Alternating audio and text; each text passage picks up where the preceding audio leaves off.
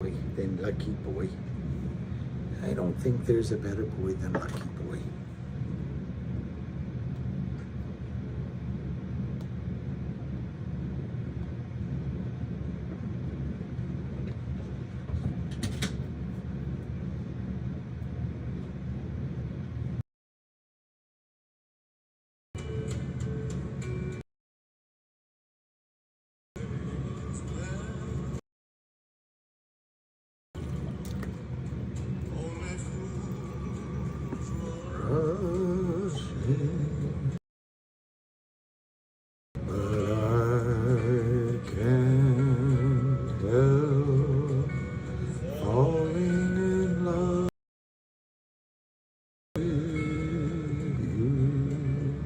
Hey, everybody's coming.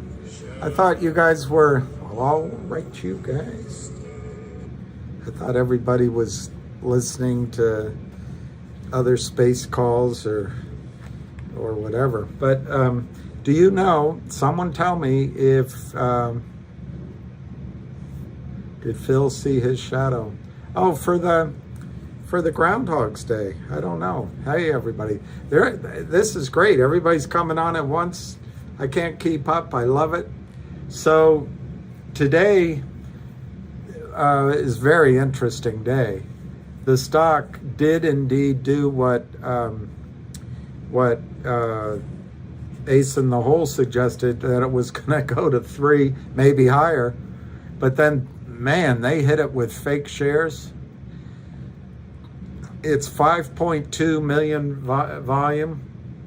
Looks like they're going to try to close it under the 275. We'll see if they can do it.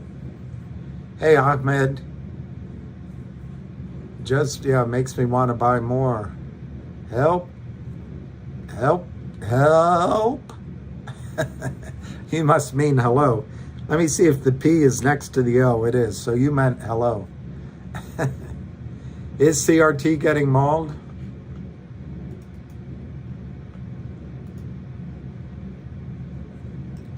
Wow, they got it down to 50. I would call that a mauling. I would also say that that's damn cheap. That is damn cheap.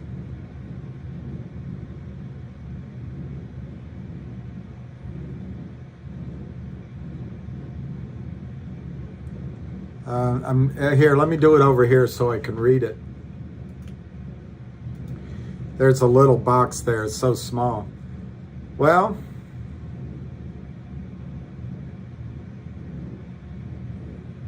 I have to go with the negative first that I see. And the negative I see first is when something stretches out for a while. And this is a shorter chart, 1 year chart. It's breaking down. Also, it's breaking through this. It's breaking through this triangle. But that's the negative. Let's go to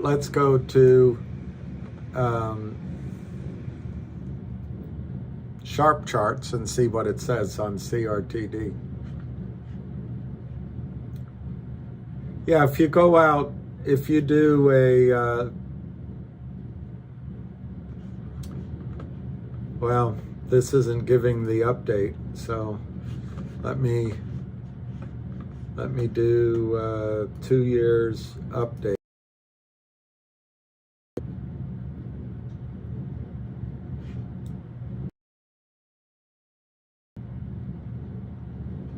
Let me just get my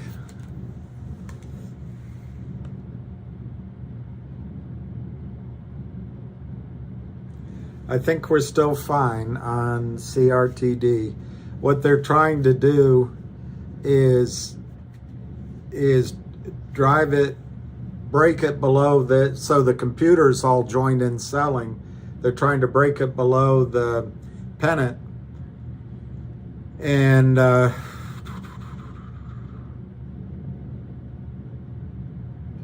to me, this amateur chartist, I think we're still fine. But you might check with ARCA and Avid. It's not good if it breaks much further downward.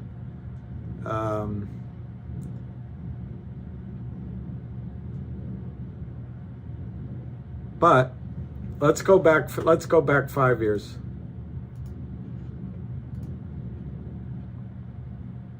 Oh, it's fine. It's fine. It's fine. It's fine. And if it were to go down, I would say 55 would be there's so much support over there at 55. You know, we're talking, you know, previously. Yeah, it's fine. Number one, it's too late to sell, I think. Famous last words. But I don't think it's going to go much lower. Lee 86, I'm sorry I missed a bunch of people. CRTD will explode after GTII squeeze. People move. Yeah, I think that's right. I also think it could squeeze simultaneously with GTII, and it also could squeeze before, believe it or not. And I think GTII is on the verge of a squeeze. So all right, now let me see what else is going on here.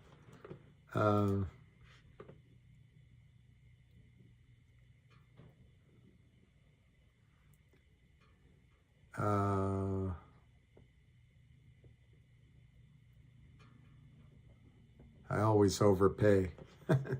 I always overpay. In the short run. In the short run, I always overpay. Let's just see some prices.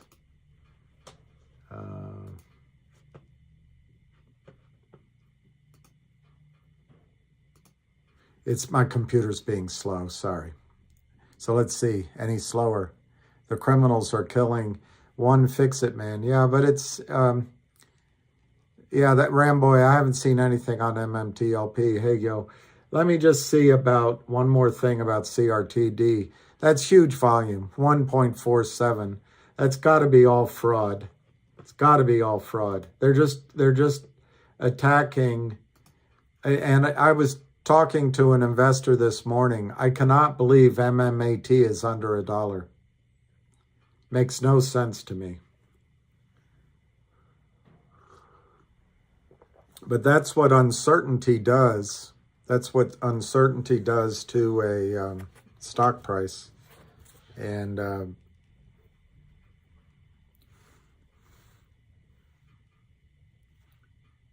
I don't know what that is. I don't know what that is. Weird. Okay.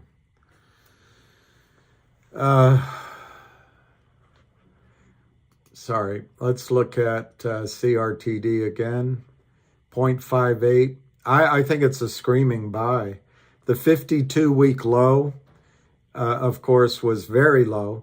The 52-week high is 1.75. And they're trading it as if, I mean, the OG collection distribution is going to be 20 cents.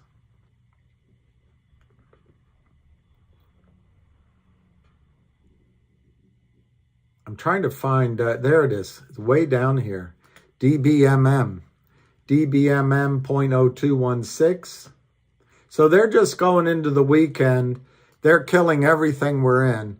They want us to feel bad and like they're not total complete criminals. GTII's close, it's not closing yet, but it's 264, 5.275. Ahmed, I think that's great. I love that kind of ambitious plan. Keith Lathrop, 271 close. I agree. Underrated. I think you are underrated. Comma or coma? I think comma is 2M, so you're underrated coma. Well, see, 406 Cryoman. This is what's frustrating. I think they try to keep everything down so we don't move from one to the other. You know, if you're shipping goods in one of those big Panamax and you have liquid, the liquid can start rocking and it can tip it. So they try to make sure the goods are dry. And that's what I think the shorts are trying to do here, is to keep us from gaining momentum, moving volume one to the other and crushing them. They're just trying to break our hearts. Ramboy, so many scenarios, hard to believe anything. 4-to-1 payout and dividend, or grande sale. That's news today? 4-to-1 share payout and dividend?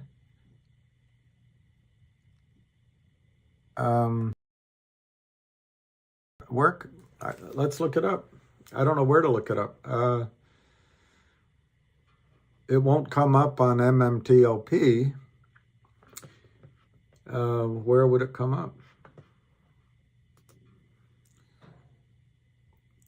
Yeah, Logic's down because I think this one gentleman might be selling, so it's not unexpected. Logic is fine. I think Jeremy should not do any space calls with Twitter coin. It cheapens his brand. I agree, and I also noticed that on one of these calls, it's going to be led by Roger James Hamilton.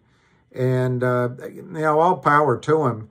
But guys, monies are all of a sudden going to GNS. And GNS is new on the block. I'm sure it's a great company. I'm sure he is a tremendous CEO, and I'm sure you can trust him. I have no idea about what GNS does, but I'm sure everything is great.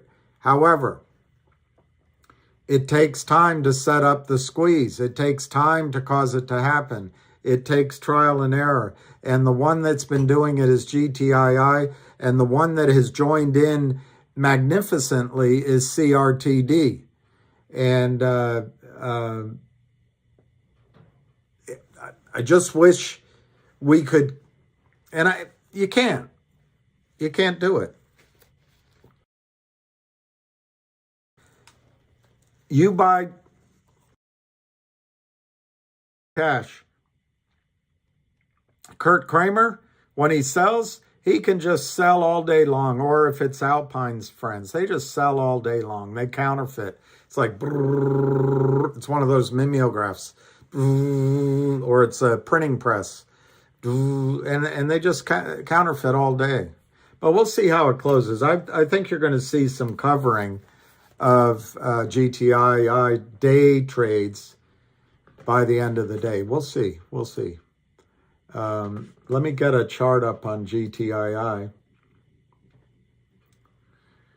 And Phillips 66 was part of the dividend news. All right, so there is news. Bought GNS at 50, sold at $7. Wow.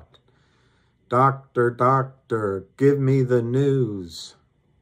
1,000 shares of CRTD. I think there's there. Okay, let me see the link. My computer is so slow.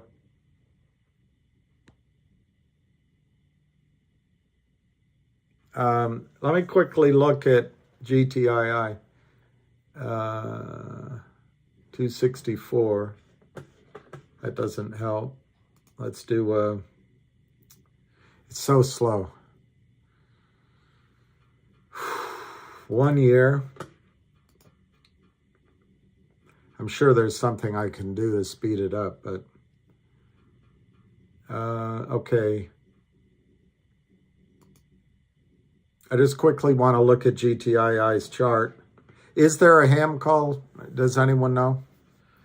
All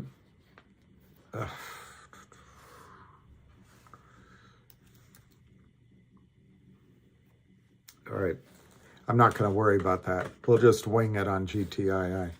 I think GTII will close up word on the day. Let me see what I can find on I don't know what to put down. Next bridge, I guess. No. Yeah, next bridge.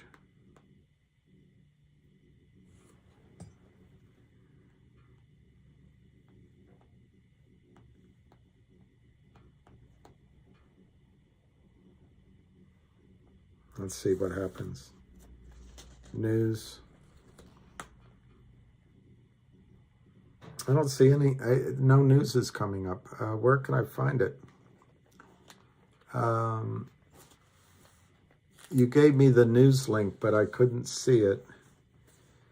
What else could I put here? Just Phillips 66, maybe? Phillips 66. News. Earnings miss. Earnings miss. I don't see this news on, and it's not a pull up the news. I guess I just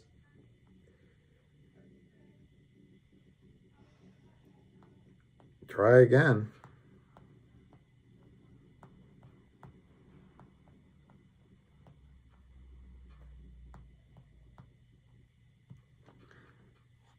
Maybe it's on the SEC list. 2 weeks ago, 3 weeks ago, 2 weeks ago, 1 week ago, 1 month ago. I don't see it. So I guess I have to cop out on the next bridge. I don't see any news on next bridge.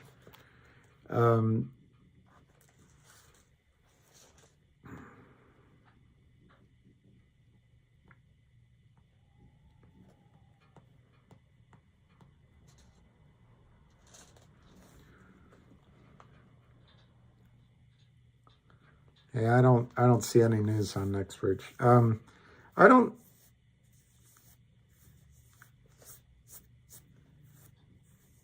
know there's an impatience to trade, but I don't see how a group would split next bridge. Twitter would split the next bridge news faster than you don't see anything. Yeah. All right, we're at 266 on GTII.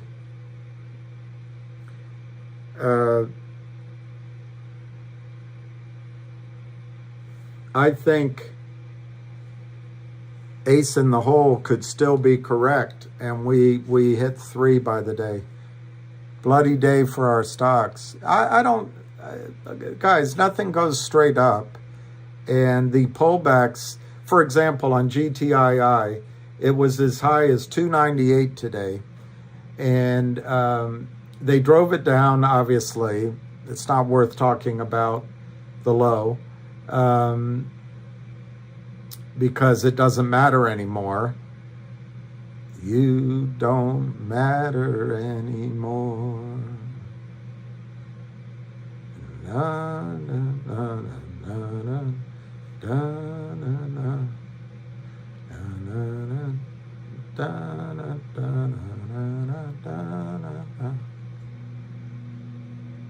na.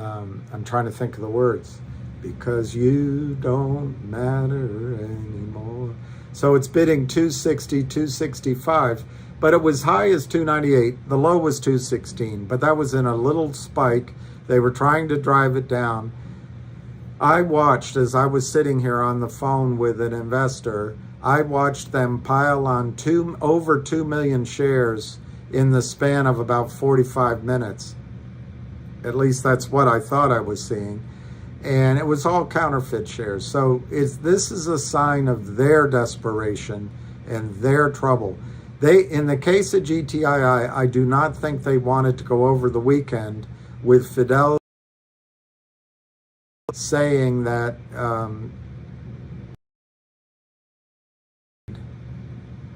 Ace counselor, tell him to read what? A bunch of us want to host a space call. Okay, great, let's do it. Purple rain, purple rain. All I wanna do is see.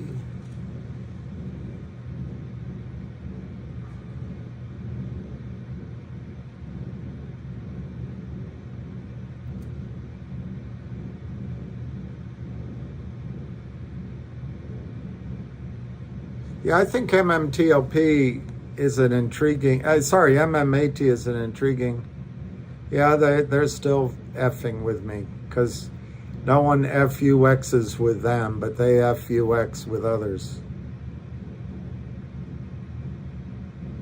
Hey, huge ass, huge ass. You got me. I didn't think that one through. I'm looking for Amanda Love and Kiss. I don't remember the other ones that Bart would call in.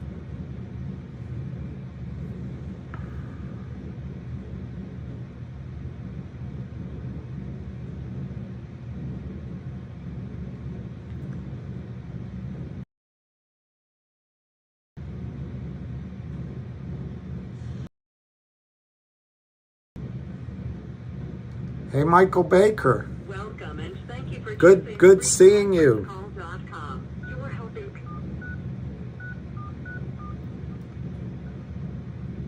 That was You are the host.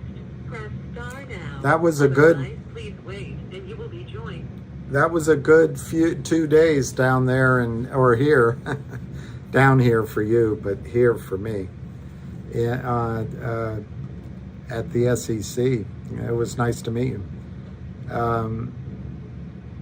IP Freely, Jacques Strap. Yeah, that's the one. Al.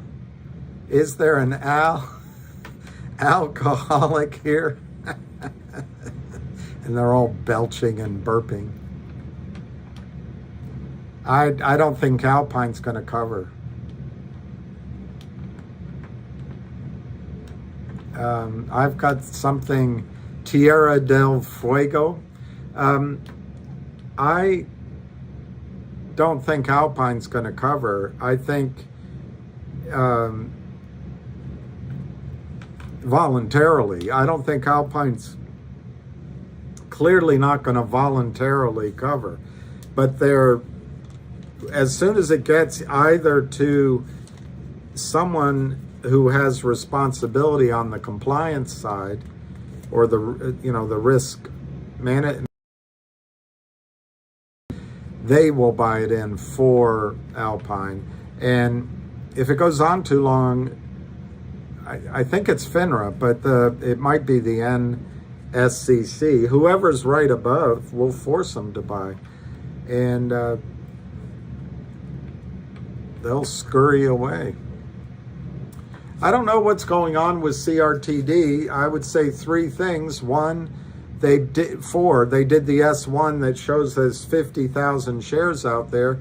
And I think some people might be reading that and thinking this is another con job by COSM type people.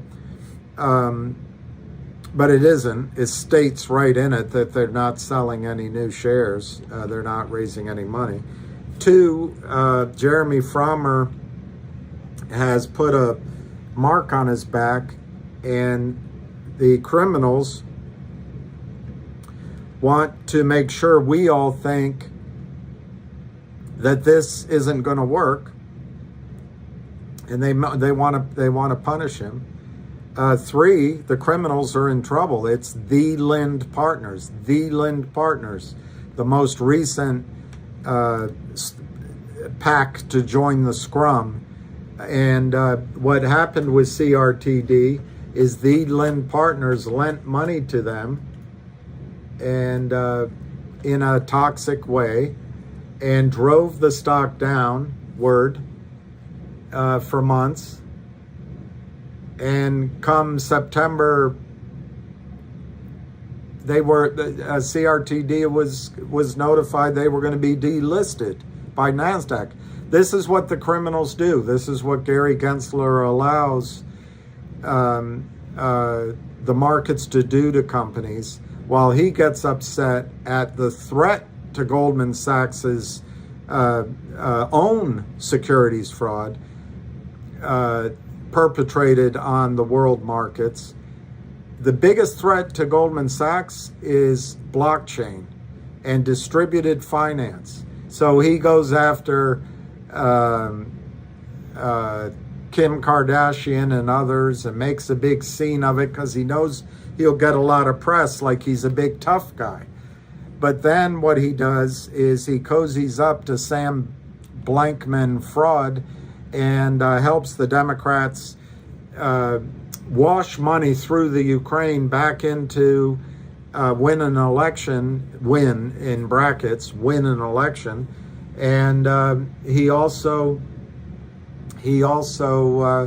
is trying to see, Gary Gensler is, he's trying to help Goldman Sachs, in my judgment, see if they can buy into a blockchain vehicle so that they can continue to make money. But in the meantime, Gary Gensler wants to divert all the regulatory attention to Bitcoin, blockchain, NFTs, all that. That's where the corruption is.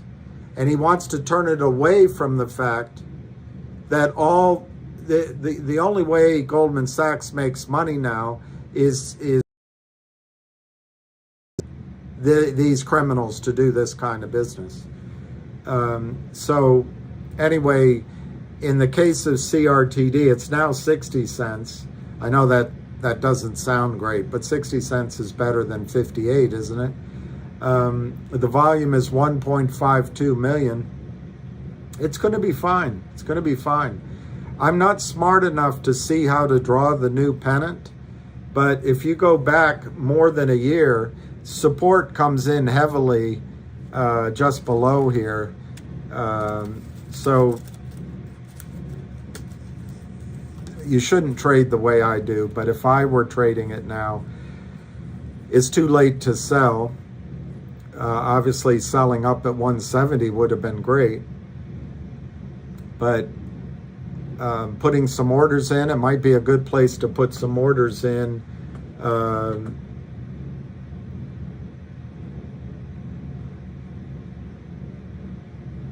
Man, that stock was high. That's the good thing about it. Even without a squeeze, that was $5 all day long, $6, $7. But you could probably put an order in at I don't know, pick a number underneath here. It probably won't get filled. 55 cents. And if it CRTD, you'll buy more shares. 58.5, 1.53 million, but that's the bid. I would expect that Jeremy Frommer over the weekend will come up with something that's going to shock the shorts. GTIIL 251 to 252, 5.36. There isn't any real increase in volume, but that in and of itself is a lot of volume.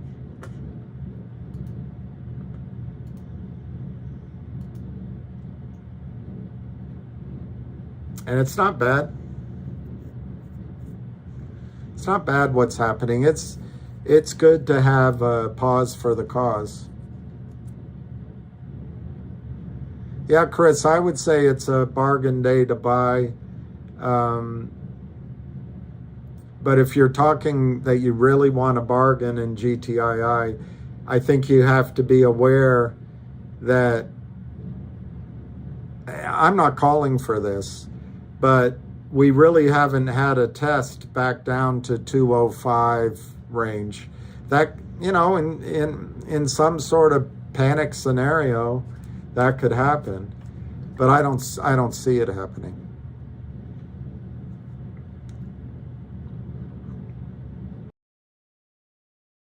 I think that's genius. I really do. And you could, with that 50 shares, I think it's great to add the logic. I've been the last few days focused on GTII because I think we're getting, it's like our wheels are in the ditch, in the mud, and we've put gravel down there, and they're starting to grab the gravel, and maybe the one wheel gets going, and then maybe all four get in the gravel all at once, and we take off like a rocket. You're right, I've been trying to buy CRTD, but they won't accept the ask. Well,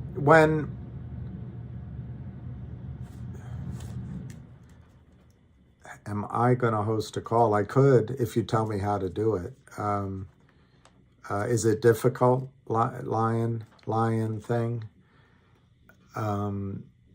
So what I do, and I get burned sometimes, but what I do on E-Trade is I go ahead and put my order in at the ask. And because these criminals are so anxious, number one, they don't want to sell shares at the ask. So they come in below, and they usually, I don't know, as an example, GTII right now is 251, 250. That's not a good example because there's no spread. Let me look at CRTD.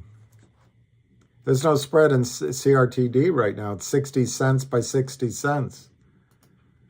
That's a good sign. Let me look at Logic. No spread in Logic. That's good. Let me look at Go Logic. There's a spread there. Okay, there's a spread in Go Logic. Last trade, 288. It's $2.69 to $3. And for example, this one I haven't traded recently. I own shares in it, but I might go in and put my whole order in or half my order in at 3, and they give me a fill at 275. But if I go in at 275, they don't ever fill the order, and that is the problem with the liquidity that Ken Griffin pretends to provide.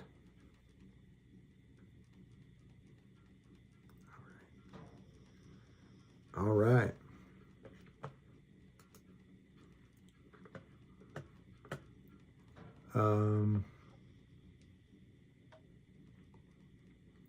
Let's see what GTII is doing. We must all bid above the ask. I don't know about above the ask, but at the ask. Oh, they took it. All right, little green candle. That'd be great. Yeah, I can do that. I'll have to get help from Lion Thing.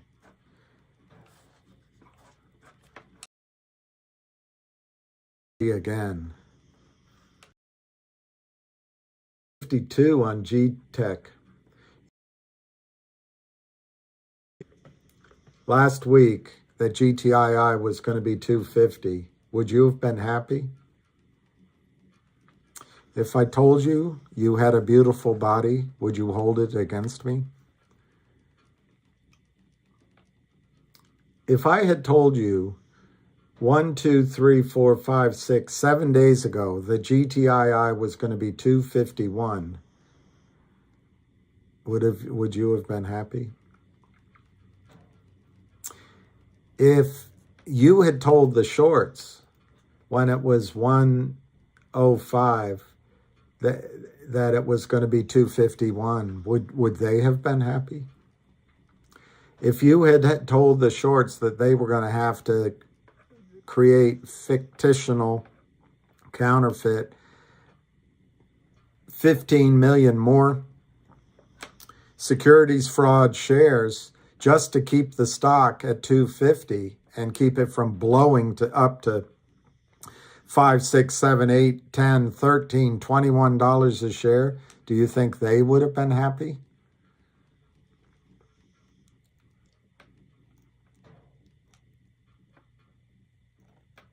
Yeah, we'll be in Vegas very soon. Out in a ditch in the desert. No one will find Twitter or YouTube.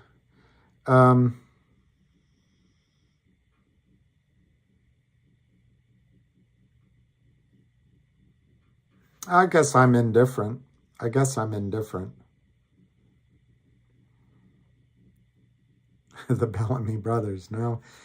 But, in defense of our younger friends, you don't really have any idea which songs they listen to or which artists are popular or, all manner of things you don't know. So, and I don't either, by the way.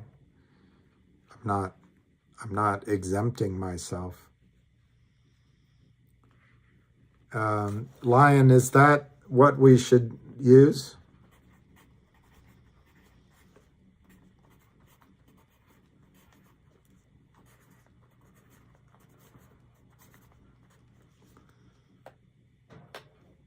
Brent Mason, damn Yankee.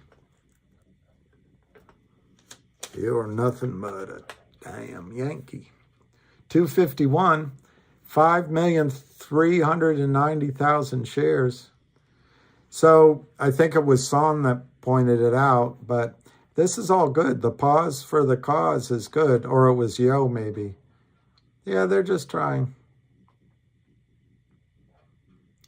Yeah. Did I call it? I always forget what I say, but yeah.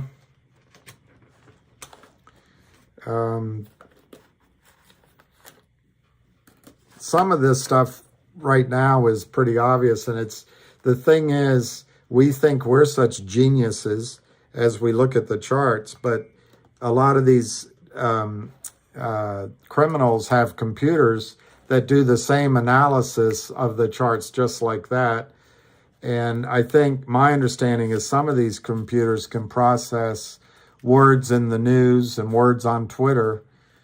And, let me see what CRTD's doing. Somebody just asked. Don't forget, well, it's 59 cents 60, 59 cents 60, and volume is 1.58 million. Absolutely, Otto. They want it under 275 because this weekend, if it closed above 275, all of a sudden, all those warrants that were putting pressure on Wall Street until the piper piped us away,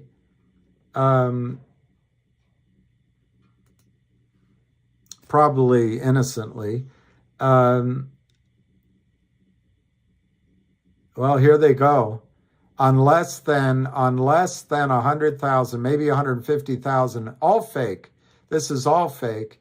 They have the bid down to 236, 241. And that's what I was just, no, CRTD. You could put orders, I said it about CRTD, you could put orders underneath in case it came down and really got a lower price. I should have said it about GTII, I just didn't think of it. But when these guys are playing like this, you can always fish for orders underneath. They're going to try. Let me see if I can go to the stock chart. I think they're going to try to close it, on the candle yesterday. They want to try to close it below the bottom of that candle today. I don't think they're going to be successful, but they might be. It's not the end of the world. It's just one more round in this bloody battle.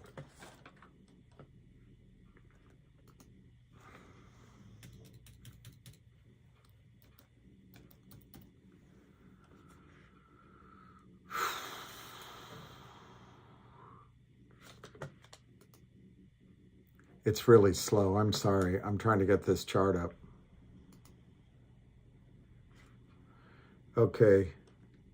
Yeah, it's hard to read. Yeah, that's what they're trying to do.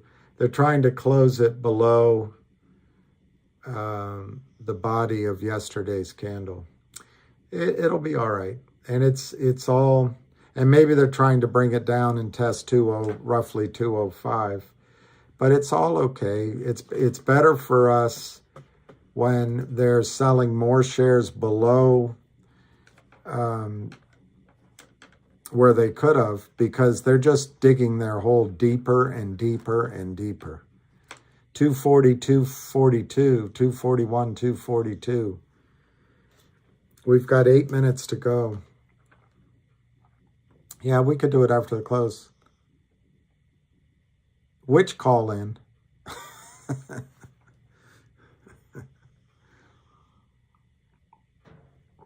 I'm not married, so I know that I can't be served with the divorce papers.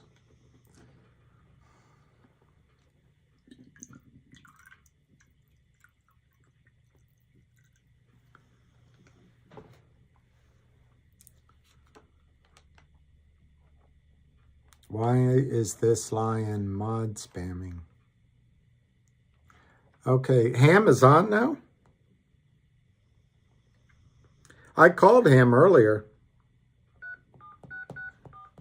Well, access code or phone number you have dialed is incorrect.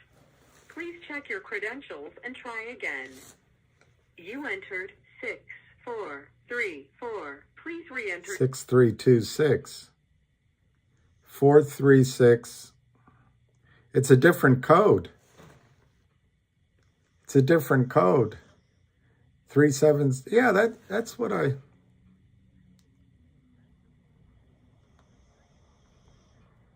code followed by the pound or hash sign. I did it earlier. If you are the host, press star It's not working. now. Otherwise, please wait and you will be joined into the con. It's not working, Lion. 1425.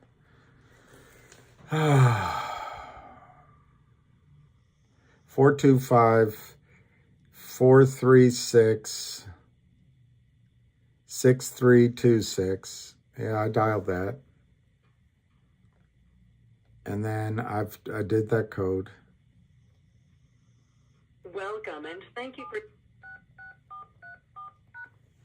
Doesn't work. If you 64. are the host, press star now. Otherwise, please wait and you will be joined into the conference. Okay, let me try that.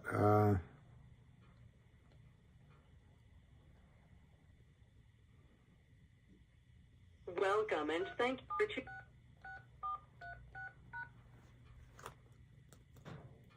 Access code or phone number you have dialed is incorrect. We'll just have to listen. I mean, you guys can go listen to Ham. You entered 376. I can't get Ham on the. I can't get Ham on the call. Welcome and thank you.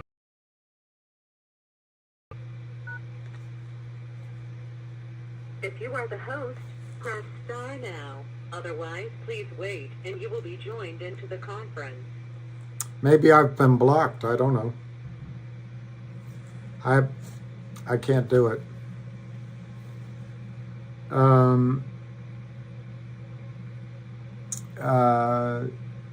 Skinny Whale, this is costing them a lot of money. A lot of money. This is costing them, and them is not, probably not the Kramers. It's probably Alpine and, some organized criminals with Alpine. And then the people that are shorting may be people that are getting paid to short. So there may be individual shorts that are doing this, and they have an agreement with other criminals to get paid. But the market makers are moving to market makers. Nothing's free. They're having to pay cents per share. They're having to pay the trades. It's getting stuffed somewhere. So there's either an innocent account or the prime broker that's getting crushed. And then you know, they charge all sorts of prime brokerage fees. Alpine will be charging if they're still in business. And when they cross stock, which is illegal. Now, it's funny that you bring it up. When they were shorting earlier in the day, they did 2 million shares in my quick count in about 45 minutes. By driving it down now, they're trying to pay back some of those criminals before the market closes today. Because if those criminals drove it down from 290 down to 270, now it's driven down to 235. They cross it. It's all illegal. They're just holding it down while they cross it. And then the criminals get paid, the criminal market maker that helped them out, or the criminal short that helped them out, might get 10 cents a share for doing that favor. And all of a sudden they've had a huge day. And by the way, look at the stock. It's 5.53 million shares. So the payoffs to each other are just crosses. It's just cross. It's really expensive to hold this down. It's really expensive. And the margin, if they're being honest that they're shorting the stock, I bet that to the collateral's $5 or $7 or $10 a share. But they're probably marking trades, long trades wrong. All right, one more minute, 235, 241. So I'm totally wrong about my call. 235, 239 about my prediction that it would go up by the end of the day. It's down 31 cents. 235, 237. I think any technician will tell you it's okay. I sent you that message on Twitter. Your Twitter, okay. I know Chuck, Mother, F, and Norris. Exactly, it is personal. I agree with you. It angers me so much. But it's closed, Ahmed. 237, down 31 cents. Let me just refresh the screens. Absolutely. They just added 5.5 million shares kindling, and they're pouring kerosene and lighter fluid on top of an already lit campfire or barbecue. I hung up too fast? I don't think so. Look, we already missed it. So I already missed it. I apologize. I don't think I call in all the time, Justin Hall. I didn't hang up too fast. My phone might be blocked to get on the call. I have no idea. 237. This is fine. Today's close is fine. Walkowitz. GTII's been very quiet lately. I don't know, X1. Did you just get up from a nap? It must have been a long nap. GTII's been on fire. Yes, West Virginia, I think next week could be. That's exactly right, Barry Crouch. I think that's right.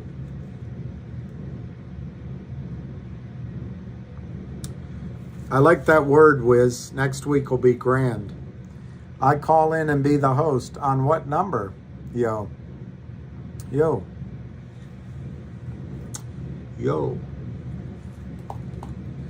Look, I'm not the technician that Avid is. We are from the live stream. Me, Matt. Okay, but where's the live stream? That call. Hey, Vanden Place. This call? All right, let me try it. I'll see what happens.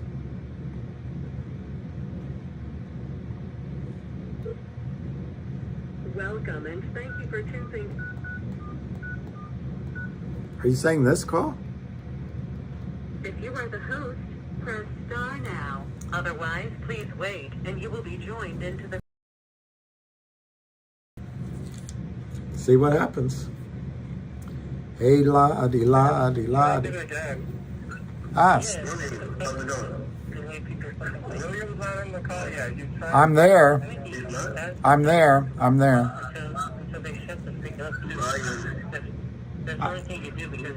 I'm on the call. Hey, William, what's going on? I'm here. So whoever said, Alright, take care. I'm here. So much noise.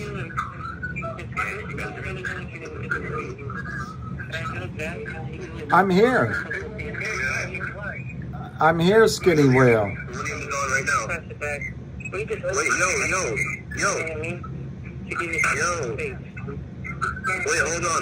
William is in the call right now.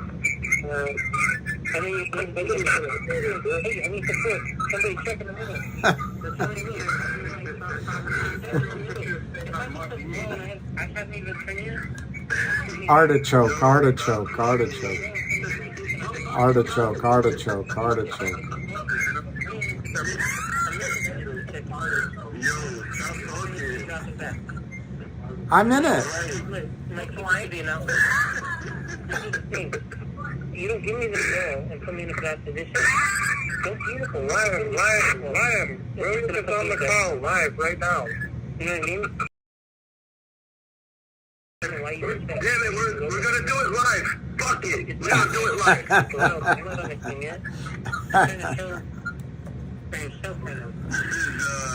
Why don't we go to... Young talking. But anyways, this is Lion of all trades right now speaking on the call. Hey, Lion. How you doing? How you doing? Listen,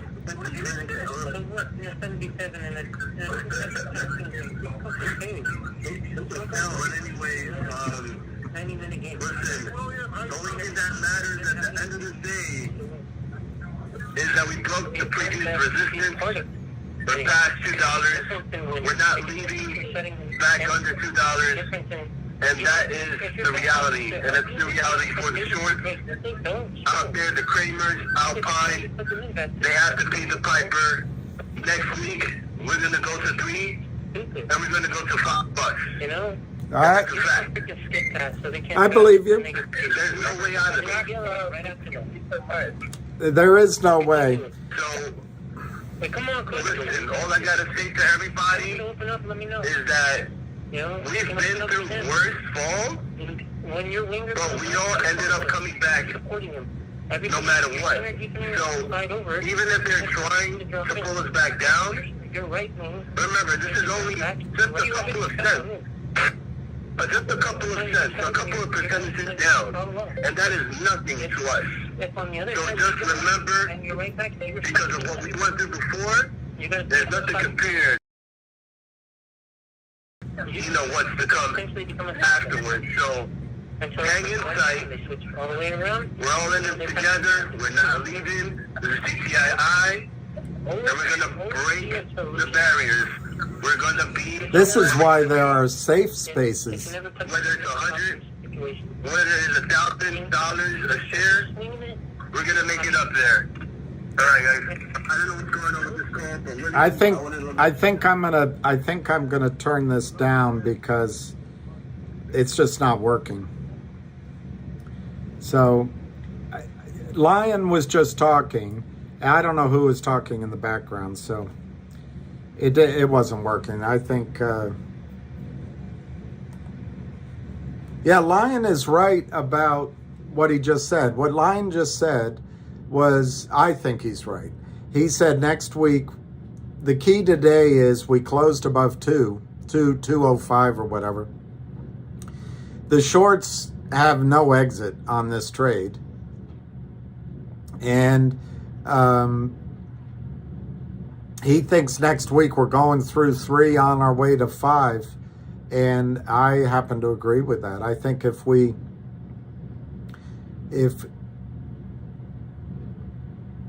I mean, I don't know why 5's the stopping point, by the way. I think we could go to 750. I don't see a lot of resistance, and I think that's why they're fighting so hard here. I can do Spanish. I don't know, yo, who that was. Who the F is this? I don't know, Dan M. We could ask you the same question. Did anybody sell today? I'll break even at 580. Well, Gorillas, I'm sorry you couldn't have added while it was down, but I think 580 will be I mean, nobody has a crystal ball, but I think 580 will be achieved. I think you'll meet your target. I think you'll meet your target.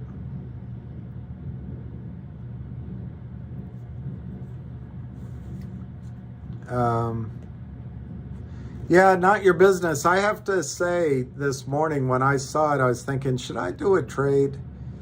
When it was like 292 to 293 on the bid. And, but like ever, I was thinking, if it breaks 3, that's what they were worried about. 3 must be a number on their computers and stop loss orders. Yeah, Spiny, I like that target.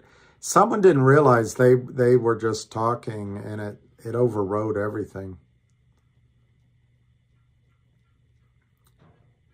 Well, I have one brain cell, and I'm hanging on. Jordan Martinson, I couldn't agree with you more. I couldn't agree with you more. He says that, or she says, that selling 1 million shares in 20 minutes reeks of desperation. I know, Lion, I hung up because it was annoying everyone. I haven't changed anything. I haven't changed any brackets. My brackets are pretty simple. No, the warrants aren't free. You know, and I was trying to remember how many were sold. I think it was something like 33 million. If you want to be conservative, say 30 million that were issued, real warrants. But what was put in people's accounts were hundreds of millions of fake warrants. And it's at 275. And so right now, the warrants show up on margin runs and in people's accounts as having no value. So if that's what you mean by free, yeah, they're below, they have no value. Now, what's odd about it, with this kind of volatility, and if they were trading in the market, they probably would have time premium value. And it could be considerable, but they're not freely trading warrants. Pete P. I don't think FINRA is going to do the same thing as they did with MMTLP. One, because people will be watching, but two, this is a true... Look, Kurt Kramer has been stealing from you and from the marketplace for over 2 years. He's been defrauding GTIII, defrauding the over-the-counter markets, and defrauding everything he can defraud for the last 2.5 years on GTIII. The market makers have been benefiting from that. They've been taking home $10,000 a day for over 2 years each or more. The prime broker, Alpine, has been taking $150,000 to $250,000 in fees every month home. In its own way, at the end of the chain, companies like Goldman Sachs and et cetera benefit because the trades are going through other channels. They're lending out shares. So the system has many players in it who have made massive amounts of money off of the securities fraud that Kurt Kramer caused in GTII and did. Now, you're saying at the last minute in this free market, you remember when you have buying and shorting and selling, you come to a price. That's fine. That's fine. But when you have a printing press of counterfeit shares, the price discovery gets tilted to the criminal's favor. Well, they benefited it for 2.5, 3 years. And that's just this stock. All the other stocks, they've stripped the markets of money, which is illegal. They've criminally enriched themselves for hundreds of millions of dollars. And now, when that teeter-totter goes the other way, and when the demand comes in to buy because they have to cover, the whole predicate of this numbnut, Kurt Kramer, is that all I have to do is keep selling. I drive the companies into zombie land, and the shares will never come back up, ever. So he keeps selling. His theory is if he keeps selling, eventually GTII will be worthless because he'll keep selling worthless shares and he'll drive it down to worthless. NASDAQ will take it off. The OTC will delist it and lawyers will determine it's bankrupt. There'll never be a 10 taxes and nobody FUXs with us. All right, Kurt Kramer. Kurt Kramer's the man. That's a genius. That man deserves to make hundreds of... He thinks he's onto some trick that no one else has seen. The whole market's doing it. He's just a copycat, but he doesn't have any skill, and he doesn't have anybody to back him up either. So I just don't think FINRA is going to bail out Kurt Kramer. And I think in free markets for FINRA to come in and say, you know what? The criminals deserve to steal hundreds of millions of dollars, but you don't deserve to be able to benefit from their idiocy and make a profit when they lose everything, when there's short covering. I don't think FINRA is going to do that. Now you're going to say they did it on MMTLP. Again, with MMTLP, the SEC didn't give much time for FINRA, and then FINRA didn't give any time to the broker-dealers to come up with how they're going to do it. If you can come up with me, for me, with a solution as to how broker-dealers are going to put real private shares in your account when there's a billion fake counterfeit shares created by multitude of criminals, tell me about it. But until then, you have to understand that FINRA was probably receiving hundreds of phone calls from broker-dealers saying, what the heck do we do? We're not doing anything until you give us more guidance. And then Jessica Hopper or one of the other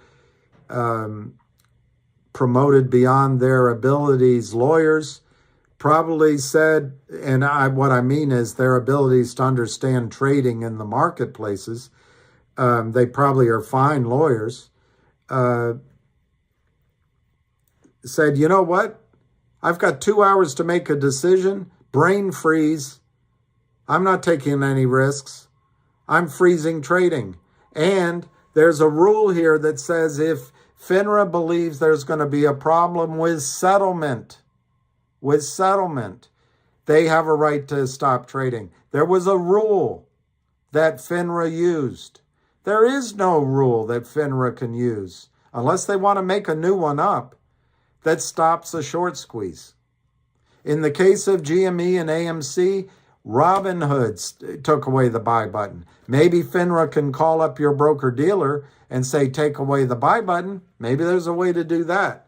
But FINRA is not, unless by government fiat, there's some brand new ruling, they're not going to stop trading when the squeeze starts in GTI.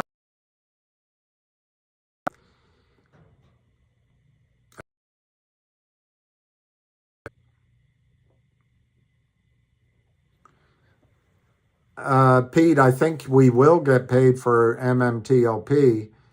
The question is which price. Alex, the attorney, is representative. She's very good, very smart, but she's representative of the attorney mindset. Just look at facts. Look at what's in the SEC filing. Put something in her head or enter it into evidence in the court. That's a fact. Jack. So the fact that the lawyers have right now is the criminals counterfeited shares downward, but the lawyers don't know that. Well, let's see. Why did the stock close at 287 on Thursday? First, we've got to determine why the price was down. If it's so valuable, why isn't the price higher? Because a lawyer can't get into their head that buyers have to pay cash, but criminals just sell counterfeit shares. It's not in the evidence. It's not in the evidence. They can't see it.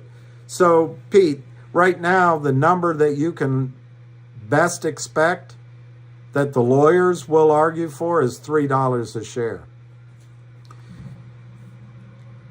On your side are 4 big hombres that own a ton of stock. They're not going to settle. They're going to sue everybody and everybody else.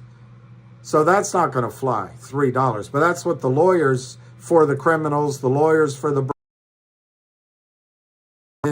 SEC, the lawyers like Alex, I'm not saying Alex will come in, that's all they got to go on. Hey, that's the black and white is the closing price. So you've got 3 or 4 huge investors on your side. 2, you've got that Roth Capital is going to raise money. Roth Capital is not going to raise 40 million shares at $3. They're not going to do it. Now, I think the number Roth Capital comes up with is going to be skewed artificially to the downside because I think the criminal shorts are everywhere, every big hedge fund. And they're going to call into Roth Capital when Roth Capital starts dialing around, and they're going to soft circle their interest at low numbers. And if Roth Capital says, well, we want to bring it at 100, no, we're not interested. And so if Roth goes around and there's enough of these criminals, remember, a lot of the hedge funds are really good hedge funds, but the criminals will funnel money there. The hedge funds are acting as intermediaries. You know, it's all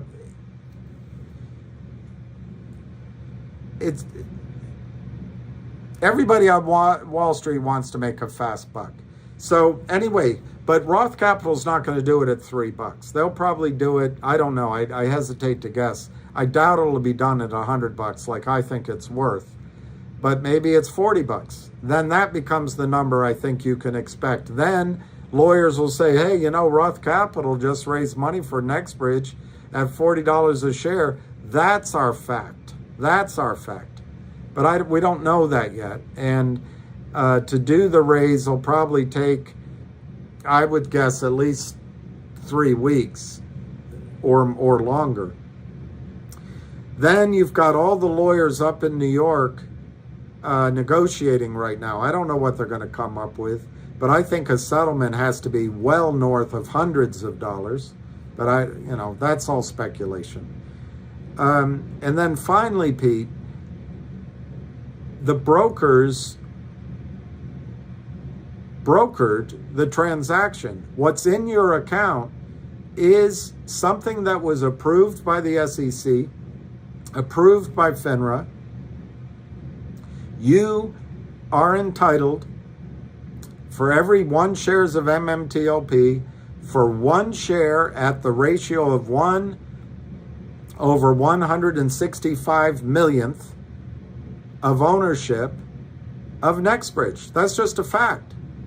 And they have to give you a price you're happy with. I can tell by listening to a lot of people, they just want their money back. Just give me my money back. And then the shorts win. But that's okay. That's a marketplace.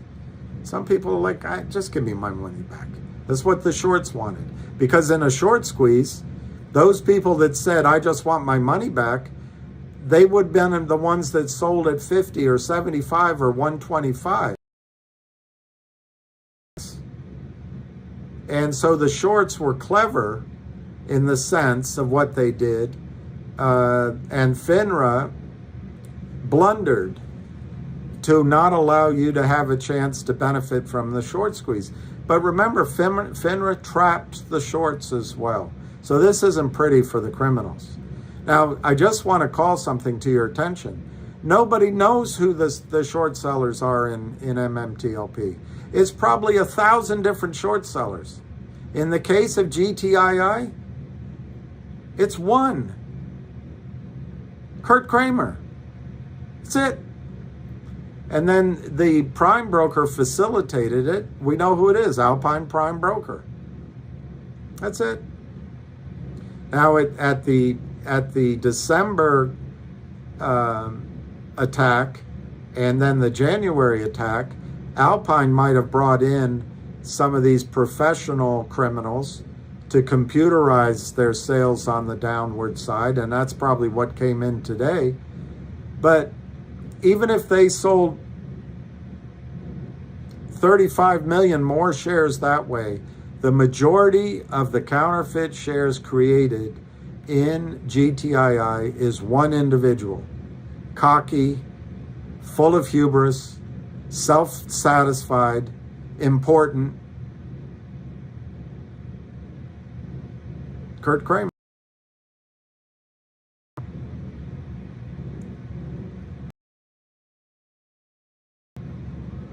Code red for life. Criminal sold. There's more sellers than buyers. More sellers than buyers. What happened with GTII is it opened and they tried to bring it down, and then it rallied to 298, and then mid-morning, I forget the time, I was on the phone, in the span of about half an hour, more than 1 million shares were sold. In the span of less than an hour, over 2 million shares were sold. They're all counterfeit. They're all fake. And then that got it up to like 3.8 million shares. And since the morning, they must have sold almost another 2 million because it closed with a volume of 5.5.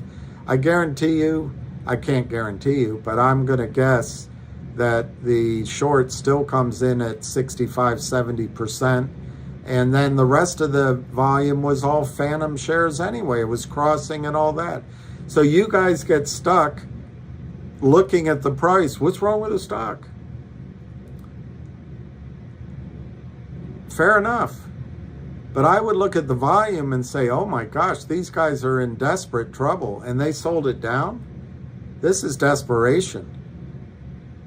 They don't want it at 275. They don't want the warrants to come back to life that we killed ourselves when we went over to COSM. But hey, we're geniuses. We know better than GTII management and the insiders at GTII that are working so hard to cause a squeeze. We know better than Ham. We know better than lawyers that set up the strategy that Ham paid for back when. But we know better than all that. Let's just go over to COSM. After COSM has its squeeze, we can always come back and buy GTII. Or is it a control thing? Let's just get this money flowing in a series of other stocks that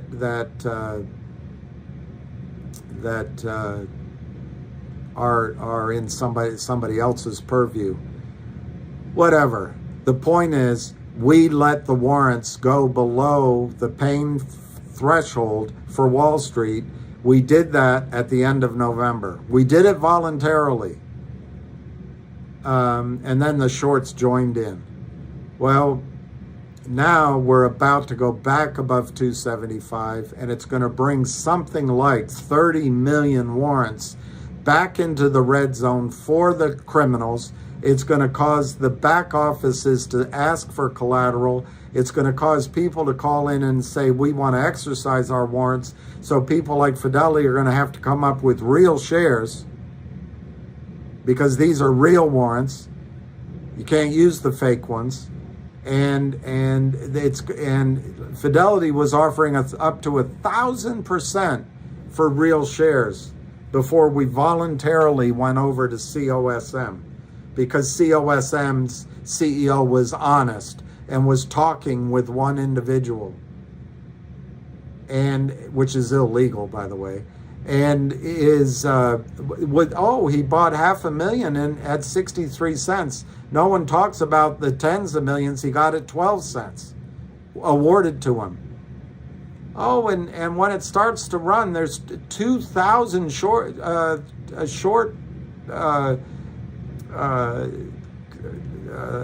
coverage. That's the wrong word. Well, no, there wasn't. The guy that put it up was creating false information. He used the wrong numerator or wrong denominator. I forget which, but it was more like 100 to 1, less than 100 to 1. So that was misinformation. Oh, and we're going to do a reverse split like no one's ever thought of that before at COSM. That'll cause the squeeze. No, it never does. In fact, it works in the favor of the shorts. Oh, we'll change the name and we'll change the QSIP. That'll make the squeeze. No, it won't. No, it won't. But there's something fishy with GTII. We got to get out. Well, what we did as a group was take the pressure off at Fidelity, to name one firm. Well, the good news is, after 2 months of living hell because of that decision, and I know COSM worked out for the insiders brilliantly. It worked out for the CEO. It probably worked out for Frank Benedetto. It might have worked out for the Pied Piper. But I think there's very few people that when they made that switch, made money in COSM and had a chance to come back in GTII before it squeezes. But the good news is, over the last 2 months, the criminals have,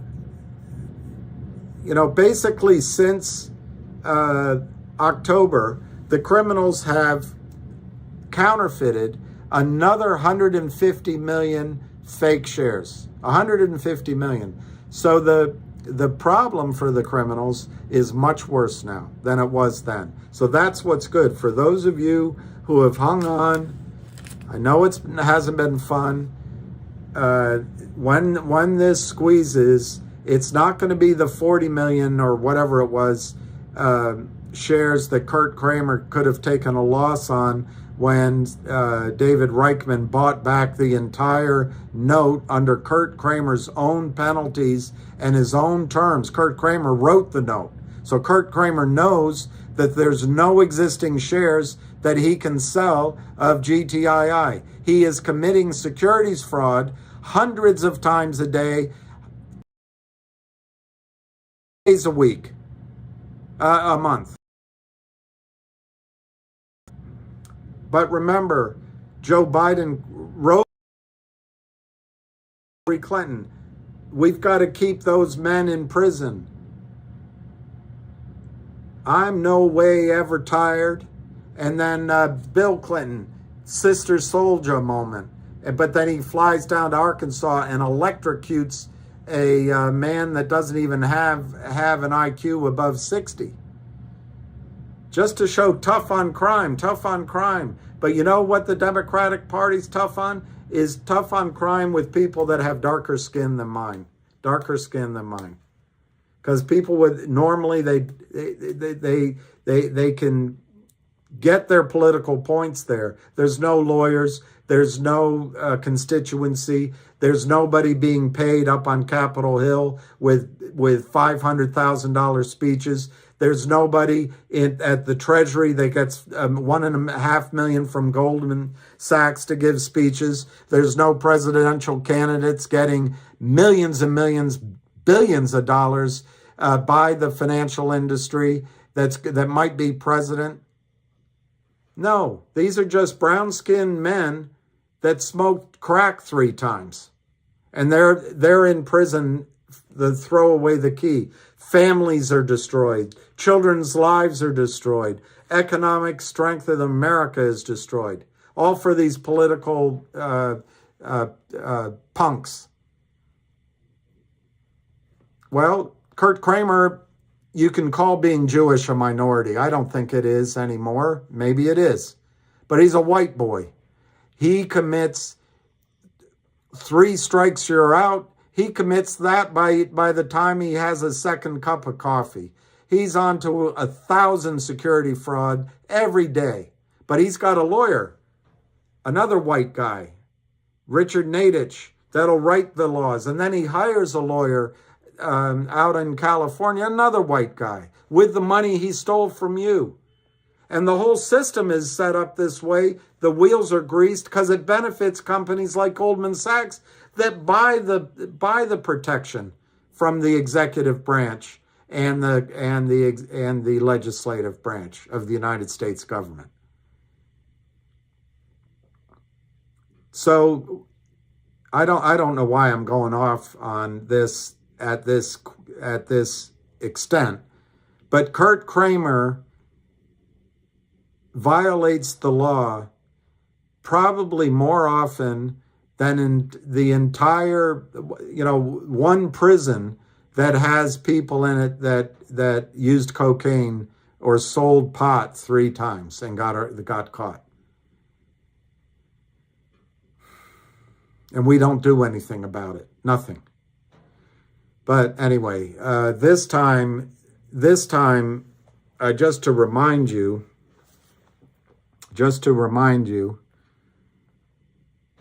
this time will be the last time, maybe the last time, I don't know, oh no. Alpine sought an expedited stay because the National Securities Clearing Corporation informed it that the charge would be effective November 1, 2022. NSCC informed Alpine that deficiencies it observed in September caused Alpine to fall below the backtesting target, and it attributed the deficiencies to Alpine's, quote, net short portfolios, with the top driver being a concentrated short position in GTIII, unquote, caused by Kurt Kramer. They're going down. Kurt Kramer's going down, Alpine's going down, and your stock's going up.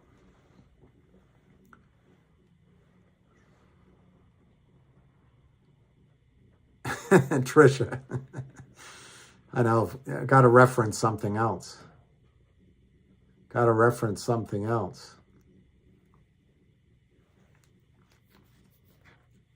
There you go, Josh Moore.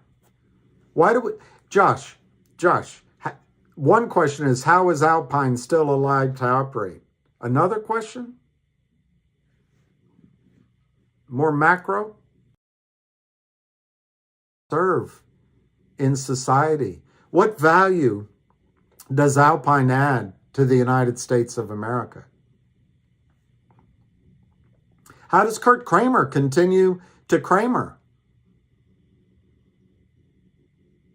He's been sanctioned by the SEC over and over again because lawyers they sign something, we disgorge our profits. Of course, we didn't pay taxes on it, so it's cheaper that way. And then we sign something, and we'll never do it again. Well, we're back doing it again. That I would agree with the simps and the wackos on the left, I would agree that that is white privilege. I think it's tied in sometimes with the focus that some guys put on money because of other characteristics they have, but it's there's no question that justice is blind to the fact that Kurt Kramer is a criminal over and over and over again, in my opinion. It's all there. I don't know what I looked it up. The definition of criminal is someone who commits crimes. Clint Eastwood. I'll give you something to lighten the mood. I'll give you something to lighten the mood if I can find it. And then you can follow her stuff. She's great. Just got to find it. Got to find one.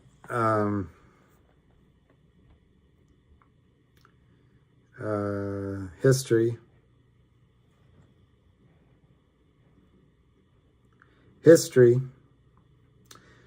I have a friend and a client who's Chinese, so this always it always makes me laugh. Let me find it. Unfortunately, they're not all as good as the others, so I have to get a good one. I have to get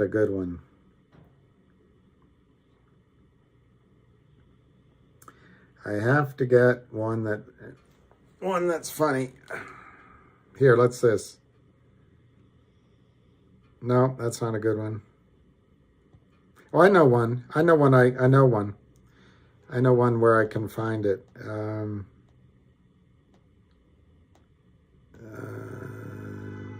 Here we go.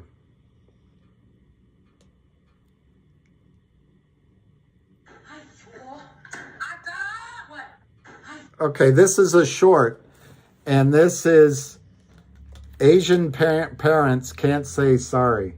And she's doing it. The daughter's doing it.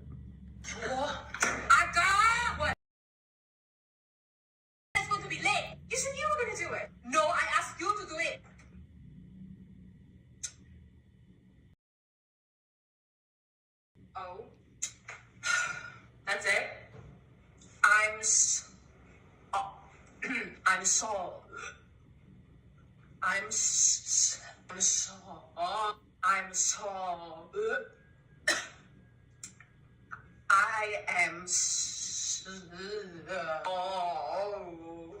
Whatever lah. You should have still told me sooner.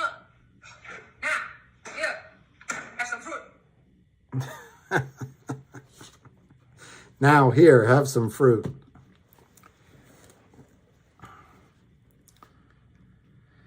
What's Lion of all shades doing? I wonder if I hit that, what happens, Lion? Nothing happens. Nothing happens.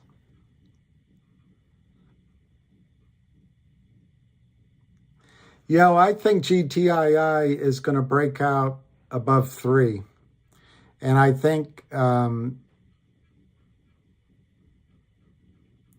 chez Sistance, I think what's happening is the problem is so big. If you extend it beyond just GTII, you know, our whole system is stuffed with counterfeits. Northwest got that joke. When I would go visit Mimi, she'd always, tit. You sit there. Here, try this. Here, have some fruit. Have some fruit. It was always have some fruit. It was clickable. I tried to click it, but nothing happened. Let me see. Nothing happens. Spanish lessons.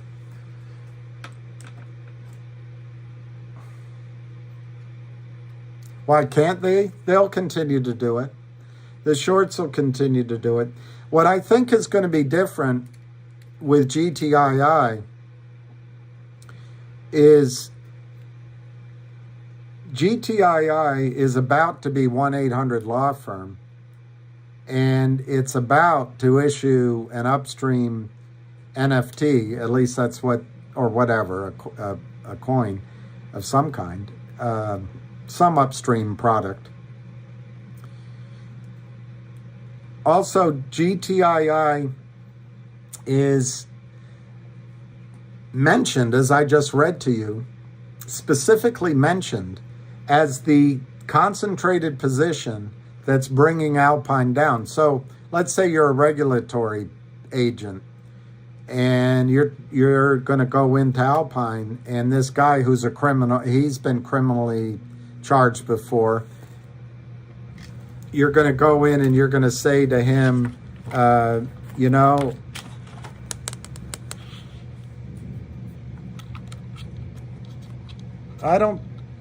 Carrick Manu, you might be right. You might be right, Carrick. I can't argue with you. I don't know what you're basing that on, but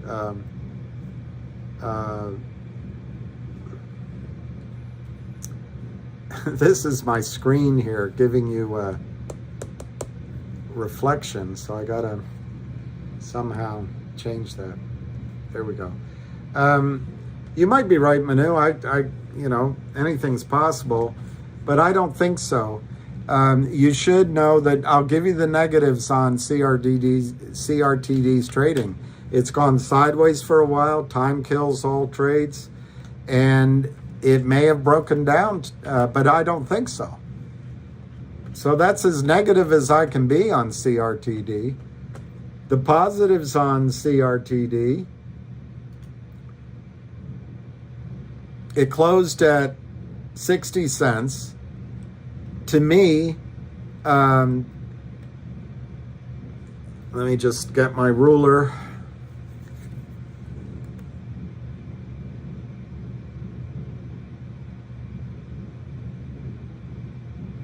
Well, it's a close call, Carrick Manu. To me, that is still on a line of support that you can draw. If you do your line based on 3, but I'm conveniently chopping off the collapse. Well, anyway, I can't show it to you because I can't twist this around, but I'm using a valid line that a technician could use. And to me, the stock is still above support. However, you could also draw a line that is, it only has 2 points on it, which is useless. So you move your chart up, your ruler up to get 3 points, and we might have broken down. So it's an important, this next week will be an important week for CRTD. Now, if you want to just be doom and gloom, and remember, doom and gloom is what happens when stock prices go down. But if you want to be doom and gloom, let's see what happens if CRTD breaks down. It's broken down because it's gone sideways too long. And let's say that in the triangle, in the pennant, it's broken out of the pennant. Instead of breaking up, it's broken down. Let's assume all that. Let's just be as negative as we can be.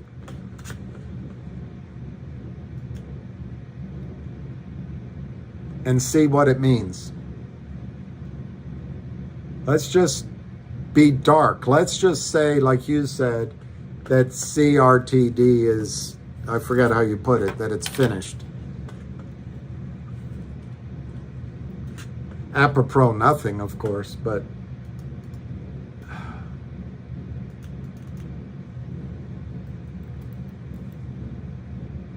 let's just be as negative as we can be. Let's just be as negative as we can be.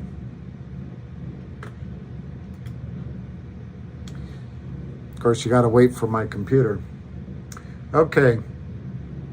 So on the 6-month chart, I still stick by my guns that it hasn't broken down yet. But if you want to be negative, You could argue, we broke down today. I don't think so, but you could argue that. You could also point out that the 50-day moving average is crossing right now negatively on the 200-day moving average. You could say that by going sideways for the last 2 months, it's kind of asses hanging out in the air like a wily coyote, so it's ready for a fall. You could say the S1 came out, and we don't believe what the S1 says. The S1 says that the company's not raising any money. But we can just say, oh, they must be lying to the SEC. We could say that because it's 50 million shares now instead of 30 million, that's the end of the world. We could say all of that. And we can also say, I'm trying to think what else we could say that's negative.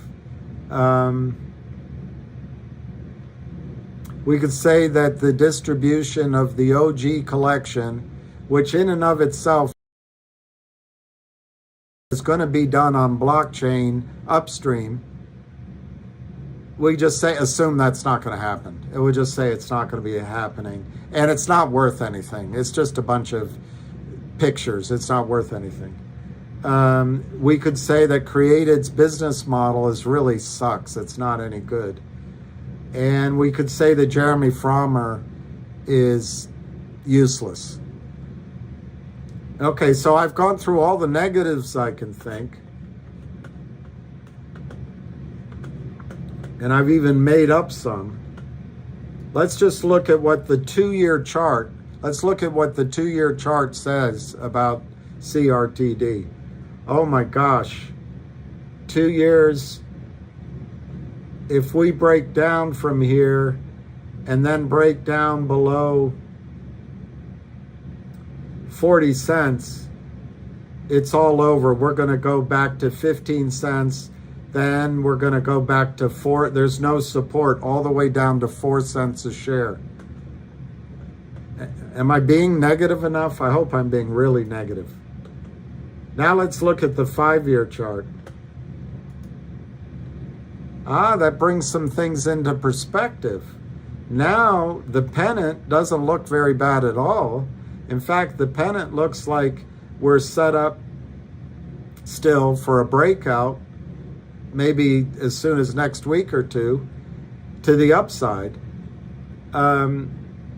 If in fact it's broken down here, you go back to April, July, you go back to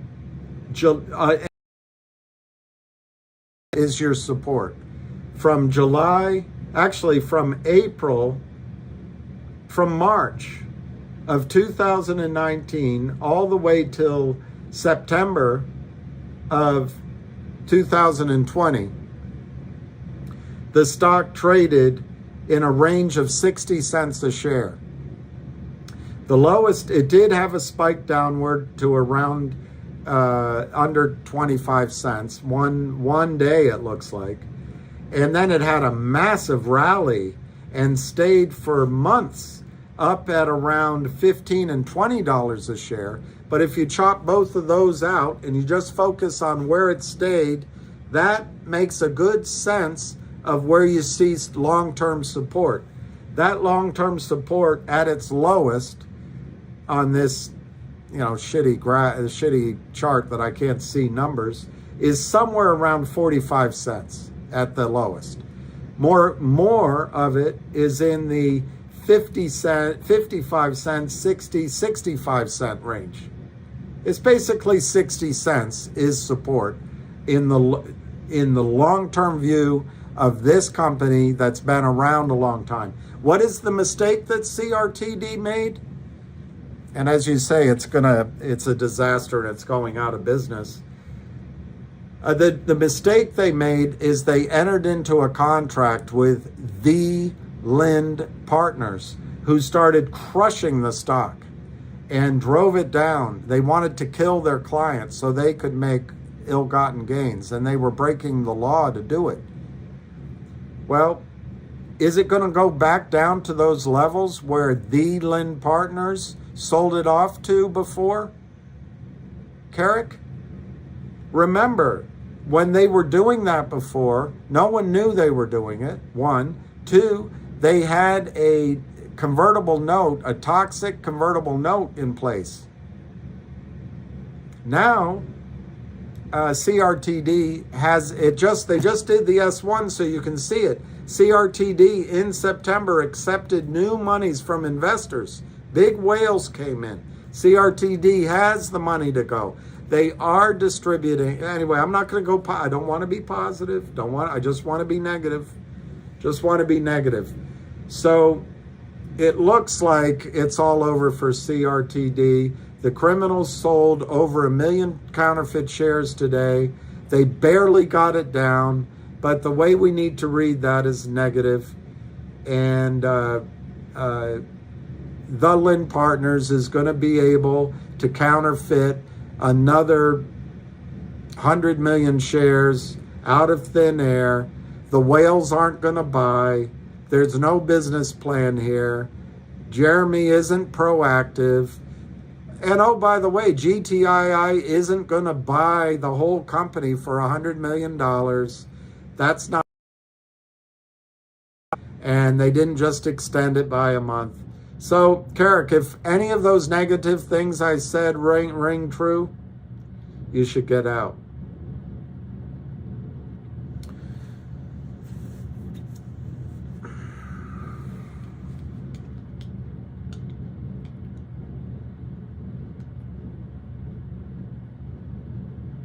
And I purposely tried to go as dark as I could. I'm not telling you you're not wrong if you want to make a short-term trade where it might in the short run go lower than this because of the counterfeit selling, fake securities fraud selling by Jeff Easton and Philip Vallier and Hai Lee Kim of the Lynn Partners. You might be right.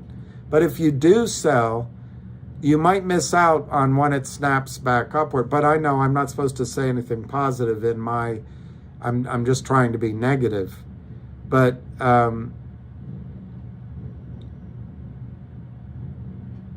if you go to Yahoo Finance,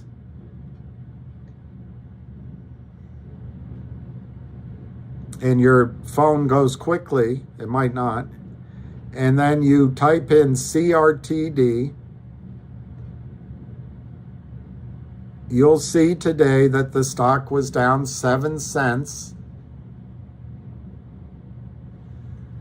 And you scroll down a little lower, you'll see that the volume was 1.6 million. And you go up to statistics, which may or may not be adjusted for the S1. Let's find out. No, they're not. They still show shares outstanding of 29.77. And it may be that the S1 isn't effective yet, but we know that the S1 indicated that there's going to be 50 million shares in total outstanding.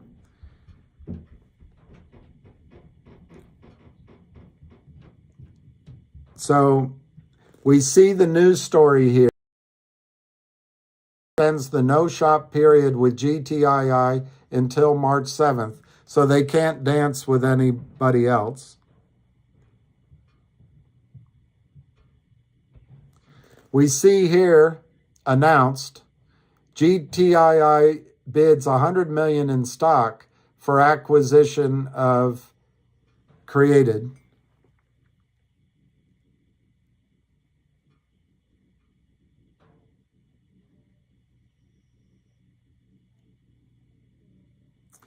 We see here that CRTD is intending to spin off the OG collection onto Upstream blockchain.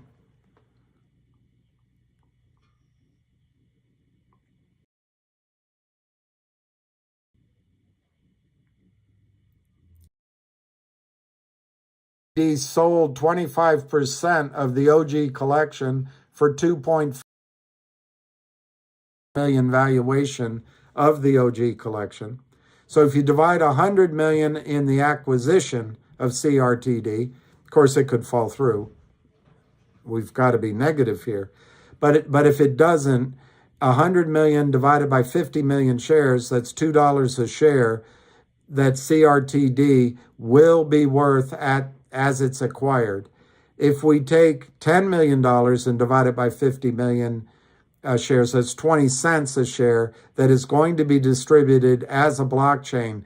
And guess what? Blockchain can cause a short squeeze. It won't, of course, because we got to be negative.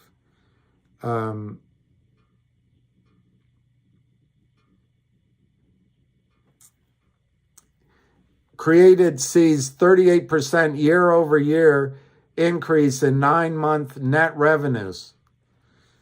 Of course, that's probably a misprint. It's probably going to go down, and the stocks, we're done. The stock's going down. Created applies for dual listing on blockchain-powered securities exchange upstream. Yeah, but that's not going to work.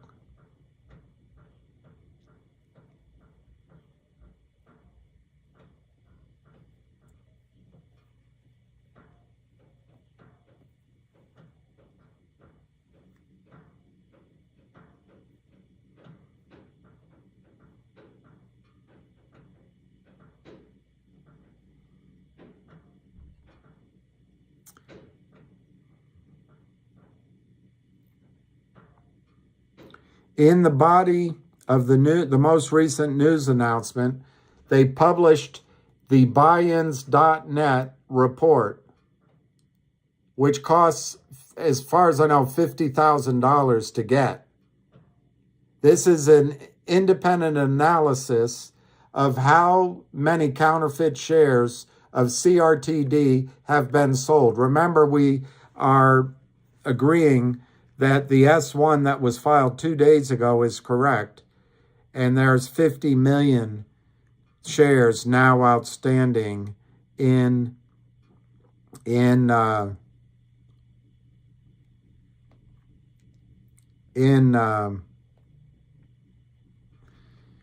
CRTD. Here's the report from buy-ins.net. It's too small to read, so I'll read it here.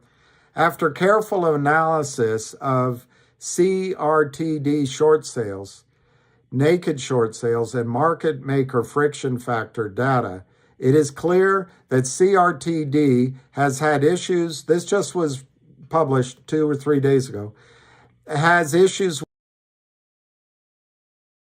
shorting approximately 42% of all trading value. Now, this definition of shorting is counterfeiting. This is naked shorting. Short sellers have been building a sizable position in shares of CRTD as a percentage of total trading volume, and market makers have made a bearish market lately.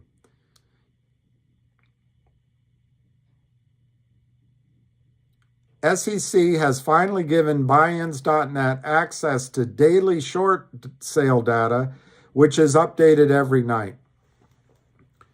Protecting CRT from abusive short selling is the top priority.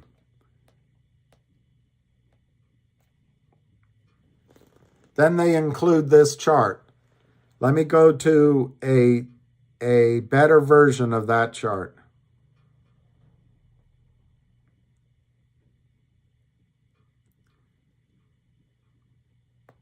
Here's just one page of the chart that buy-ins.net provided. If you look in the bold at the bottom, total at the top, short volume. You come down at the bottom, 374 million counterfeit shares. If you look over to the right, three columns, it says $3.26, the short squeeze. It's probably not going to happen, though. You're right. 374.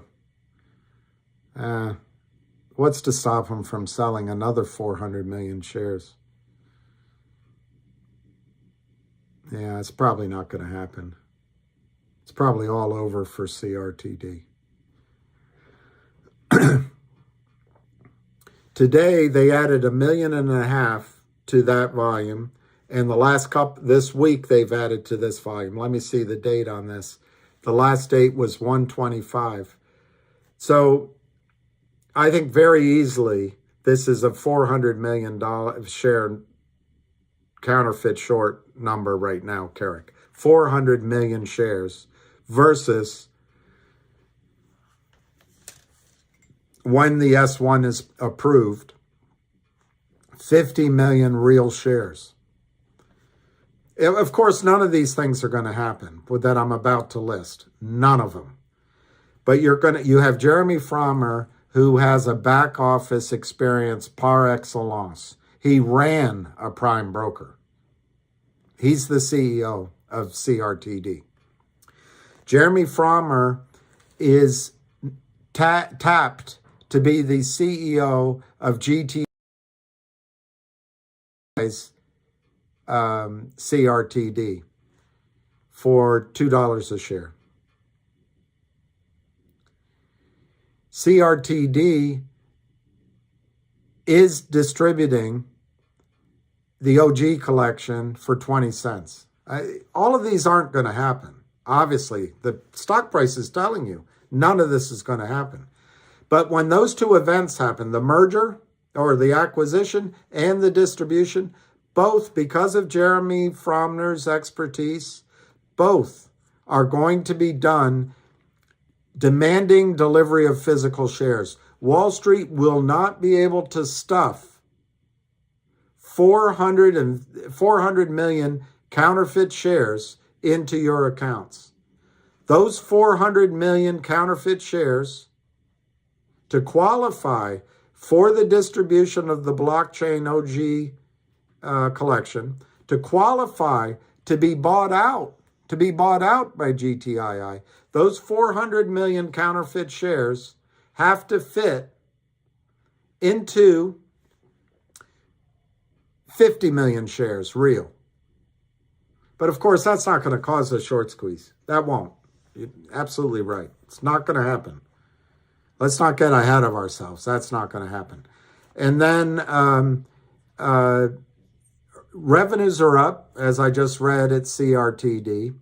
Once Jeremy takes over the company, he intends to then change the sound familiar, but he's going to uplist to the New York Stock Exchange, and he's going to do it in a way that physical delivery of the shares must be made. I can't explain how that'll be done because I don't know. But to get into NewCo, it's going to cause the system not only to have to come up with 400 million shares of CRTD, but 350 million shares of GTII. If they haven't squeezed before this merger happens. But of course, that's probably not going to happen either. CRTD has hired Wes Christian to go after the Lind Partners. The Lind Partners is in trouble because Finger has hired Wes Christian to go after the criminality at the Lind Partners. And Wes has another group that he hired that no longer needs discovery to find out what's going on with the short selling. But I'm sure when Finger figures it out, the Lind Partners might get in trouble with Finger, but it will have no effect on the Lind Partners' ability to continue to crush CRTD. I'm sure it'll have very little effect.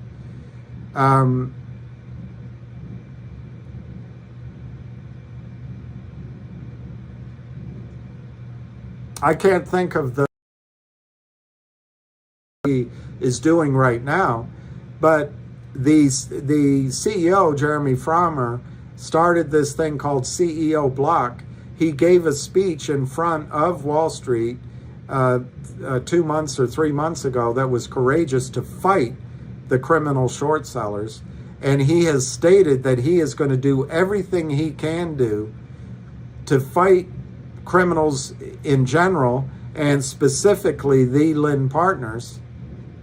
But yeah, I think you're right. Probably CRTD's over with. Yeah, it started at $20, and it's been straight on down because of criminal short selling, all the way down to 4 cents. This rally up is just an illusion, and I guess we just got to figure it's going to go back to 4 cents. So I did my best to give you the negatives, Carrick.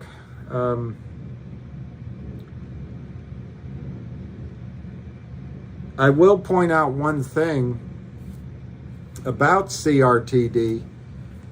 If you see that squeeze price there at $3.26, that's a lot higher here than 6. And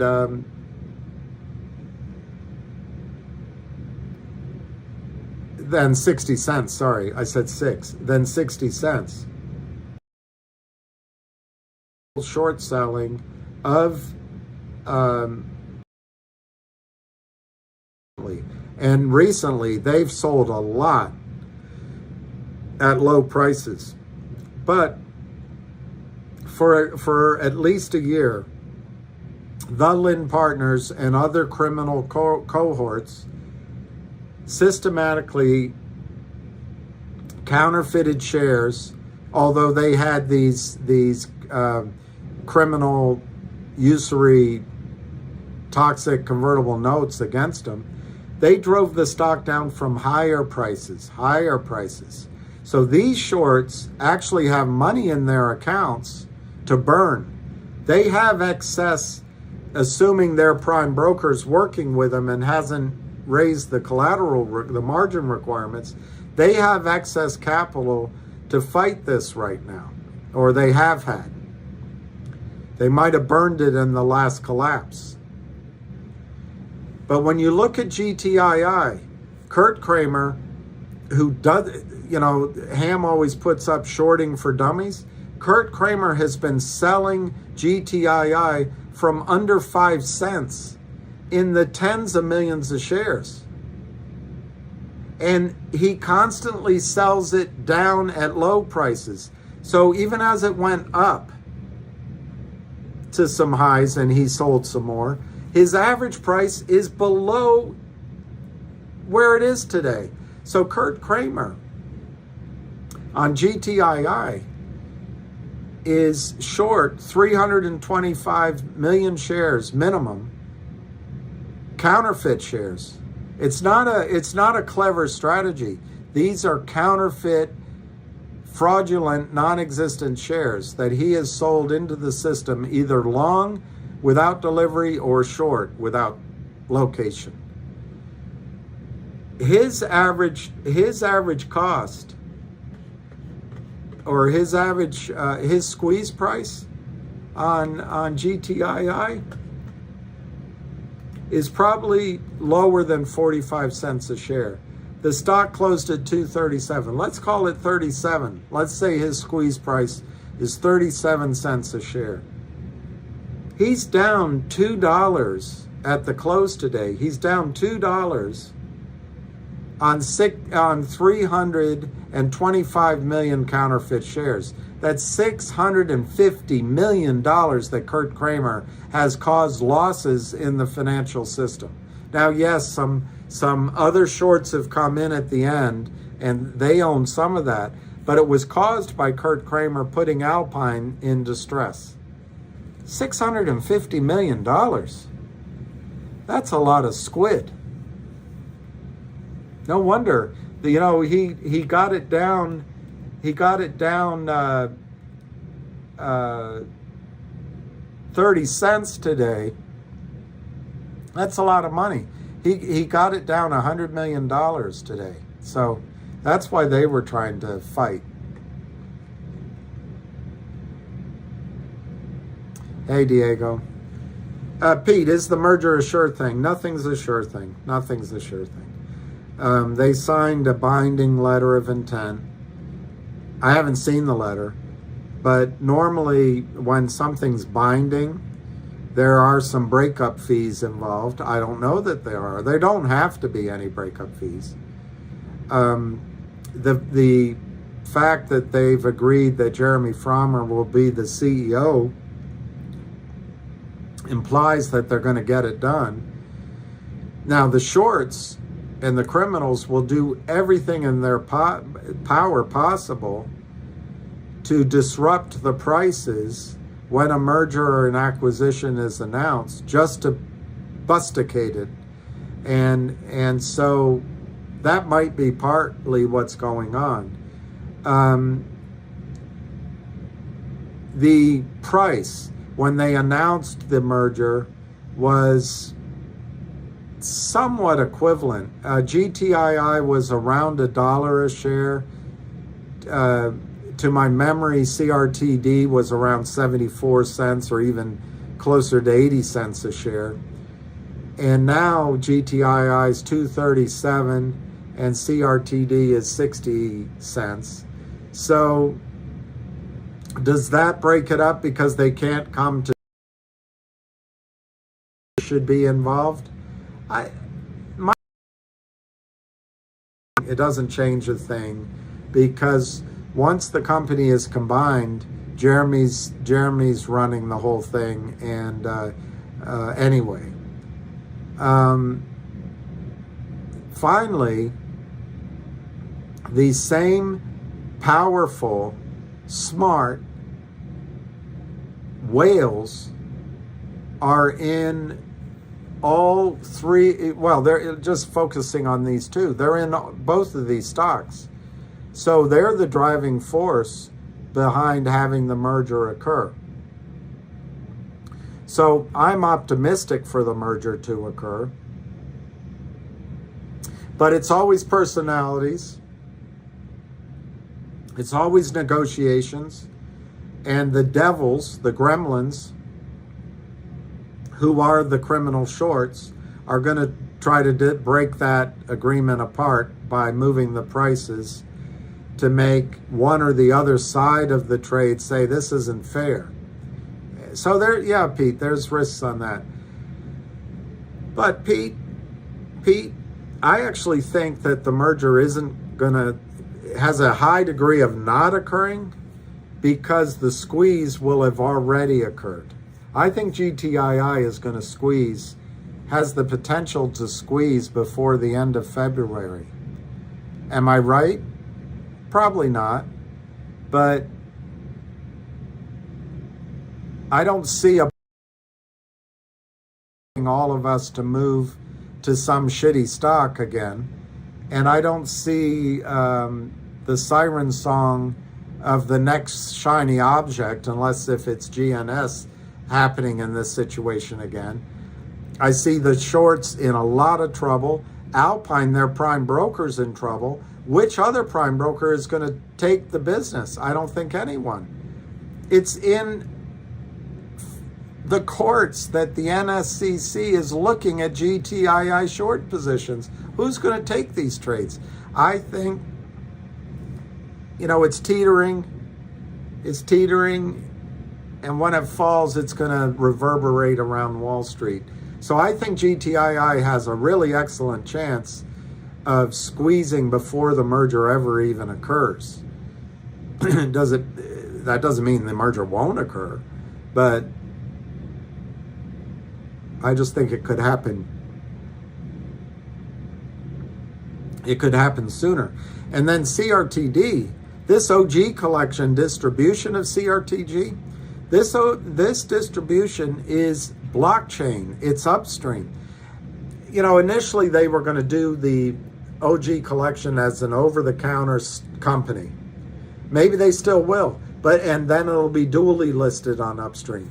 But at a minimum, it's going to be a coin or an NFT or I don't know what, a dividend that is a blockchain event. And that all by itself can cause a squeeze in CRTD. And could Jeremy announce that next week? I guarantee you, after this week's action in CRTD, Jeremy wants to announce that the OG collection is being distributed definitively and there's a record date. I guarantee you that's the first thing on his mind. He is working for you. And more than that, he's working for these big whales. And more than that, he wants to nail the Lynn partners. He couldn't be more upset by the criminality those smiling faces did to his company and his investors. So I think CRTD, despite the pressure they put on it right now, that's just to make people go, oh my God, it's over. Oh my God, it's going down. Oh, it's broken resistance. Oh no, they were right. Shorts are doing us a favor because we're just being deluded and the CEO's lying to us. And thank God for the shorts. I could have bought more at higher prices. They want you to think that way. But, you know, it's like that song. He's a devil, not a man, and he fills the burning sands with waters. Cool, clear water. These are devils, and they're trying to get in your head to say that CRTD doesn't have value. When you invest in small companies, you're investing in management. You're investing in the CEO. There couldn't be a better CEO than Jeremy Frommer fighting for you in CRTD, with the exception, in my opinion, of David Reichman and the men who I know that are working right alongside him. They are fighting for you and him. At the end of the day, Ham is the one fighting in both of these and a couple other situations to make sure to see it through for you. So if you don't buy into that, you probably shouldn't be in the stocks. But having said that, by the way, there's no guarantees in these trades. So Pete, I forget who asked me, Carrick Manu, who I think the world of Carrick Manu. If you feel like CRTD, is all over, use some of the strength over the next few days, even at these prices. Get out, move it into GTII or move it into Wolf. I saw that Lou has a new stock, and I didn't study it, but sometimes he has very good information. Maybe you move it there. I don't know. I don't know how to help you with it. For my own part, I own some CRTD, and I sold some GTII, not a lot, to buy CRTD. And am I disappointed because GTII's up and CRTD isn't? Yeah, I'm disappointed. Do I need instant gratification? I'm a baseball fan. I learned a long time ago not to have instant gratification. And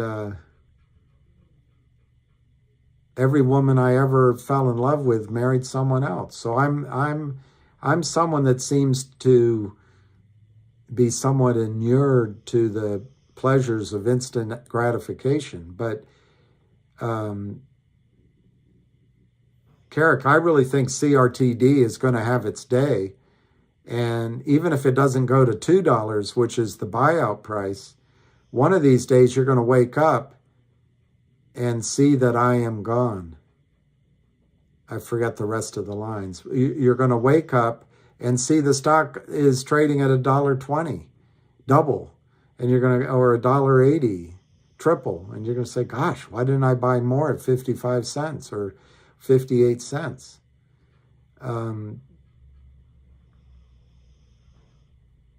Warren Buffett said it pretty well.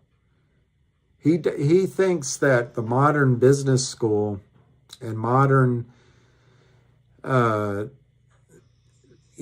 portfolio management theory is all wrong.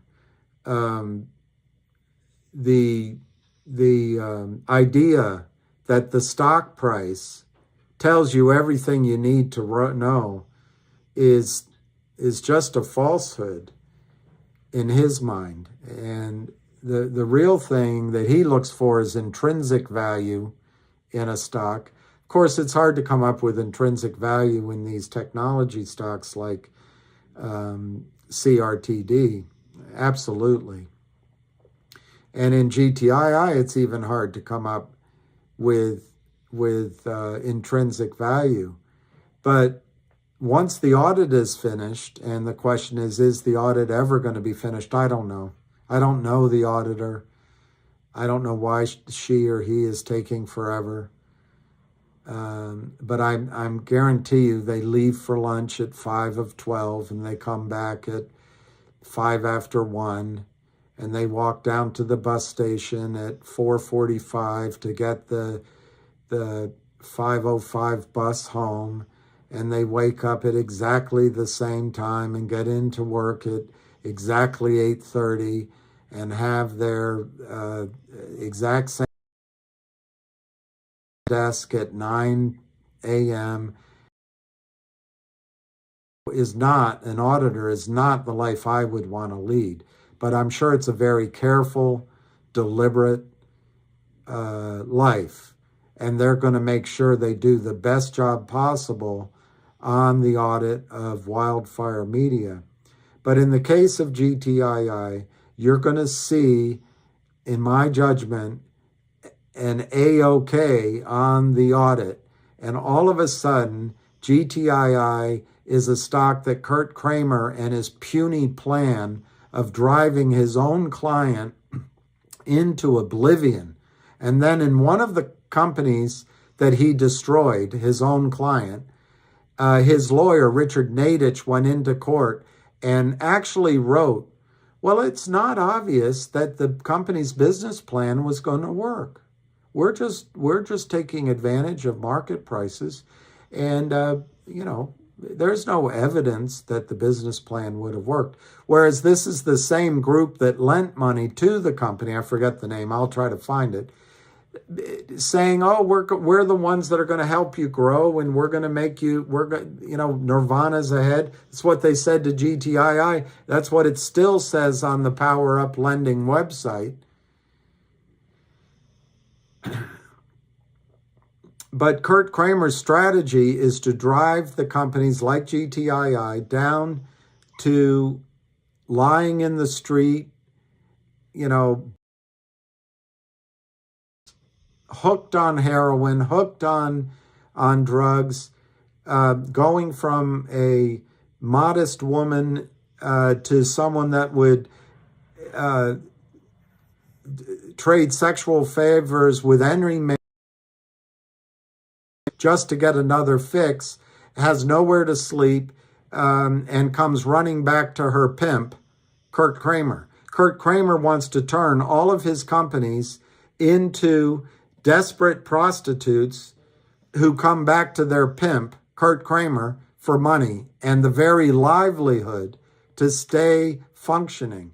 And so he drives them down to pennies, and then their only alternative is to do a reverse split, which he'll recommend, so he can continue to put drugs in their veins and get 80% of the revenue off of their illicit acts, so he can continue to abuse them. Then he gets it back down to pennies per share. They come back for more money. He gives them another crappy note. He continues to sell, and the company goes into a state of zombiehood. It can never get out of the gutter, ever. And Kurt has succeeded. He's added his value to the American dream and to the United States financial system. And Kurt Kramer has taken millions of dollars out of the system while enriching market makers, hedge funds, possibly even enriching Goldman Sachs. Quotes, no one FUXs with us. Well, guess what? As soon as the audit is finished, GTII all of a sudden is a law firm. It has revenues. It has a backlog of revenues. They're not going to let Kurt Kramer anymore. They're not going to let the company go down to zombiehood. In fact, they're going to fight as best they can to make sure that their ownership of shares for the collective law firm becomes worth as much as possible. They're going to distribute a coupon to trap Kurt Kramer even further than he is trapped now. Kurt Kramer is like the vampire in a bad movie. You've got to put the cross right on his chest and keep him in the coffin and nail down every coffin. Or you've got to let him out in the daylight. I forget how you kill a vampire. But you've got to put the cross right there and just put the fear of the law, or whatever weapon it is that will destroy a criminal counterfeiter of shares. But GTII will not be able to be shorted to oblivion. And then GTII is going to buy CRTD. And Kurt Kramer will not be able to short the combined company down to oblivion. And while everyone chases GNS because it's going up, and everyone chased COSM because it was going up, it's like a cat seeing a mouse. You got to go get it. The time to accumulate these shares is when they're under pressure. It's the Kramer discount. It's the Philip Valier discount. And now the Alpine discount in the case of GTII. Of course, GTII's gone from 70 cents to 237. That's a healthy move. But it's not over. It's not over. And part of the problem that happens with me, I'm just like everybody else. There's an urge to take the profit. Okay, I'll go do it again. There's not many places to do it again. And as much as the energy of Hamilton James Roger James Hamilton is valuable, GNS might stumble as it tries to catch out the shorts. You don't know. GTII stumbled over and over again, but they kept trying, they kept trying, they kept trying. And now we're about to get the fruits of 2.5 years of GTII's efforts and 23 years of Ham's efforts in GTII. So accumulation's a bitch for Kurt Kramer. Accumulation's a bitch for Alpine. Accumulation is a real bitch for the Lin partners in CRTD. And you got to divorce yourself from every time you buy a stock, it's going to go up and make you feel good the next day, and then you buy more and it keeps going up. You've got to realize that if your thesis is correct. Now, Warren Buffett said intrinsic value. I would call these two stocks more of special situation, but you know the information. I think GTII will have intrinsic value in the LLC with the 1-800 law firm. I just don't know what it's worth because I don't know I don't know a public law firm. But GTI also could become a lithium mine very shortly. So there's all sorts of things that could give intrinsic value that's higher than this. But it's the special situation value here, which I think is trying to catch lightning in a bottle. But in the case of GTII, The company has $3 million in the bank, so they're not desperate for money. The company bought back over 2 years ago exactly, bought back the toxic convertible note that Kurt Kramer illegally purveys to his next victims. There are no shares available to the convertible note. Further, management's not going to create shares to help out the shorts. Further, there's only one trapped short, and we know who he is. Further, that short's shady prime broker, Alpine, is in trouble, as per court filings. We know who it is. Further, in the case of GTII, the idiot short selling, because he has no skill and no wherewithal, and he only has one tool, by Kurt Kramer, has put not only his family at risk, his firm at risk, his freedom to walk around the streets of Long Island at risk. He may move to Tel Aviv or somewhere. He's going to put the system at risk because of his greed and his arrogance. But frankly, he's just imitating what Wall Street trained him to do. Somebody on Wall Street trained him how to do this. And Gensler doesn't enforce the rules. But anyway, you know who the trapped broker is, the trapped short is. You know who the prime broker is who's in trouble. You know the regulatory bodies, they named it as GTII. This all sets up a situation where big buyers come in. The goal of profiting, one hedge fund could buy 1 million shares of GTII and have it go, pick a number, to $250. They make $250 million. That's how Wall Street thinks on the other side. On the other side. So while we're in fear, cowering in fear, oh God, it's down. Big boys are going to come in and they're going to make money off the fact that one of their own, Kurt Kramer, is going down. Alpine is going down. A series of market makers and maybe a broker dealer is going down. This is what's in front of you, GTII. Further, GTII, the audit is going to get done. It's going to become a law firm. It could become a lithium mine worth $15 billion or more. It's going to distribute a blockchain distribution of $500 a share.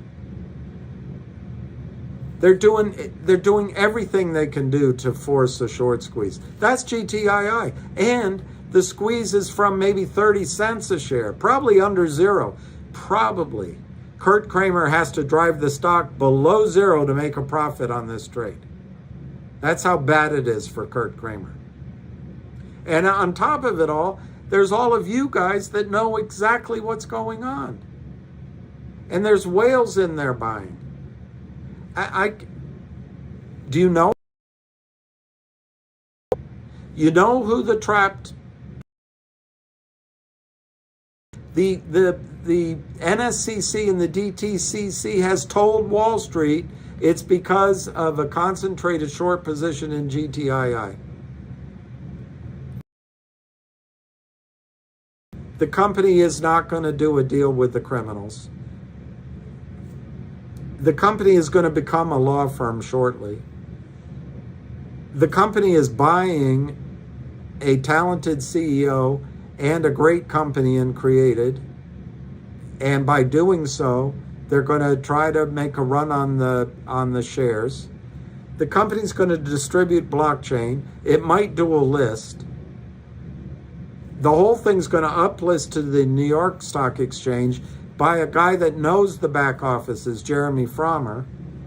And there's whales helping blow the wind in your back. I don't know. That's a pretty good setup. Or you could go to the next stock that's coming along. Take a chance. Take a chance on me. Take a chance on me.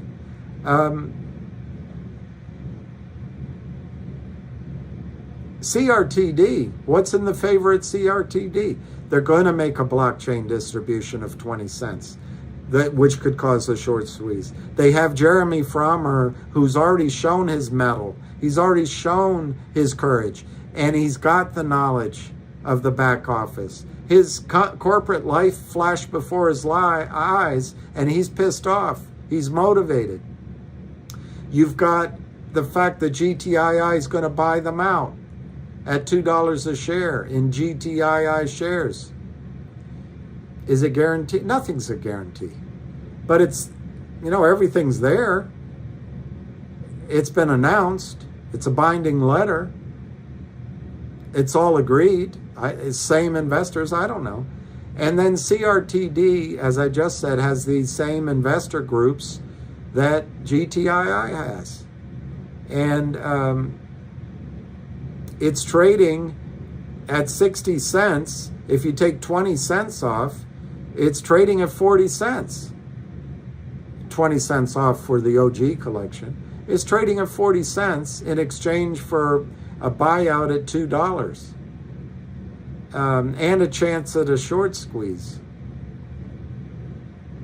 375 million as of January 25th from an expert in counting counterfeit shares. 375 million. They did 1.5 million today. Imagine what they did this week. And last week. So it's probably 400 million naked short in CRTD. And the float, even though Yahoo doesn't show it, the float, I understand, is less than 10 million shares.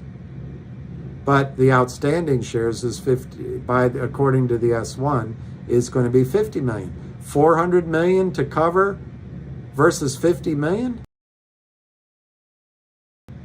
I think you got to accumulate shares in CRTD, acknowledging that you could be wrong and anything could happen and there's no guarantees, but it's set up for a short squeeze. I think you have to continue to accumulate shares in GTII. And if you want to look at the one that Avid put up,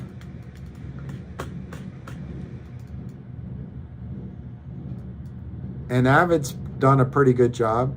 DBMM. This is a Kurt Kramer beauty. They have counterfeited 8 billion shares. And there's 700 million shares extant. Does that make sense? Guess what? They use Alpine Prime Brokerage. So if Alpine Prime Brokerage goes down, and therefore Kurt Kramer's accounts are in trouble, and therefore the regulatory bodies at a minimum, might be Alpine's own personnel, buy in all of Kurt Kramer's positions, GTII, does that mean they'll buy in DBMM? 8 billion, 9 billion shares? And I don't know the volume today on DBMM, but I would guess that they've been, the criminals have been shorting 6.3 million shares today in DBMM. I don't know how it can go on. I don't know how it can go on.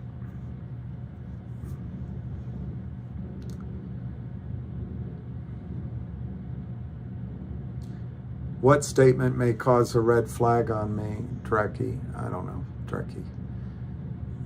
I don't know, Drecky. What statement?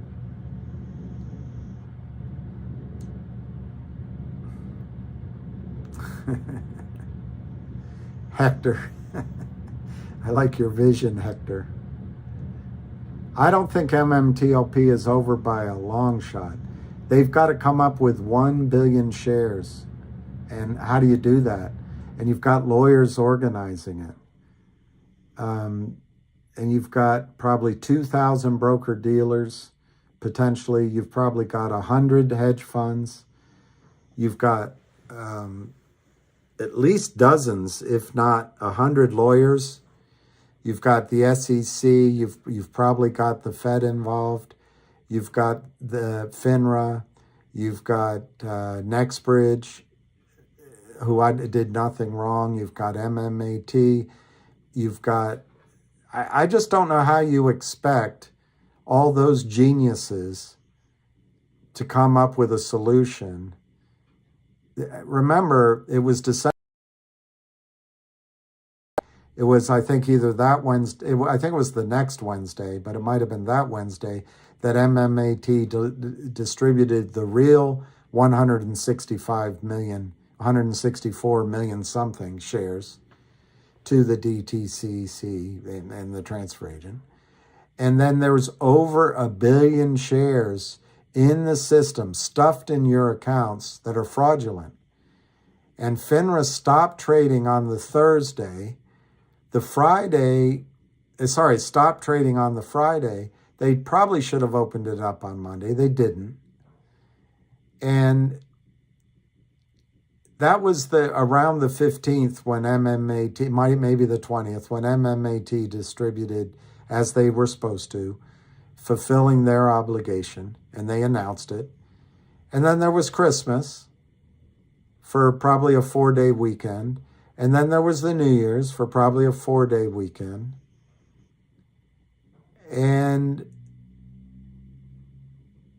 during that time, whoever wasn't on vacation, human eyeballs that have had no experience with something like this in the past, they're all young. They've been relying on computer systems to keep everything in check. And every single one of those people knows less than you do about MMTLP. So we come to January 2nd, 3rd, or 4th, the full contingency shows back up in the office. And everyone gets briefed on it. They have meetings, and the meetings have an agenda, and people on it. There's people FaceTiming in. Everyone has to have a chance to talk. One person's running the meeting. Okay, what should we do? Well, let's gather. Let's gather tomorrow at 9 a.m. So they gather again. They go over what their thoughts are.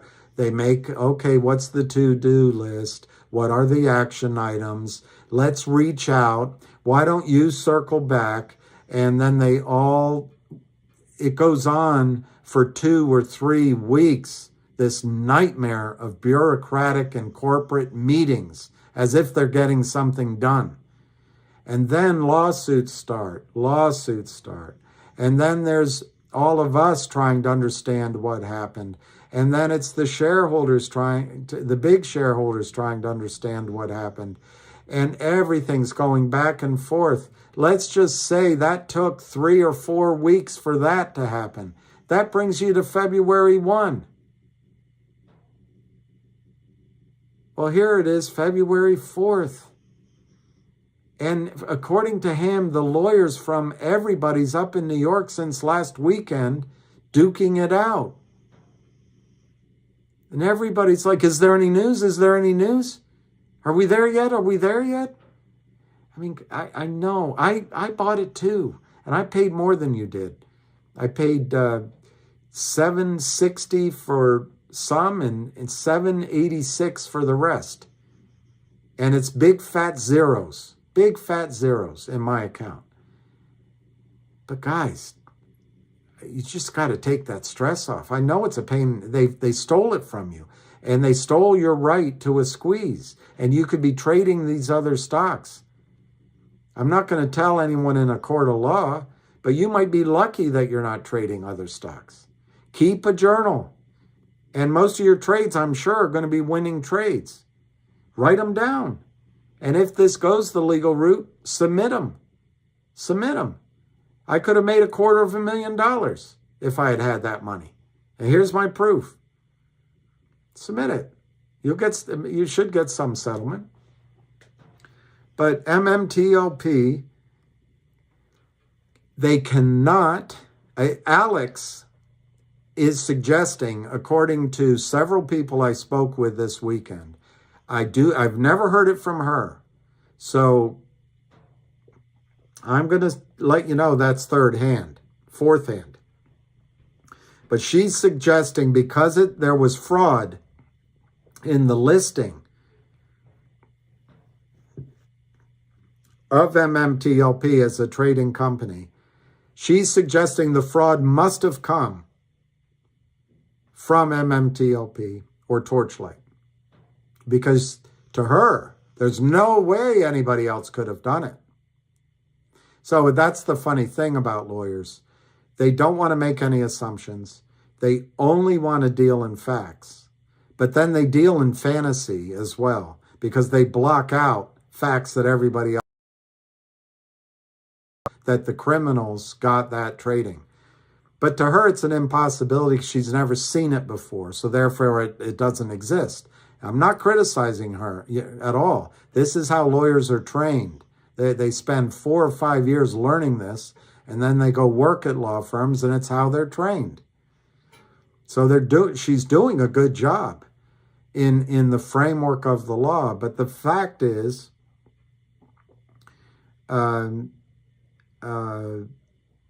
this did get approved by the SEC. It did get approved by FINRA, and the criminals caused it.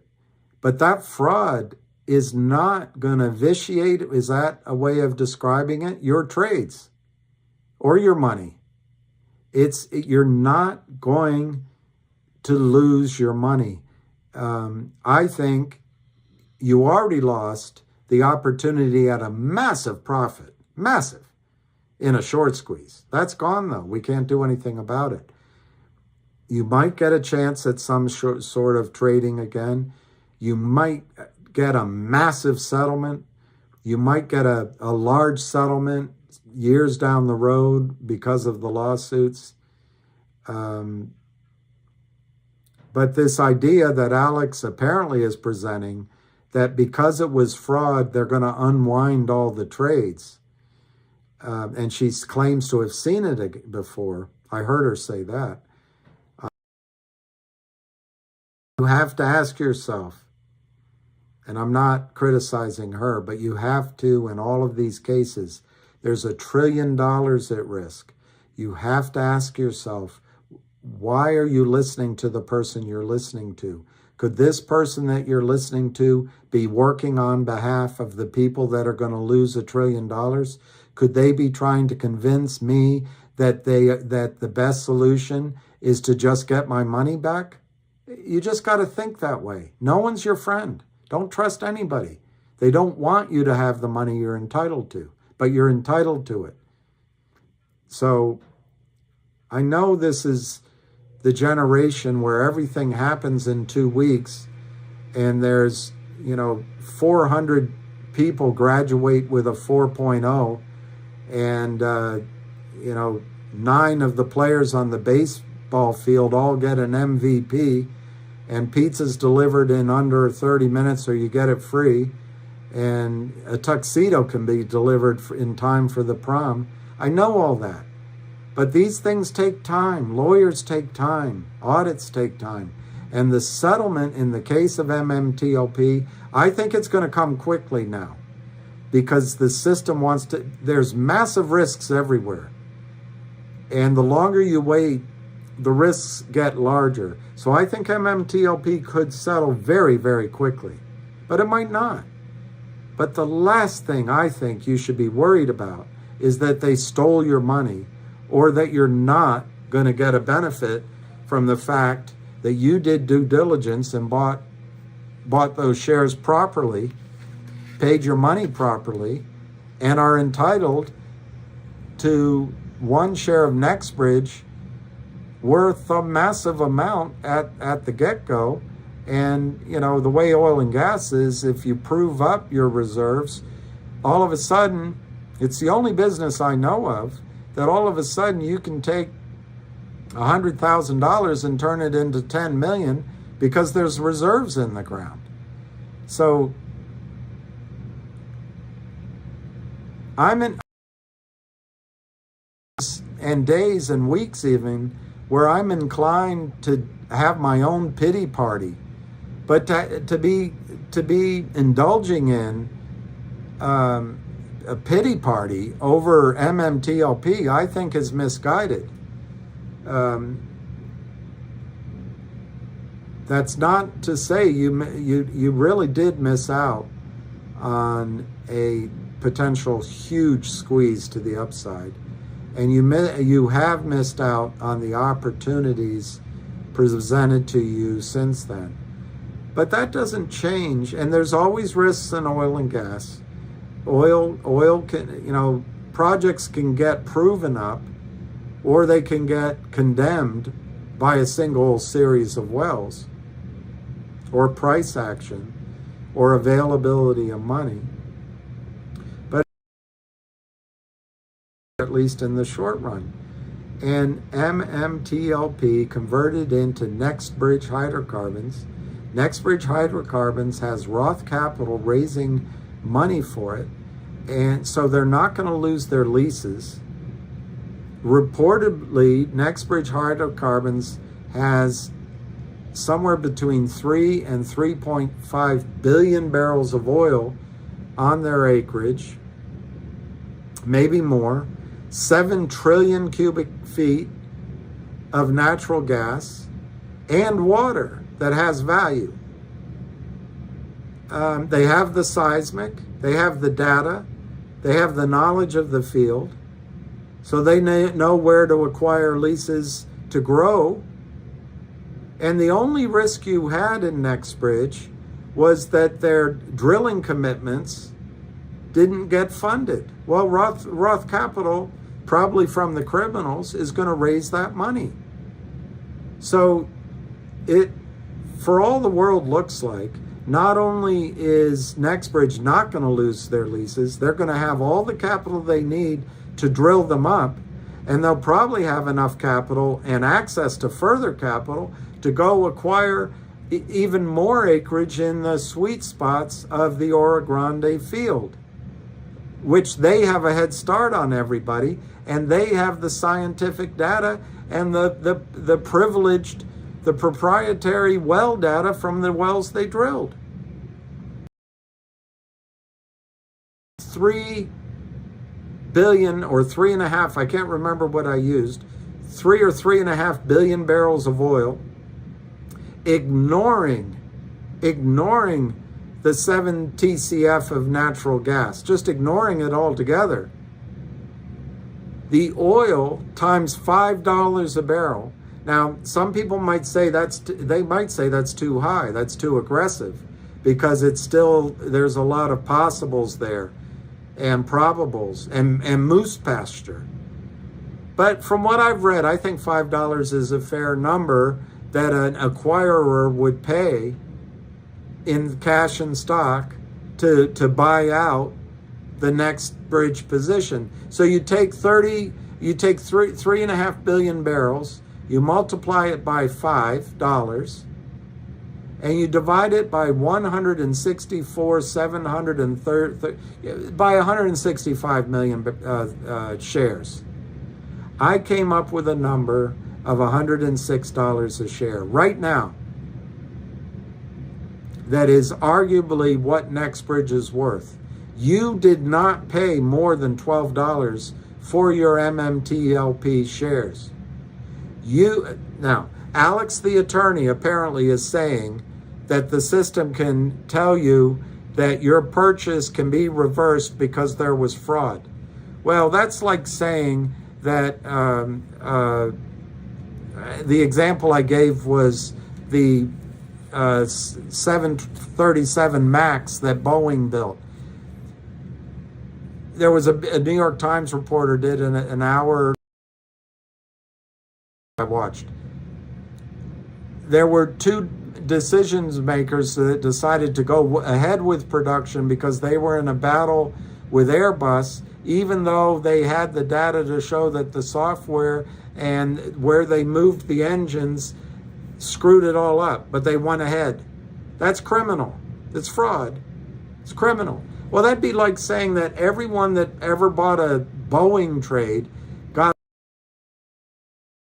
first because 2 people inside of Boeing committed fraud.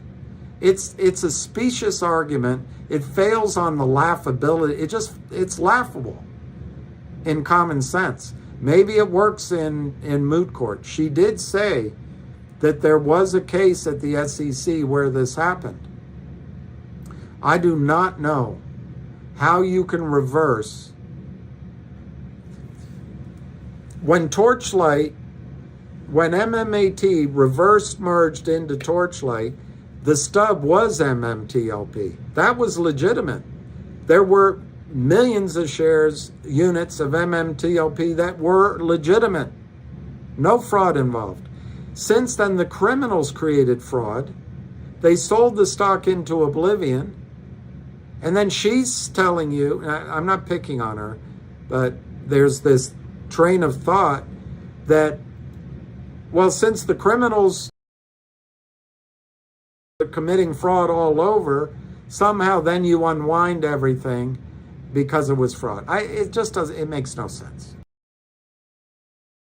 Lawyers on the other side fighting tooth and nail against that theory. And so you don't have to rely on my weak ass arguments because I'm not a lawyer. There'll be some smart, keen minds on the other side of that argument. But going back to the value of what you bought with MMTLP, absent success on this silly, to me, silly argument that you can defraud it. Thank you, James Cipriano. MMTLP, I just did the arithmetic, $5 times 3.5 billion barrels divided by 165 million shares, $106 a share right now. Now, lawyers might not agree with that. Roth Capital might come up with a lower price. Why? Because a lot of the institutions coming in to soft circle orders will low bid it because there's some of the institutions that are caught with counterfeit shares in their system. Do you see how the whole thing is corrupt? But my point is, just to get to my point, and shut up, would you shut up, Bill? Would you shut up? Is your shares of MMTLP have enormous value compared to any price you paid. Any price you paid. And the final thing I'll say, you're lucky. You don't have popcorn fighting for you. You don't have the CEO from Cosmo fighting for you. You have 4 of the most the most powerful shareholders that have been in Torchlight, that are in MMAT, that have real shares of NextBridge and have counterfeit shares of NextBridge fighting for you.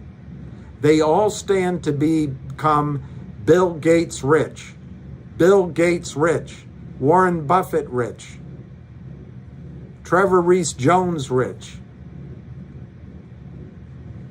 They all stand to be that rich, but guess what? These men are of character. When they're broke, their character doesn't change. When they become multi-billionaires, their character doesn't change. And when they're in the foxhole with you, and they're given an offer that, hey, you can transfer out back to headquarters for training, they say, no, we're going to stay in the foxhole until you transfer everybody out of the war zone. They're going to stay with you until the agreed deal benefits you as well as it benefits them. But if you want to have a pity party about MMTLP, be my guest. The fact is, you can't do anything about it right now anyway. But you have the most powerful men in this situation. On paper, I think they're already multi-billionaires. Their ownership of MMAT, their ownership of real NextBridge versus their ownership of counterfeit NextBridge, they're going to drive the bus.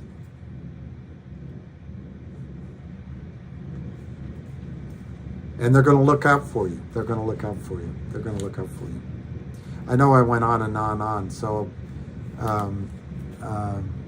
Carrick, I'm not picking on anybody. I don't want you guys to buy into this FUD.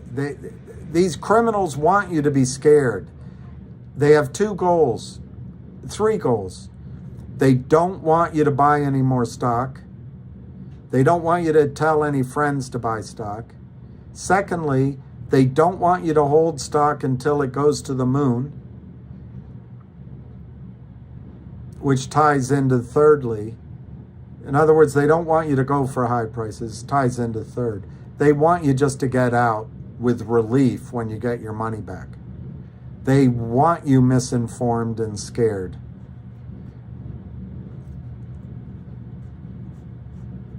I don't know, M. Casey. I'm getting all worked up. I don't know how positive it is, but I mean it to be positive. I do mean this to be positive. I apologize for raising my voice and getting worked up. But I think in the case of about 8 stocks that I've worked with you on, they're all great stocks for you to be in. And this new one, GSN, might be terrific as well. So you might have 10 stocks. And there's several stocks that you guys have brought up. MULN, CLNV, that's Frank Benedetto's. There may be many, many more that might be terrific. But for right now, I smell blood. I smell blood in GTII. And, you know, as painful as MMTLP is, and it's painful for me, don't get me wrong, at all. It's significantly painful for me in MMTLP. But for all of that, you know what the benefit is? The community that showed up here, the knowledge that's out there. And I've made my commitment to work with anybody. I'll go on any space call, any of the people that are seeking followers and clicks and likes, they're more than welcome to come on my calls, and I will recommend them. I will share them. I'll tell their spaces. This, for me, this is all about making sure that you guys do, and I said this from the beginning, I didn't want you to be FOMO'd out. I'd like you to have a hit and benefit as you deserve on Wall Street, where you can make a significant amount of money, where you can suddenly take a deep breath and say, you know, I don't owe any money on my credit cards. I paid off my student loan on financing again. Or life insurance. You know what? I bought that cabin in the hill. I bought that place down at the beach with my friends, and every summer we're going to go spend our time there. I'm going to send my daughter to Stanford. You know, whatever the dream is. Whatever the dream is. My dream right now, I would love it if we all make money. I would love to go to if it happens soon enough, I'd love to go to the French Open and watch Djokovic win. And then go to Wimbledon and watch Djokovic win, and go with a bunch of friends and stay in a nice place and be there for, wait for it, a fortnight. And then go to the US Open. I'd love to do that, just go around the world. By the way, I was thinking yesterday, somebody asked me, I think they said, so you got 50 stitches. I thought about it. That wasn't it. I said yes too quickly. I got the first like 21 or 23, 24 stitches, and then it faded. They didn't give me all of those again. They gave me like 10 or 11 more. So I got over 30 shots in my mouth. What I remembered as I was walking my dog, it was something like 33 or 34, 35 total. It wasn't over 50. But still, that's a lot of shots. Can you grant me that? They had to go all over. Oh, God, it was horrible.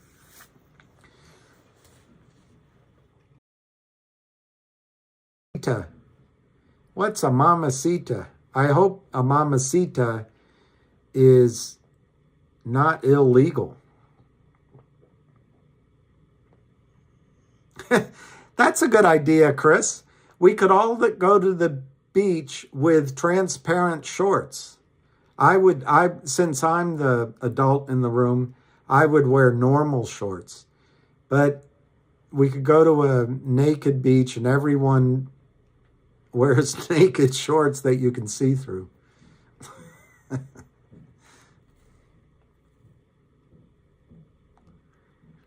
Hey, foreign investments. Yeah, I really loved everybody I met at, with some a mamacita. Well,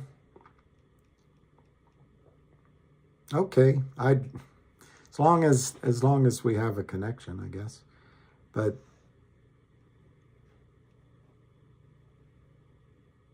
I don't know if that part of my life is ever going to happen again. But who knows? Yeah, when I went to that SEC thing, I loved meeting every single person. And, I met one guy that lives in Southwest, or he lived in Maryland. I think he lived in Southwest. Tall guy.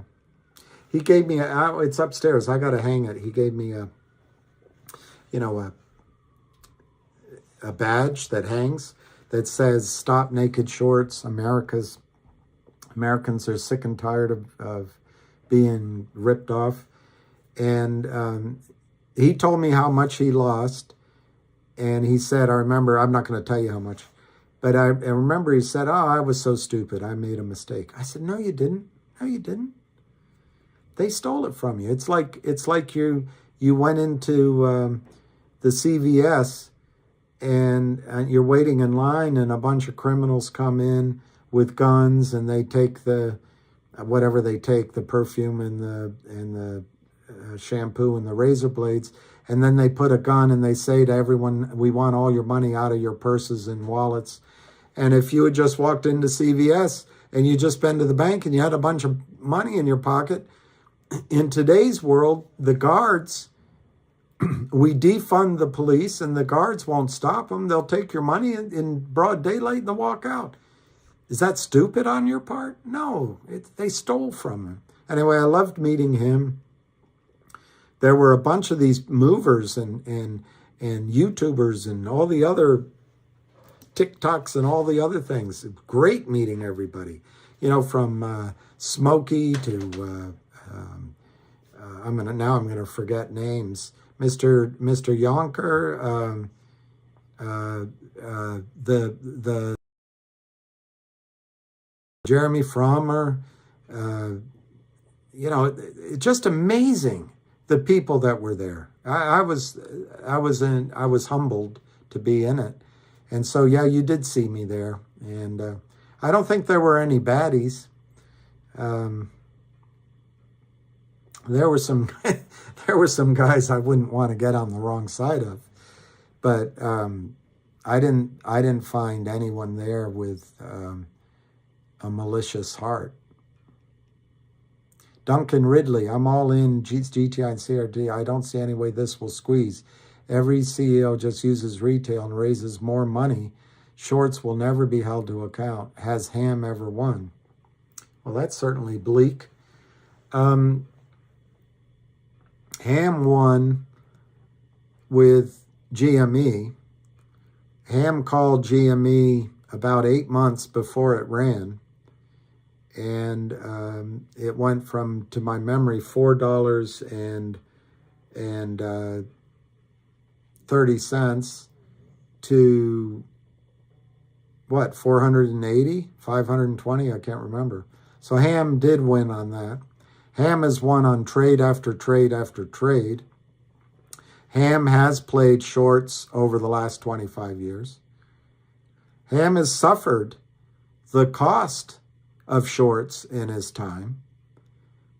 So no one gets out of this without scars. But yes, Ham has had success. Ham has won many times before.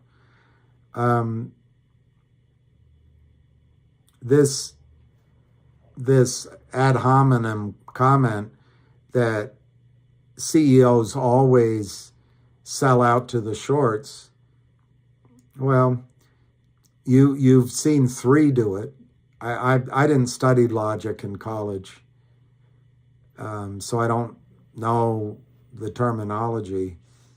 But if 3 CEOs sell out their shareholders, therefore all CEOs will sell out their shareholders. I'm sure there's a logical fallacy in there somewhere. I just don't know how to define it for you and give you the words to describe it. But respectfully, I think it's a silly, is that a syllogism? I don't know. See, I don't know logic. But I would say that Popcorn sold out shareholders. I would say that the Greek CEO at COSM sold out shareholders. On the other hand, what is their responsibility to their shareholders? To make sure that their company survives in the long run?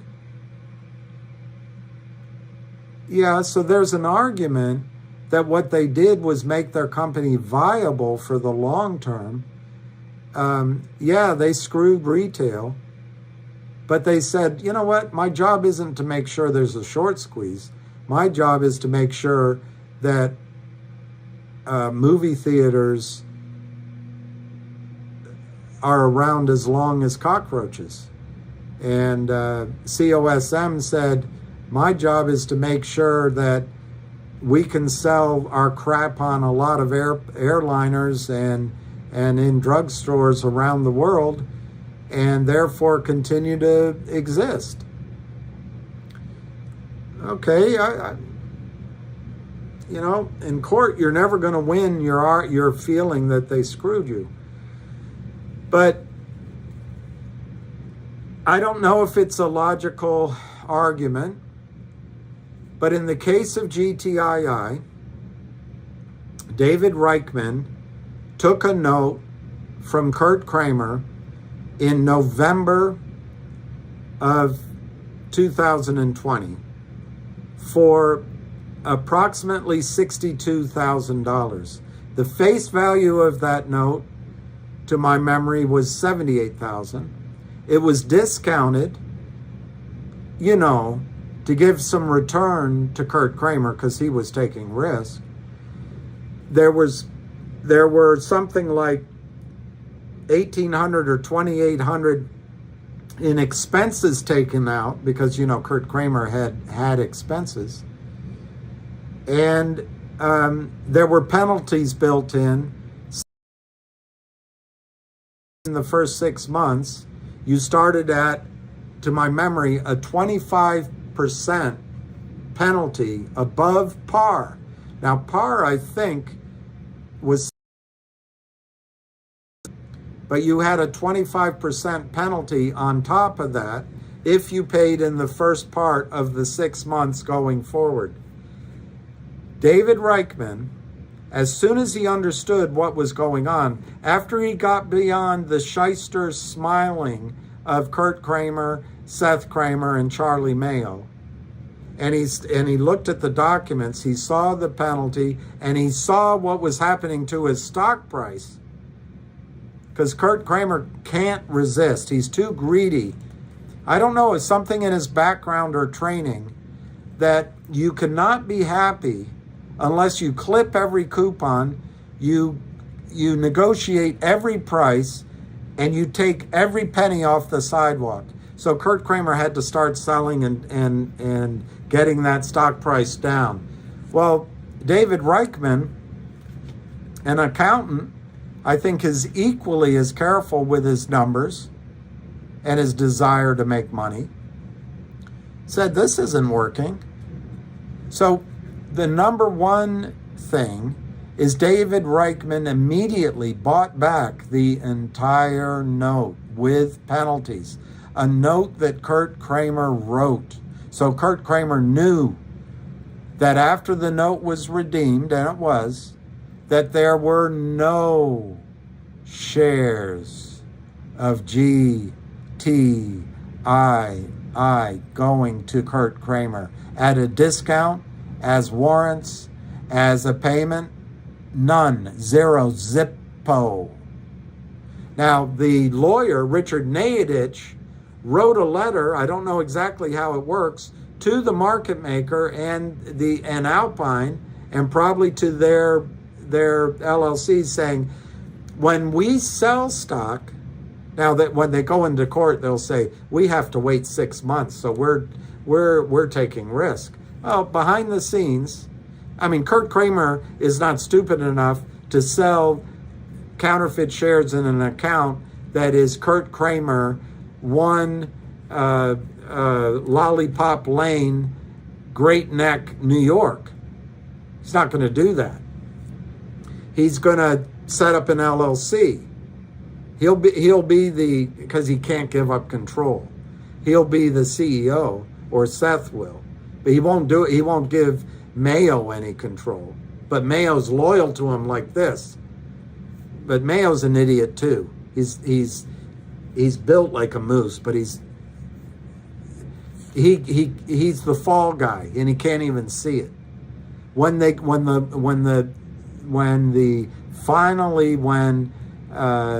Griewall arrests the Kramers, they're going to turn on the Catholic. So anyway, the first thing GTII did was buy that back, okay? Then, I'm not going to bore you with it. From April, with the hard work of Ham, you ridicule Ham. What have you done to help the situation, by the way? What ideas have you shared? What is it that you have done to help your own cause, to come in and slam Ham like that? Because of Ham and the hardworking guys in the company, they created an NFT. They bought a Picasso to distribute as an NFT. They bought a blockchain, and investors, they bought a blockchain company and created a coin that they were going to distribute. They distributed as a dividend a warrant. It worked until Lou said, oh, GTI's wrong and Cosmo's great, but it was working, and it's going to work again. That warrant as a dividend, as a special dividend, is going to work again. Ham did that. Did Ham ever win? What has Ham ever done? Ham did that. Ham did the Picasso. Ham did the special dividends. Ham's had calls and has had calls for 2.5 years. While you go, what has Ham ever done? You know, I apologize for being upset with you. But if I could see one thing that you've done to help the cause for someone else selflessly in this situation, I'll take the criticism you just gave to Ham. I'm not going to tell you what I'm thinking in my head, because I don't know you, and I don't know the context that drove you to say such crap against Ham. Well, then the company had an opportunity, by the way.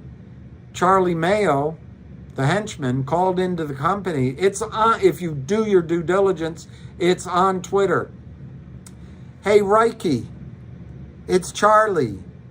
I had a talk with the boys, and we're ready to, we've worked up some numbers, and we're ready to discuss them with you. And, you know, if you have an interest, please give me a call. That's on tape. That's the moment that GTII and David Reichman could have pulled a popcorn, or could have pulled a COSM. At that moment, for 40 or 50 or 60 million shares outstanding, and the stock trading well over $1, Reiki, I've had a conversation with the boys, and we've discussed some numbers. Well, normally what would happen in that situation is the shorts would go to the company and say, you know what? We don't really believe the stock price is correct. And by the way, we're not going to price this document for... We'll sign it now, and we'll agree to give you for 60 million shares.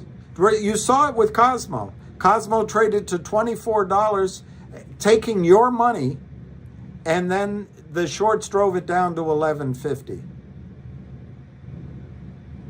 Pocketing all of that. Well, what Kurt Kramer would say, Charlie Mayo, Reiki, he'd say, you know what? We'll buy 60 million shares from you. We'll do it at the lowest day over the next 5 days, the lowest closing price over the next 5 days, minus 25%. And Reiki, if he were the way you're talking about it, you who sit back and criticize, if he were like what you described, he would have said, okay, that's great. I'm going to get, let's say it wouldn't have been $1, 60 million shares times 80 cents. I'm going to get $40 million. I don't know. I'm not good at arithmetic. I'm going to take in $40 million. And for the rest of my life, I'm going to be able to charge the company $500,000 salary, and I'm going to be able to hire my friends, and I'm going to have $40 million in the kitty, and I'm going to have a viable company, and yay, I'm going to take advantage of the shareholders. But he didn't do that. He didn't do that. And if you think I'm making it up, go to Twitter, Google Charlie Mayo's phone call. You can listen to it yourself. So Reichman didn't do it then. Well, since then, I know, the company has received phone call after phone call after phone call after phone call from criminals, from hedge funds, from Cheshire smiling assholes, saying, you know what, we'd like to come meet with you. We'd like to make an offer.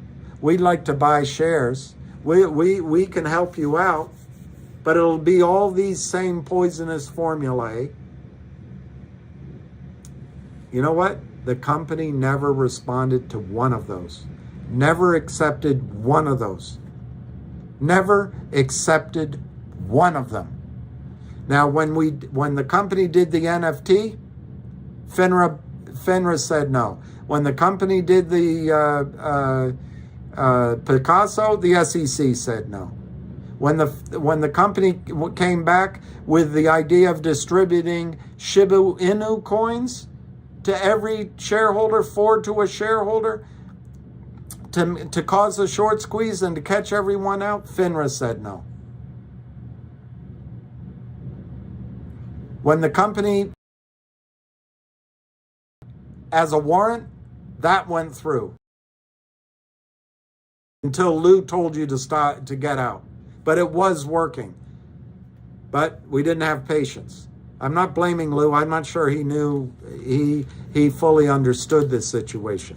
And if you acted quickly enough, his recommendation worked for those who acted quickly enough, so you can't fault him for that.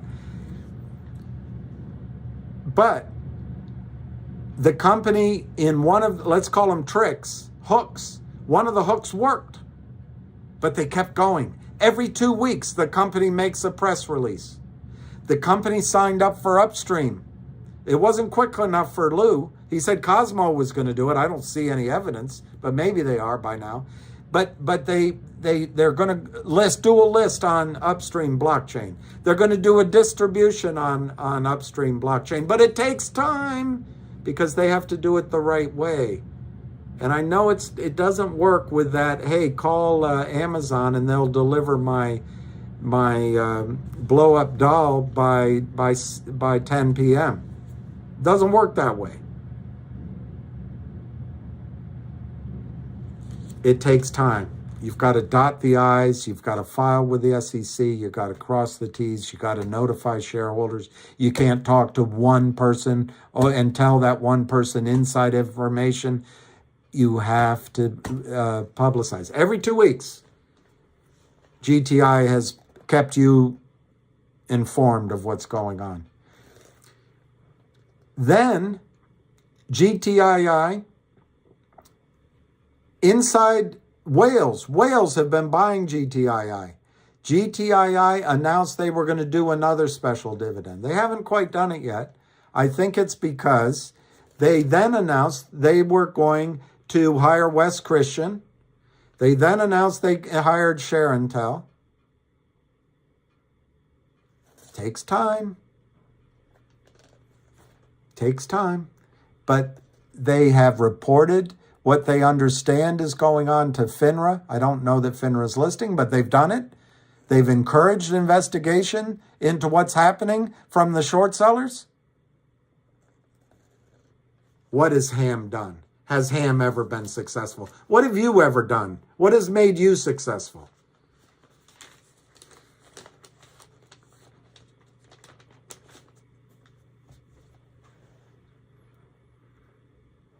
GTII has the best shot of squeezing if any stock squeezes. If any stock is going to squeeze, GTII has the best shot of that happening. You've got Kurt Kramer, Seth Kramer, who are probably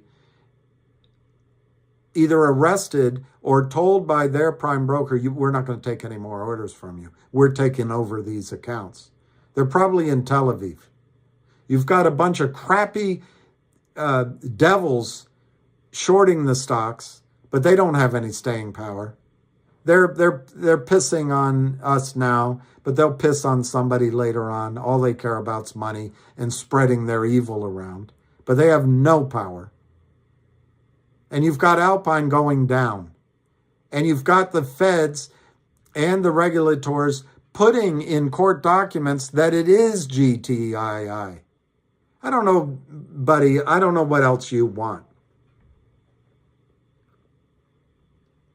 Is it true that short squeezes are few and far between? Yes. Is it true that sometimes FINRA can step in obscure rules like with MMTLP? Obviously, yes. Is it true that the government can shut down the entire economy and make people stay inside and wear masks and take shots? Yes, the government can do anything they want. So if you want to be dire and come up with situations where this is never going to happen, you're probably right. But I never saw a naysayer make a fortune. I never saw a complainer make a fortune. I never saw someone that has no imagination make a fortune. I never saw someone that only thinks of themselves and doesn't help others make a fortune. Never. I've never seen it in my lifetime. So, my suggestion to you, by the way, if you think these are not going to squeeze, and if you think Ham hasn't worked his ass off for you, and Ham hasn't called it in the past, and Ham hasn't been successful calling short squeezes, sell the stock. Sell the stock and get out.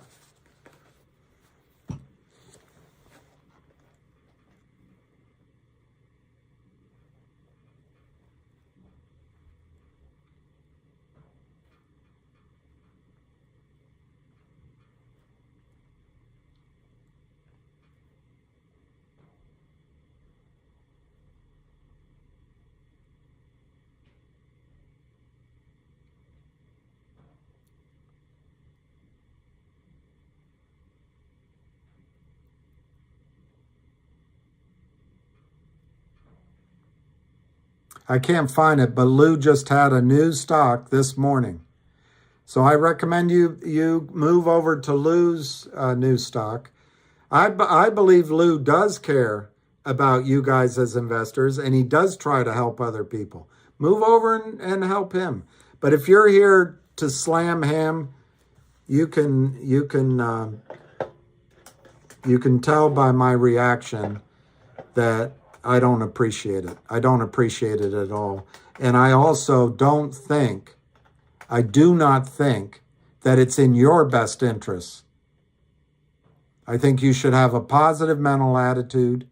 You should gird your loins, I guess, for the fight.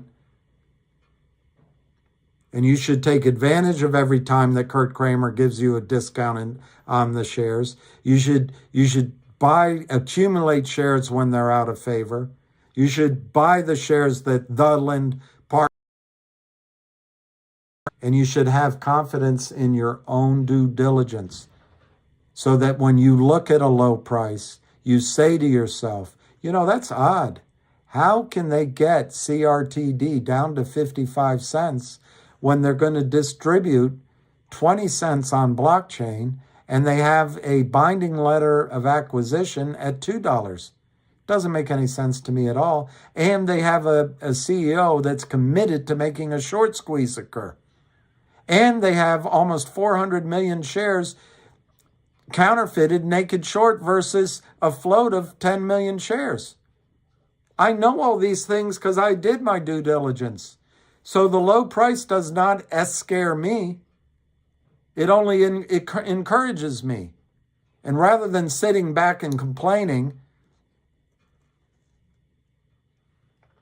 and giving disparagements on him, if you want to stay in the stock, accumulate more. Or help somebody else out understand what's going on. Go on a space call. Write a letter to your congressman. Go on Twitter. Say something. Do something to help other people. Sit there and complain and say, the CEOs are going to sell us out and they're not going to squeeze and it's never going to happen. And Ham, what has he ever done? In the case of GTII, the stock is now up. What more do you want? You're bemoaning CRTD because it's down and it's staying flat. Well, GTII is going up. The best time to buy these stocks? It's counterintuitive. GTII was 70 cents for a while there, and it was crushed down. The best time to buy it? Now at 250. It's gone to 3. The stock is showing you where it's going to go, where it wants to go. And by hook and crook, by every effort they could bring to bear, they got it to close at 250 or whatever the exact price is.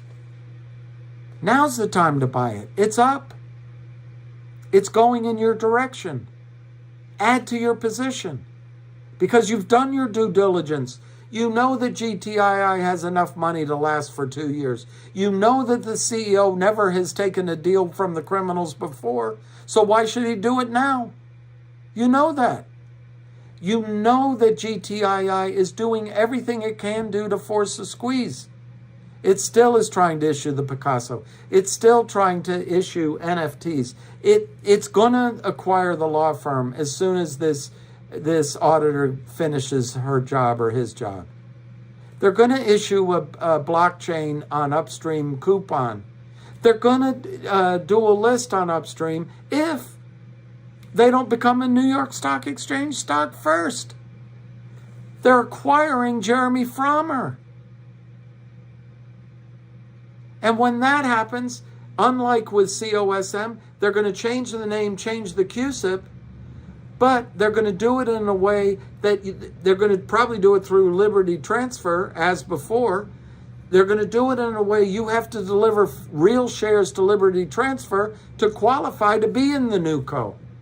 So it's going to force a squeeze. You know all this because you did your due diligence.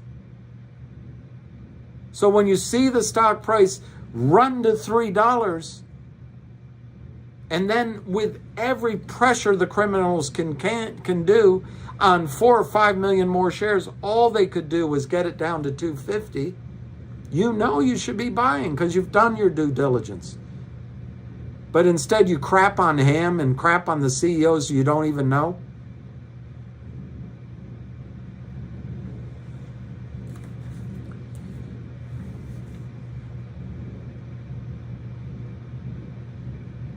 Ham and Avid are throwing jabs at Jeremy Foreign? I wonder why. I haven't seen it. Is it on Twitter? You can ban me. You guys can block me, sure. You guys can block me. I would if I were you. I shouldn't have come on live today. I'm too worked up. It's too. Let me see what Ham is saying about Jeremy. As far as I know, Ham has supported Jeremy 100%. But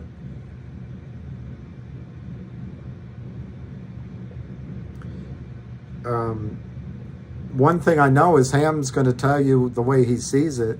He's not going to sugarcoat it.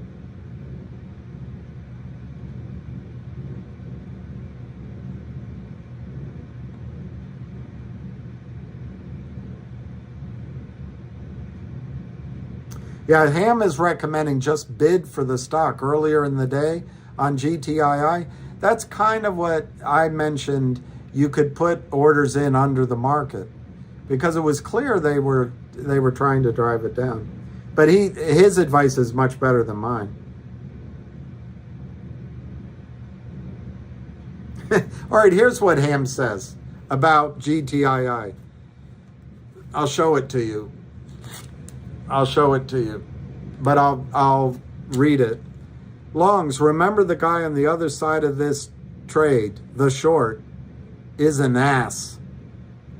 They only know how to hit a sell button, and they're trapped. They will all go to jail. 20 years to life. I hope they enjoy it. By the way, they will all turn on each other. That's a lock. That's what he said. He also said 3 hours ago, GTII, the great shakeout, part 3 today. Hurry, market lower. 4 hours ago, Ham said on GTII, when you work on a trading desk, which he did, and it's much more money involved than, you know, I feel lucky. And the access to a guy like Ham, when I was trading on Wall Street, I feel like I would have had an edge, been unbelievable. And so the knowledge and information he shares freely and for no benefit to help you, I think it's amazing. GTII, when you work on a trading desk, most traders go home flat with 300 million short and the stock green. Staying long is okay. Staying short over the weekend could put you out of business on Monday. The firms normally make sure you have very little risk.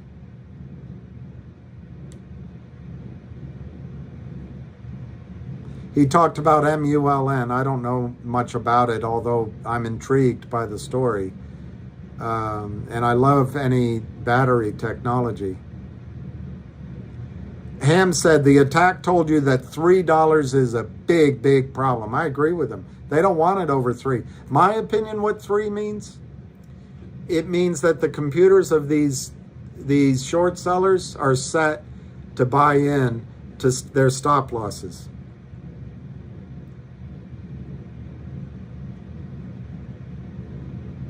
Ham is saying that the bear-rated rats are only here for the quick attack.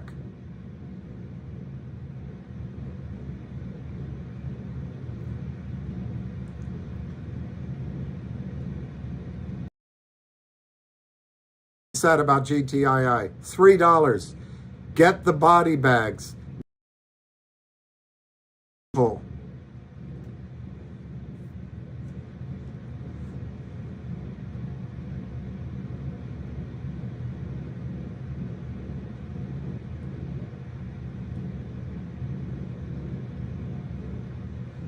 How many people have bailed out during a raid like this before?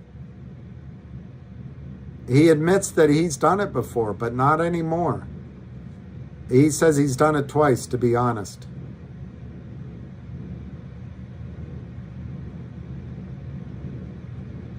GTII, Ham says, all the stock they naked shorted today makes the 22nd day total at least 20 million plus.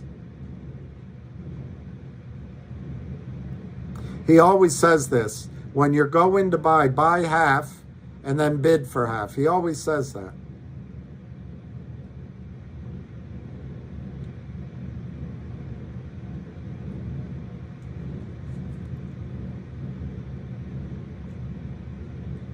I see him saying something negative about the CEO of Wolf. I see that.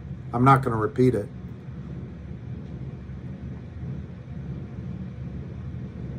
GTI, this is what Ham says.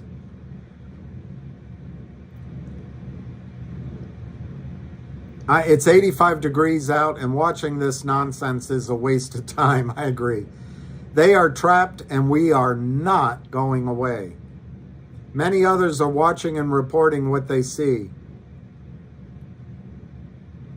We have at least 200 ex-Wall Street pros here, and William. No, he didn't say that.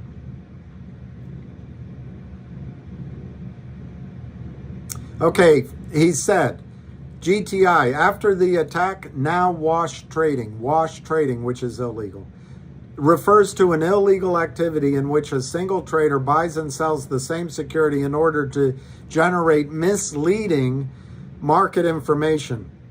Wash trading is often performed to artificially inflate the trading volume of a security.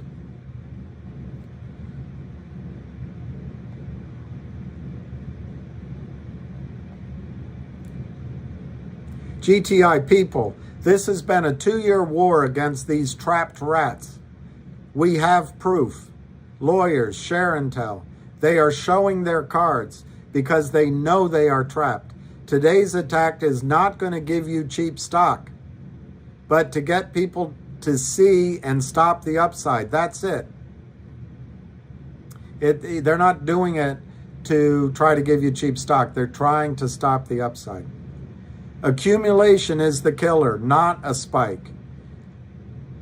Who always wants less as a short seller? A fraud. Okay, here is CRTD. Ham says this about CRTD. They are getting orders from Alpine, spreading it all over the street. Sell orders from Alpine on CRTD. And he lists. He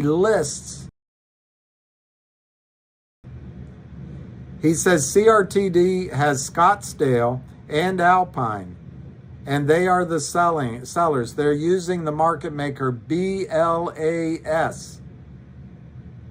He says, at Jeremy Frommer, time for you to wake up. Told you 3 days ago.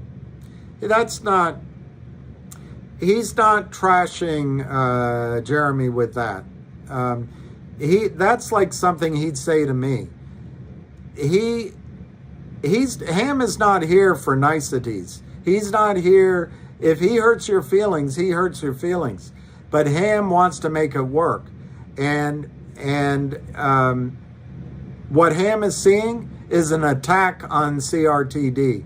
And he doesn't want Jay Fromm to be complacent. That's all. I don't take that as I take that as goading. Like you would say, that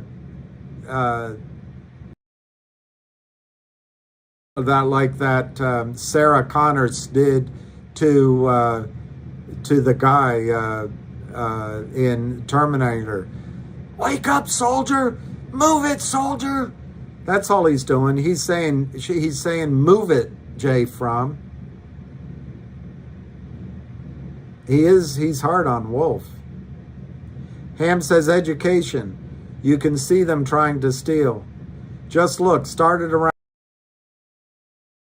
1.2 million sold at the market in 15 minutes. 1.2 million. He watched it more closely than I did.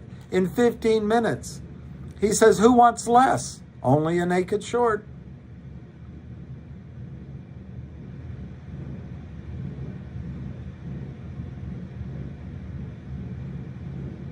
All right, I guess I've looked back most of the day, and I don't see criticism. I don't see criticism of Jeremy Frommer by Ham. I do think he said, "Wake up, get going." So I don't see that as criticism. I see it as maybe pretty aggressive encouragement, and on the football field, coming up to some guy and smacking him on the helmet and said, "Get your ass in gear." I see that, but I don't think it's criticism.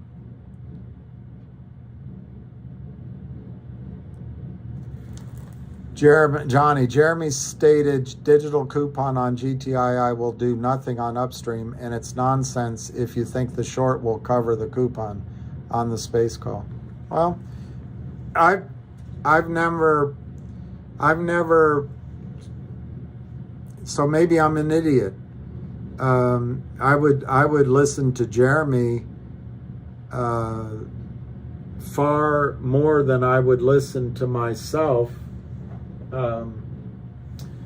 I would listen to Jeremy because he knows the back offices.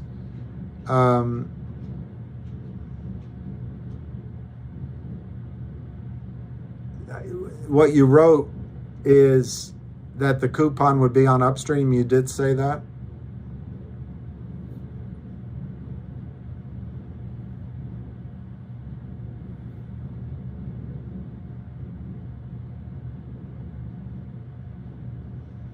Well, I don't know. Maybe he's right. My own reaction to it is that it's not the shorts that would cover. It's just like Fidelity was trapped in the warrant. It's the brokerage firms who have to put the coupon in your account. I would agree with him. If it's simply a coupon, it's not going to do anything. But if it's a digital, it's a blockchain coupon with a value of $500 each, ostensibly. Obviously, once they're spent, the value goes down. I would have to respectfully, if I were face-to-face with him, and I spent some time with him, I would have to say I don't agree. I think if Fidelity can't stuff your account with fake coupons, and they have to put in, they're not going to give you $500 a share, and they have to qualify to get a blockchain coupon, whether it's an NFT or a coin or whatever. I just don't agree with him. Now, if it doesn't work, we try something else. I think I made it clear that GTII has tried many things. The point isn't to be stubborn about one idea working. The point is to make some idea work. But if Jeremy's bristling at some of GTI's ideas, that might not be a good sign. So, and if you guys are saying that he's criticizing, those aren't good signs. I don't take those as good signs. And my advice to Jeremy, not that he should take advice from me at all, is in September, his stock, he admitted, he stood up and he talked. He said that, he woke up that morning and his lawyer called, and he just had a, he didn't say come to Jesus moment. He said, anyway, he had a term. I can't remember it. He had a term. But he just said it was like, wow. This is bad. And since then, with the help of some investors, with the help of Ham, and with his own courage and tremendous, I hope he keeps going. I think he will. I have confidence in Jeremy, and I think Jeremy's going to make CRTD highly successful for you guys. I will try to catch up on some of the space calls maybe and some of the Twitter and see what kind of negativity you guys are talking about. But I don't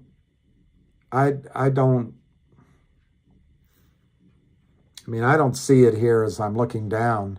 I don't see it. So I don't know what to say. Roger Hamilton doesn't know what the F he's talking about. Every single idea he's taken, it's from him. I have not said, to be clear, first time Jimmy, I have not said that the upstream will stop naked shorts. if you notice, even when we had the shorts on the ropes, they continued naked shorting. That is never what I have said. These criminals are going to continue to crime until you drag them out.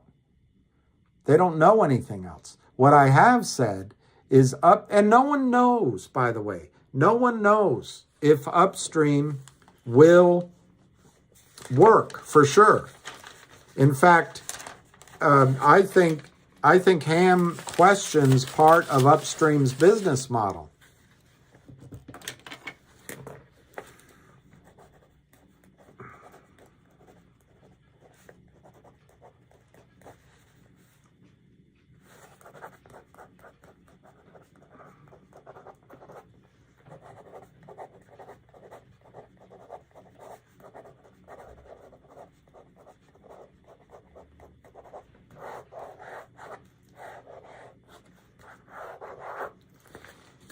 GTII tried to issue an NFT to cause a squeeze. They didn't say it was going to stop naked short selling. They didn't say that. They also didn't say it was going to cause the shorts to cover. They didn't say that. They tried with Beyond Blockchain to create a digital distribution. They bought Beyond Blockchain. Then with Shiba Inu, they decided they would try to issue digital coins.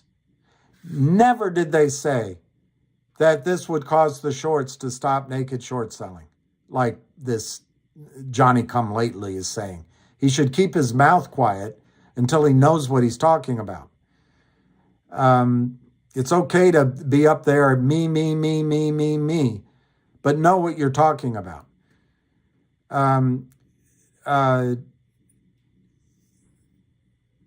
And by the way, Ham supports him 100%, so I'm kind of on my own on that. Then, on the Picasso, we went through the approval process. SEC said no. Beyond Blockchain, SEC said no. Shiba Inu, FINRA said no.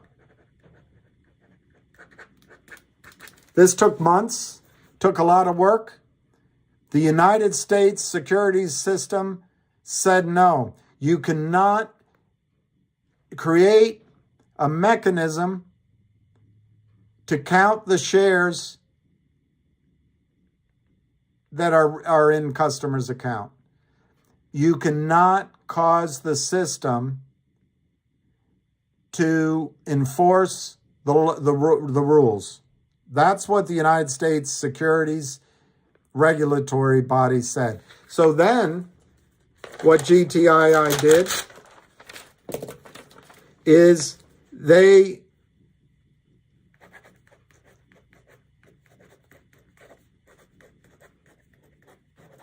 asked all shareholders to send an affidavit in to the company saying how many shares they had. And they found problems, massive problems, by the way. So then along comes Upstream. Along comes Upstream, which Roger James Hamilton doesn't seem to fully understand. Well, at least I shouldn't say he doesn't. At least your interpretation of what he said doesn't mash. I'd be careful. I haven't heard him say it. Here's Upstream. Upstream trades shares of IPOs, NFTs, crowdfunded companies, U.S. and international equity, SPACs, and celebrity ventures.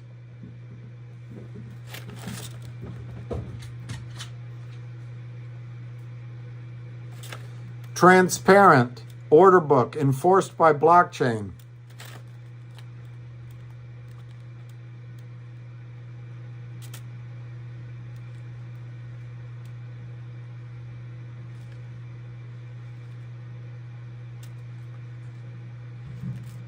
They have an exchange. I can show it to you, but I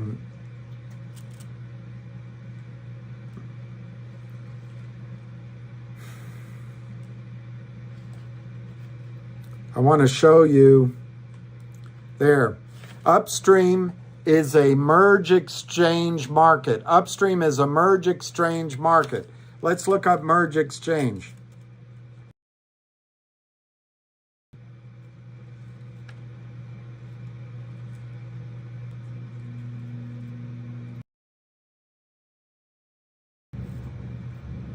Remember, James Roger Hamilton is trying to solve his own problem too. Just remember that. Merge exchange. Upstream is a merge exchange. Merge exchange is an innovative, end-to-end, multi-market, global financial exchange for equities, debt, and derivatives.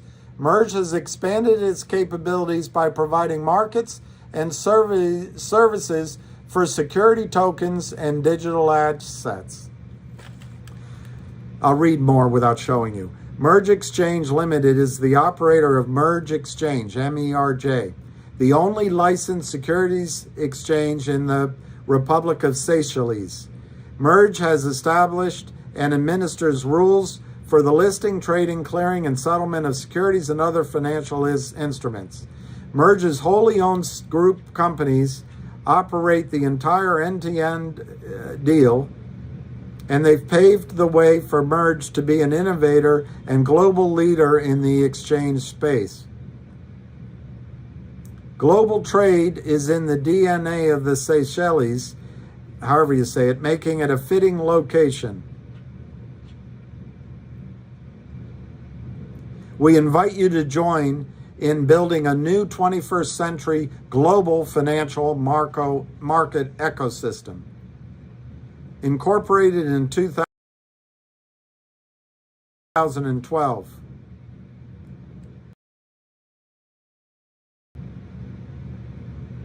Leveraging blockchain technology to create the world's first truly global, direct access, end-to-end regulated exchange built for the consumers of financial markets, issuers, and investors. Merge. So everything that GTI did as its right to find out how many counterfeit shares are out there, how many fraudulent shares are in your accounts, the United States security system said no. Said no. So GTI decided, let's try a system, an exchange outside of the and listen to that. You have to go outside of the United States regulatory system to get justice, to get satisfaction. I'm sure Roger James Hamilton knows what he's talking about. Don't listen to me. I'm sure Jeremy knows what he's talking about. But Upstream is an attempt by GTII on your behalf to cause the system to demand all of the real shares in GTII at the same time, thereby causing a squeeze. I did not say that the shorts would stop shorting. I did not say that the criminal shorts would buy back their positions. I did not say that. Would have to deliver real shares to the transfer agent on behalf of you. And therefore, if in your account is 20,000 shares that are fraudulent, and you're saying, I want my blockchain distribution on Upstream, they have to go find 20,000 real shares. It's the broker-dealers that buy in the accounts. And if it's an honest prime broker, it's the honest prime broker that buys it in. For the failed to delivers by the criminals. That's who does the buying in. And if Upstream doesn't work for some reason, if the SEC says you can't do it, or if Roger in all his wisdom, he's been in the fight for a week and a half, if he's studied it and he says it's never going to work, and somehow he knows. Okay, I guess he knows. Then we'll do something else. We'll do something else. But I don't know what else. You tell me. You give me another idea. We'll go do it. Direct message me another idea, and I will tell the company to do it. But at least GTII is trying. Just to be clear, I haven't heard anything from you that dissuades me that the digital coupon isn't going to work, that the dual listing isn't going to work, that the distribution of the OG collection on Upstream isn't going to work. Then the distribution of the OG collection as an over-the-counter traded company, that might be enough. And Jeremy Frommer has the tools in his toolbox to make sure that each corporate event requires the delivery of real shares, not counterfeit crap. So, you might be right. But I'll tell you what, GTII is doing everything they can think of to make the system enforce. Do you ever wonder what's in your account? You put up cash. You got counterfeit shares. Do you wonder? What's your solution?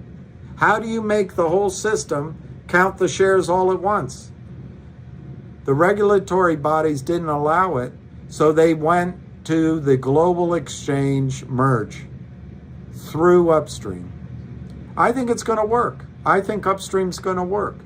But could there be some problem? Sure. We'll be one of the first companies that does it, and there's one or two companies that have dual listed, and I haven't been impressed with the stock movement. But the idea isn't to get the shorts to cover. They're not going to cover.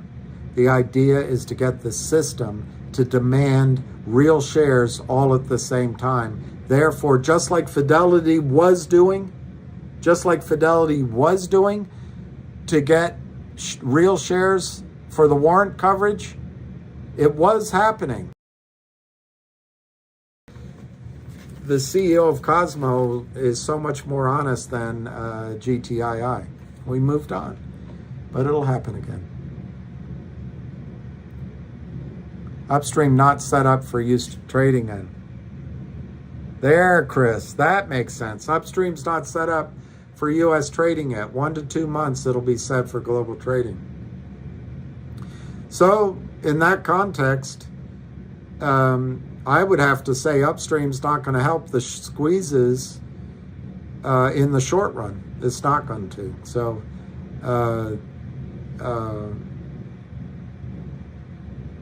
in terms of dual listing, although, Chris, I'm wondering, you say U.S. trading, that's different than saying a digital distribution, I think. I don't know. I'll have to find out. Yeah, MKC. I do need a tequila, but I don't drink anymore. And I hated tequila anyway. I need something. I need to go go do a,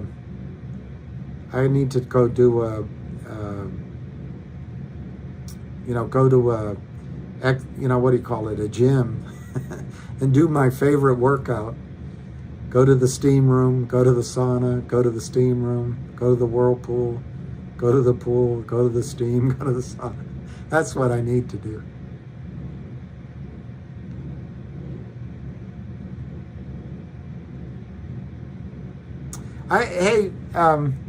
One Fix Hitman, that came from the SEC gathering, and I think it's great. There's an artist that did it. Her name is Sarah or Susan, and the Statue of Liberty, Syntax, is going to send me her name so I can let you guys all know about it. But she drew that up, and another one that if I had found one, I would have gotten it. It was more clear what it was, but it wasn't as, it was good, but it wasn't, to me, I liked this one better. but John Berta paid to have them created. John Berta made them, and I didn't hold signs up. I let other people do it, but the gathering of us, the others, they held these signs up in front of the SEC and people that were walking about. Cindy Lou Who, my idea of a workout as well.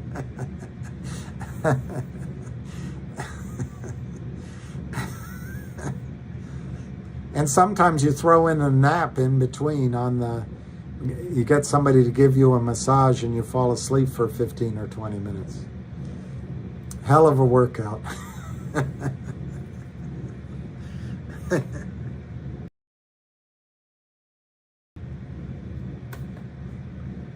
All right, so it's 7 o'clock, 7:08.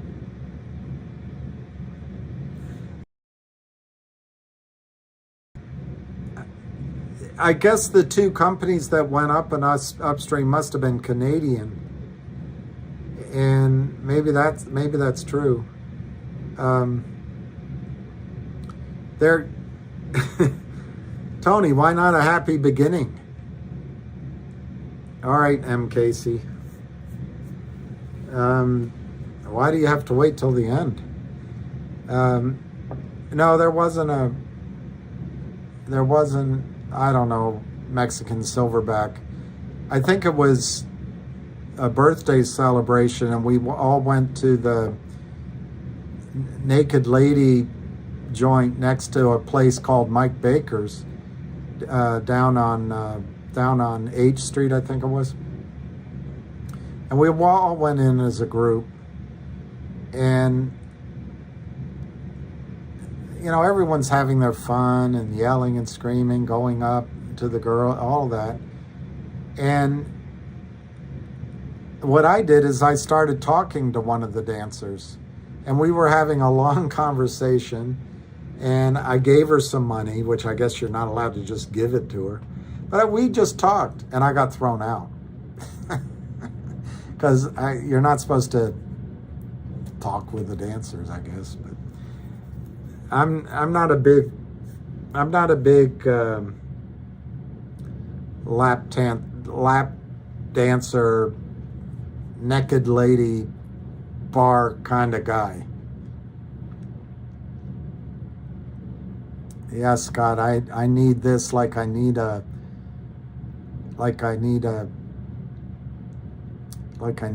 hole in my head.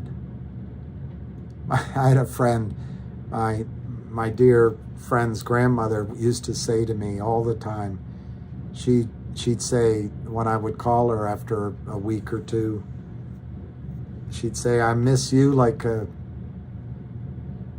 moose misses a hat rack. M. Casey, that would be great. MMTLP News Naked. Soon, that would be great.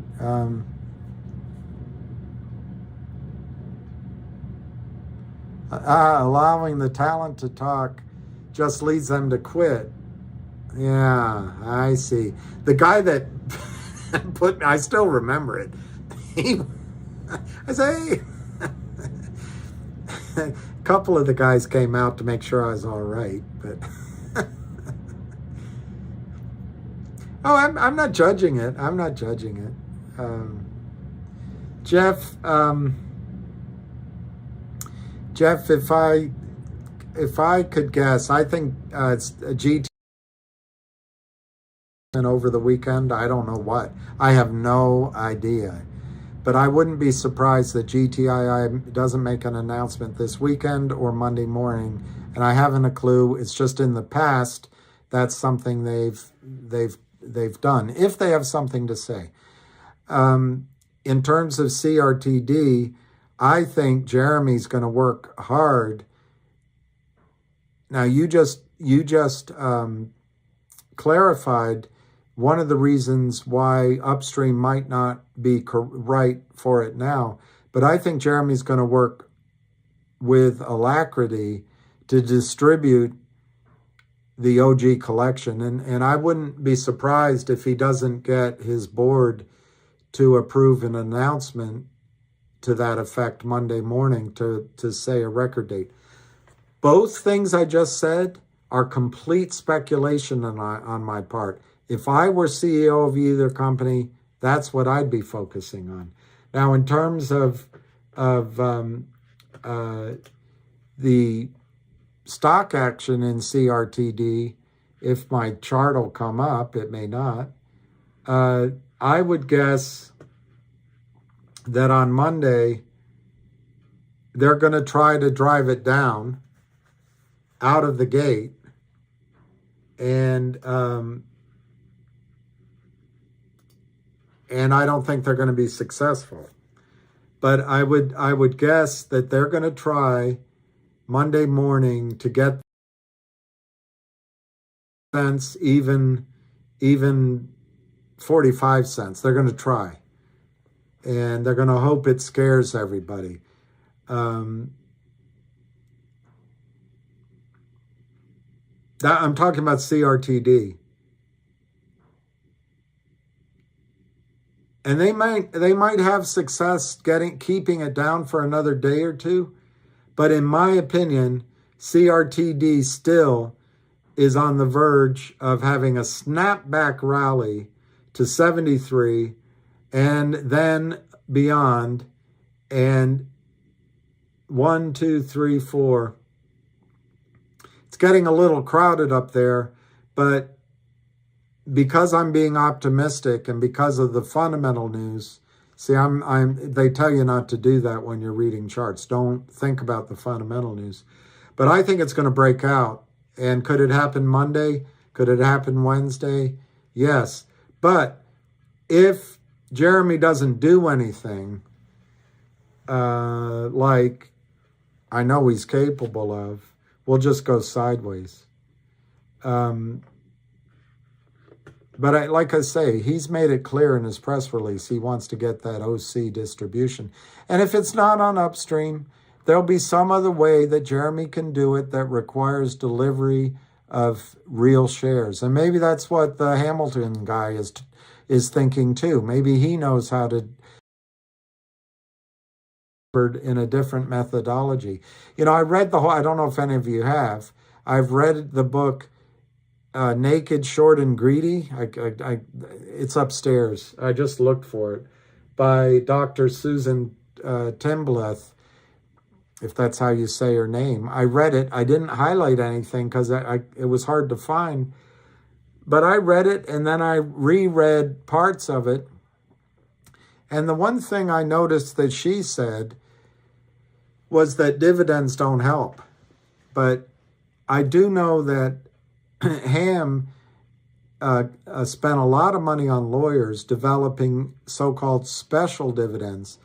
And I think any of these methodologies people are coming up with don't do jack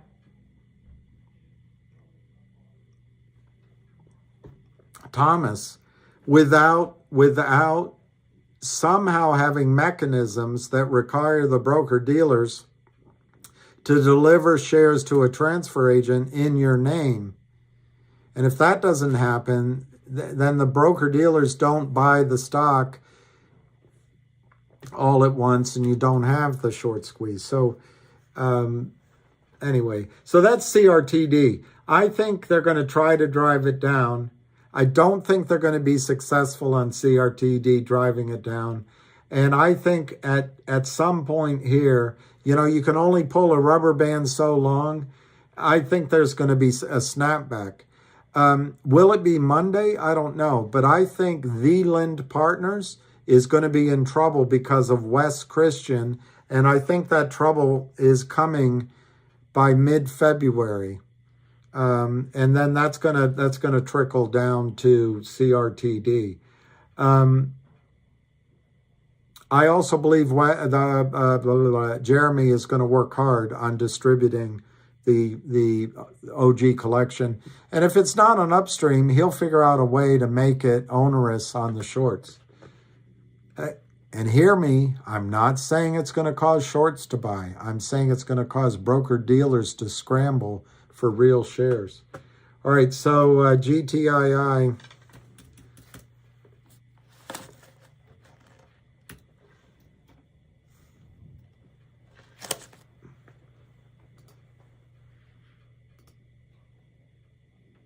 I just want to see how it looks on the chart where it closed.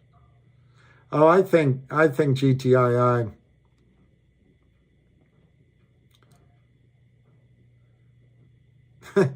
The relative strength index is strong.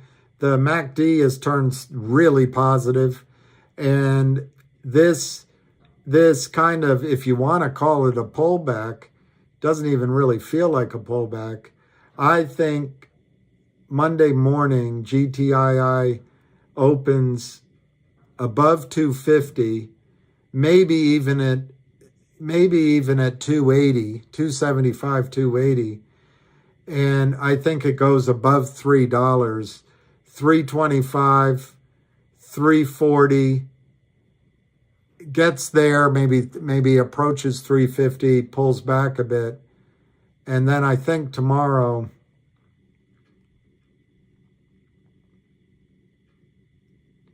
maybe, I'm talking about Monday, maybe it closes in that, like Ace in the Hole said, it closes in the 325, 340 range for one day.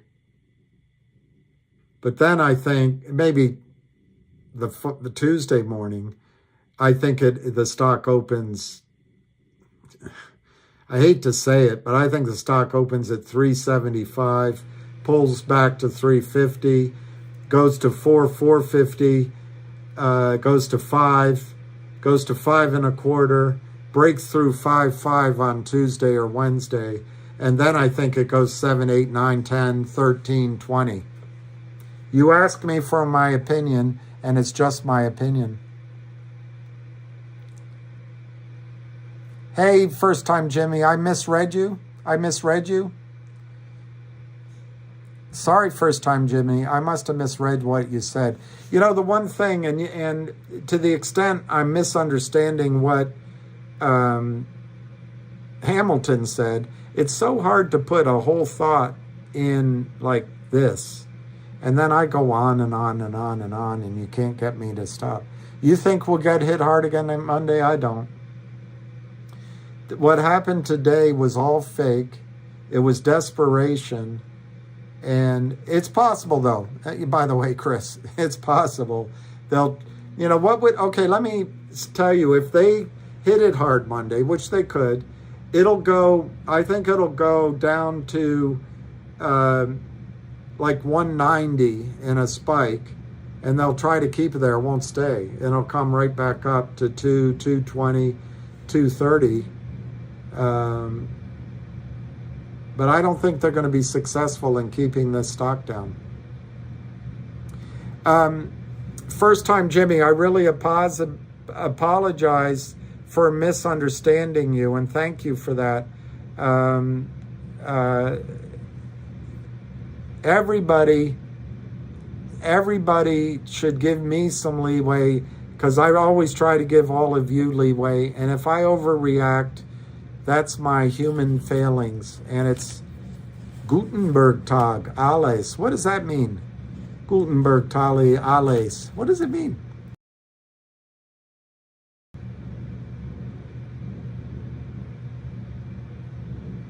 Well, that's it, Mark Maddox. I think Hamilton's right on that, but you know where he's getting that idea from? Ham. This is what Ham suggests. You distribute a special dividend 1 month, next month it's something else, and the following month. But the key characteristic that Ham suggests is that you do not distribute cash, you do not distribute shares or even a dividend that they can stuff in your account as an IOU. You have to distribute something that costs the broker-dealers money, either by having to buy stock or they have to go. That was the idea behind the Shiba Inu coin. They'd have to go out and buy Shiba Inu. Hey, Susan, I know I don't feel like I've been very positive today. It's my charts, and I'll cry if I want to.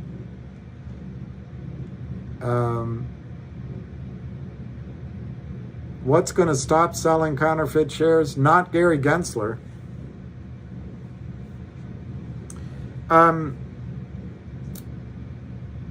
my opinion, to answer,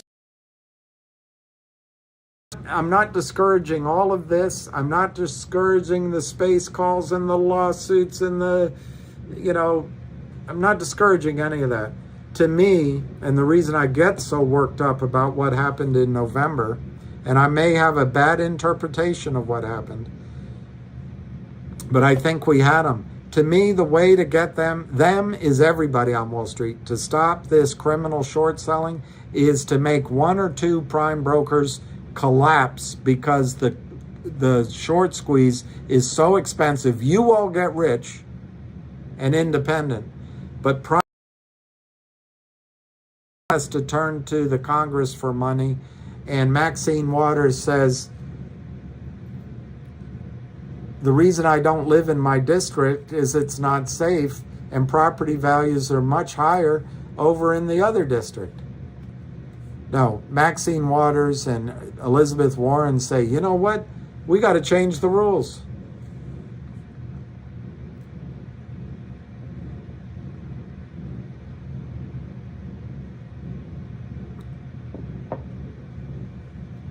Well, whoever said it, and I forget who said it, I'm not mad at them, but said that making this kind of distribution is not going to stop the short selling.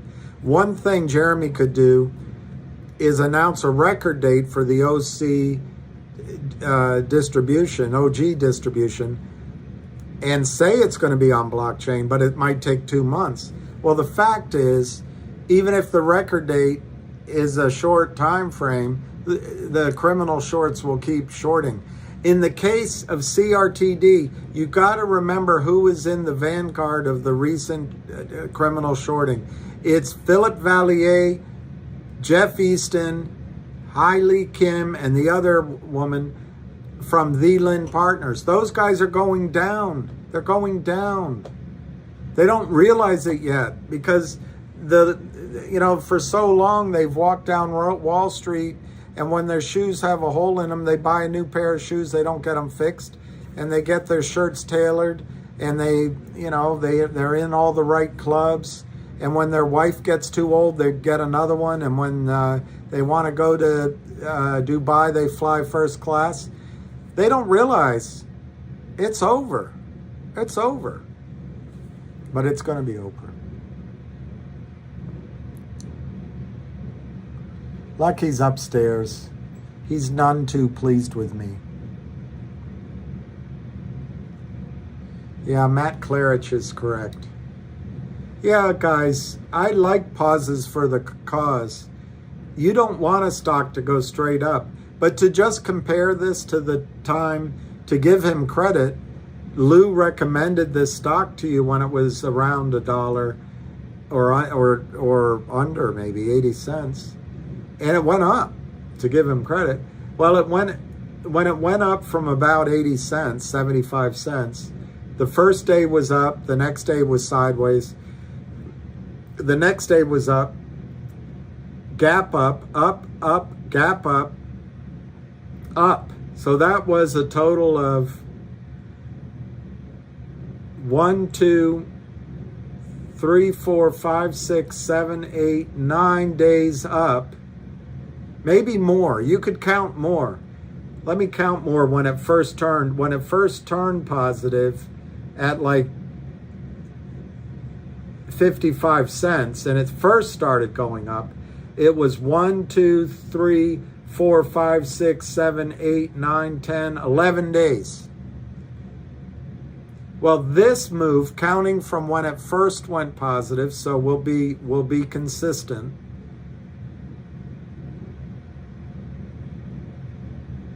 One, 2, 3, 4, 5, 6, 7, 8, 9, 10, 11 days. So it's very similar.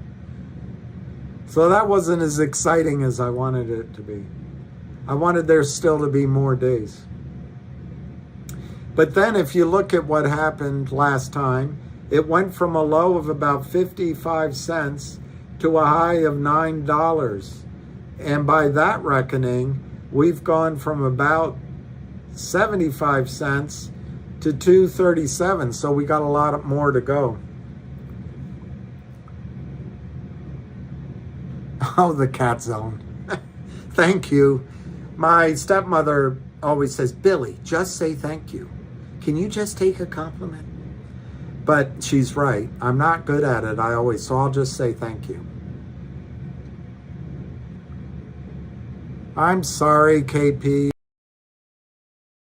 all worked up, but I was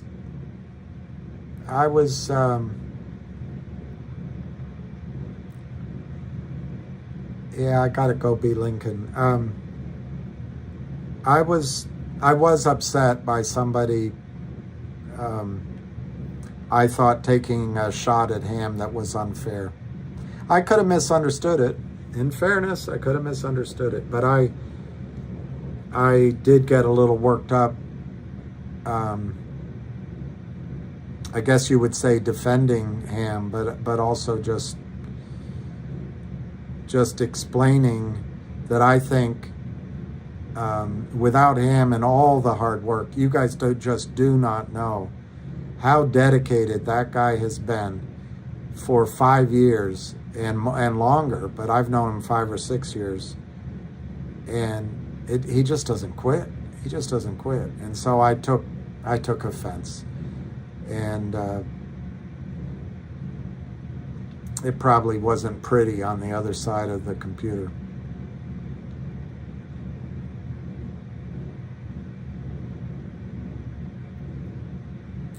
Well, that's true, the Resistance.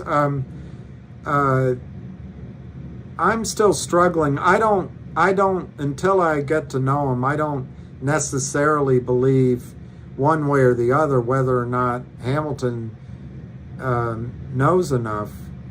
I've studied a little bit of upstream, but I don't understand blockchain completely at all. I admit that. I do trust that Jeremy Frommer has a keen understanding of how the system works. But we're trying to think outside of the system. We're trying to think outside of the box. And DeFi and blockchain is revolutionary. And I know that I post these boring, making fun of Gensler with Kim Kardashian. But I think the reason Gensler is fighting blockchain is it's a threat to the business model of Goldman Sachs. You won't need the big banks anymore if blockchain has its way. So I would expect someone like Jeremy to trained, and I say it really respectfully, trained to run and did run prime brokerage, to be negative at some of the out-of-the-box thinking. But it doesn't mean that the out-of-the-box thinking won't work.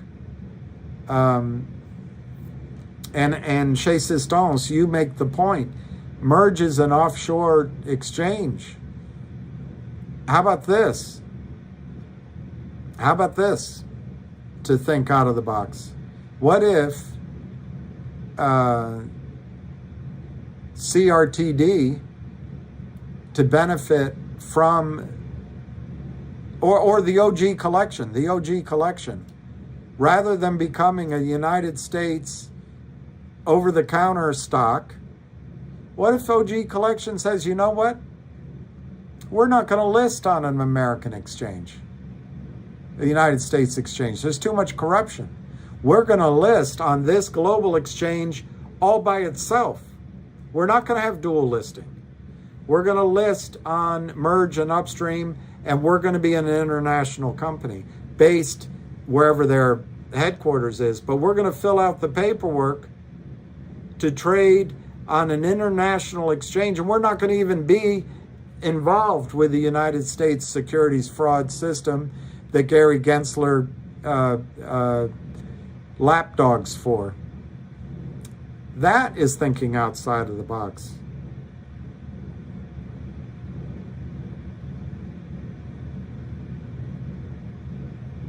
Of course, it could be crazy.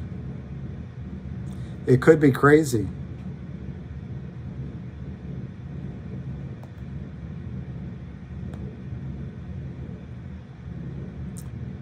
So Chez Sistance, you're not going to be able to read that, I don't think.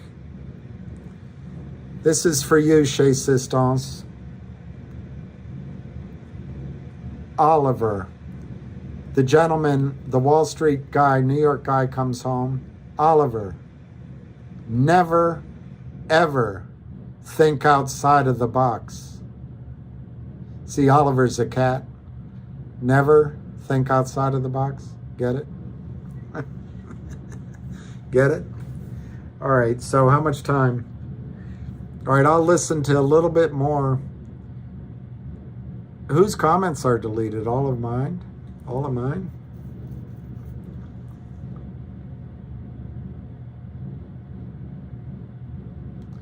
Well, Chris, grow up, Arthur. Waiter, I'll have another drink. How about you?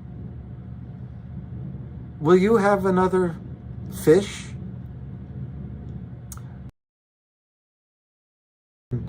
Why would I do that? I'll be left with only one. The turtle. The turtle. Can't always count on that light.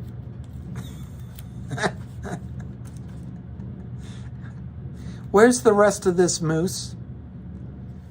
Forget about this moose. I'm not like you are. I didn't get all the money handed to me.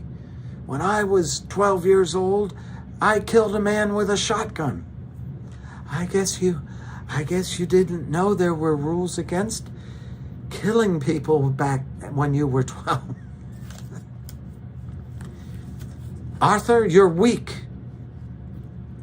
I don't drink. That's why I'm strong. Oh, well, I guess you've never run out of ice in your life then. Yeah, I think that's right. Danielle Whiston. Sentiment can change on a dime. Wow, Herman, I didn't know that. That's the law. I didn't know that. BGXS. BG. Does it work? I don't know if it works. I don't know. This moose.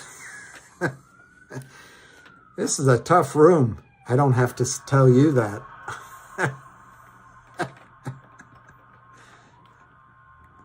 Well, I know. A real woman could stop your drinking. It would have to be a really big woman.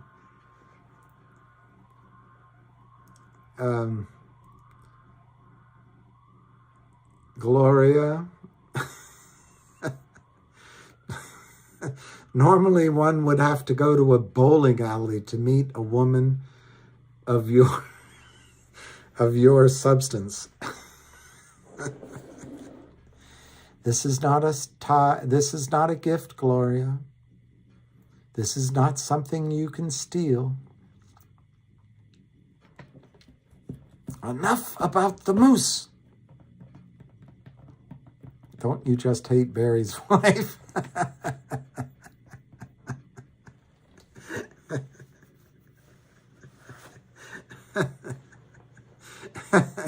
Thank you, first time, Jim. Oh, that was great. And then he goes,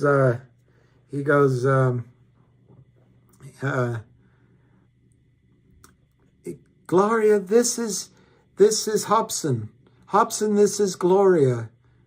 She says, hi. I see you have a wonderful economy with words, Gloria. I look forward to your next syllable with great eagerness.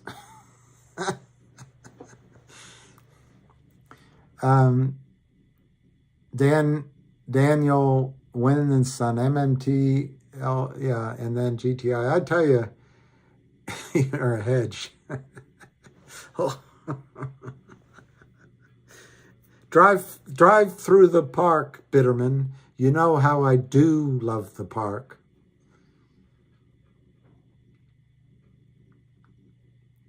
Hey, VO Warrior.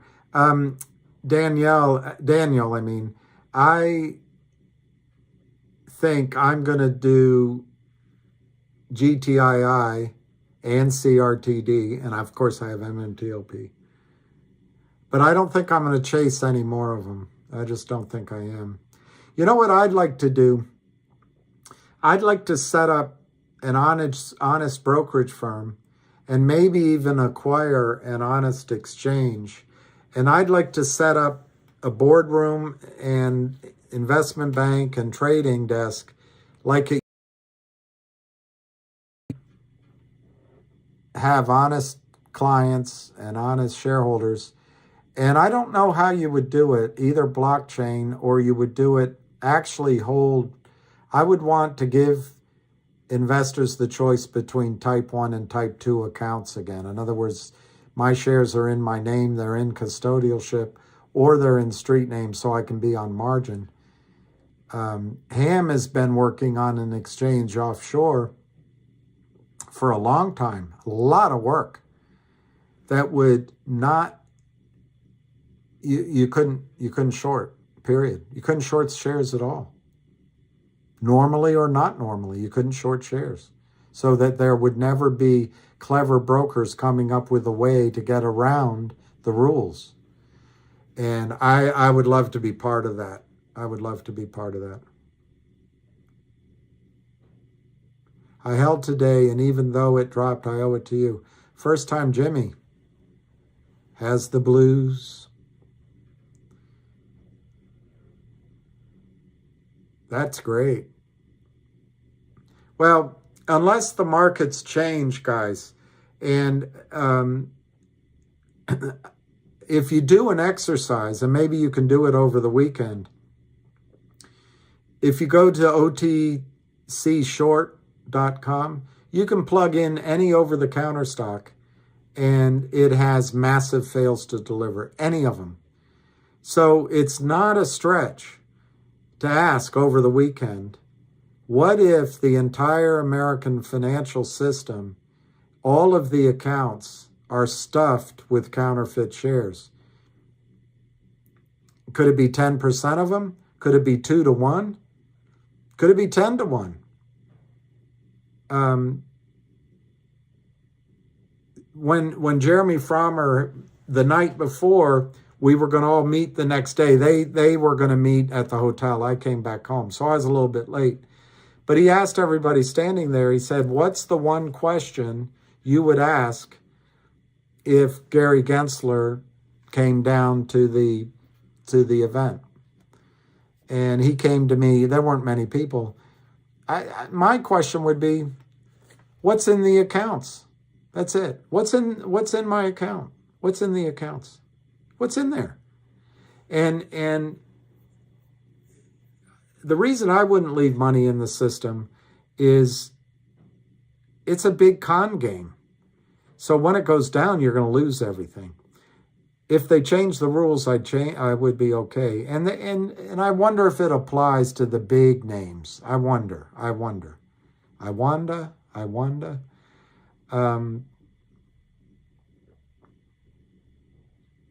But I'm going to look at some alternative investments, and when we get there, we'll get there. If Ham continues to have good ideas, I would try. If he gives them to you, I would trust his ideas. Whoop whoop. Hey, Lincoln lawyer, thank you. Exercise, spa and sauna, shower.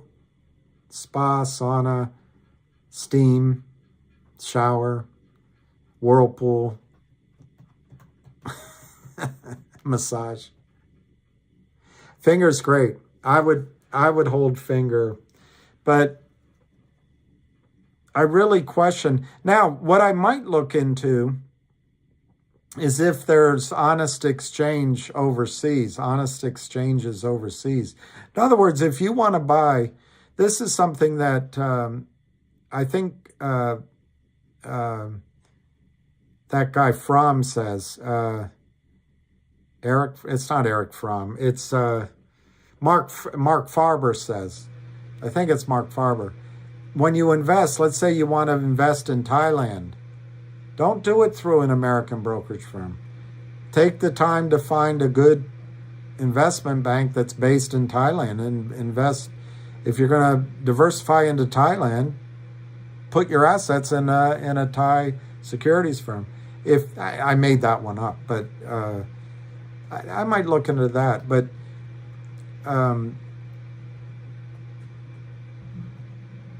what's really scary is that Goldman Sachs created the F3 button to sell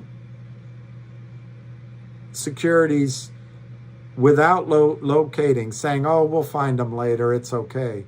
And so they do it at speed, they do it in volume, they do it in nanoseconds without having to locate for delivery, and then they don't deliver. But what's really scary about it, Goldman Sachs did that for the bond market. They didn't do it for the equity market. It bled over into the equity market.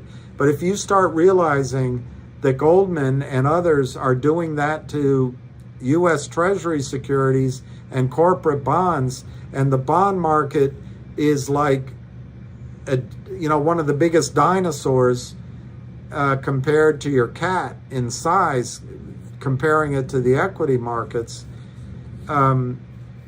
it's pretty frightening.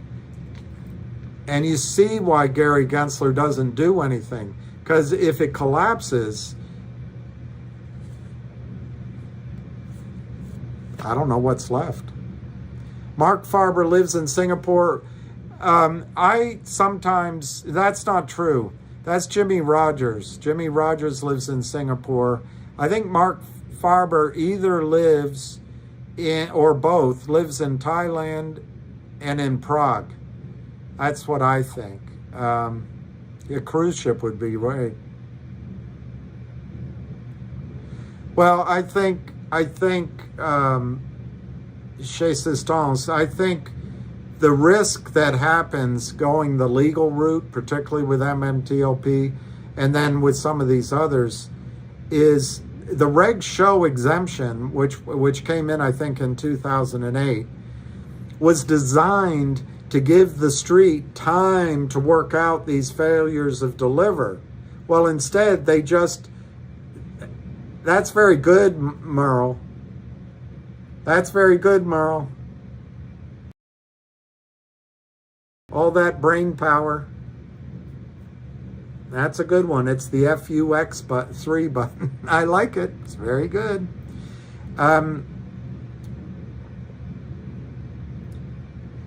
I forgot what I was saying.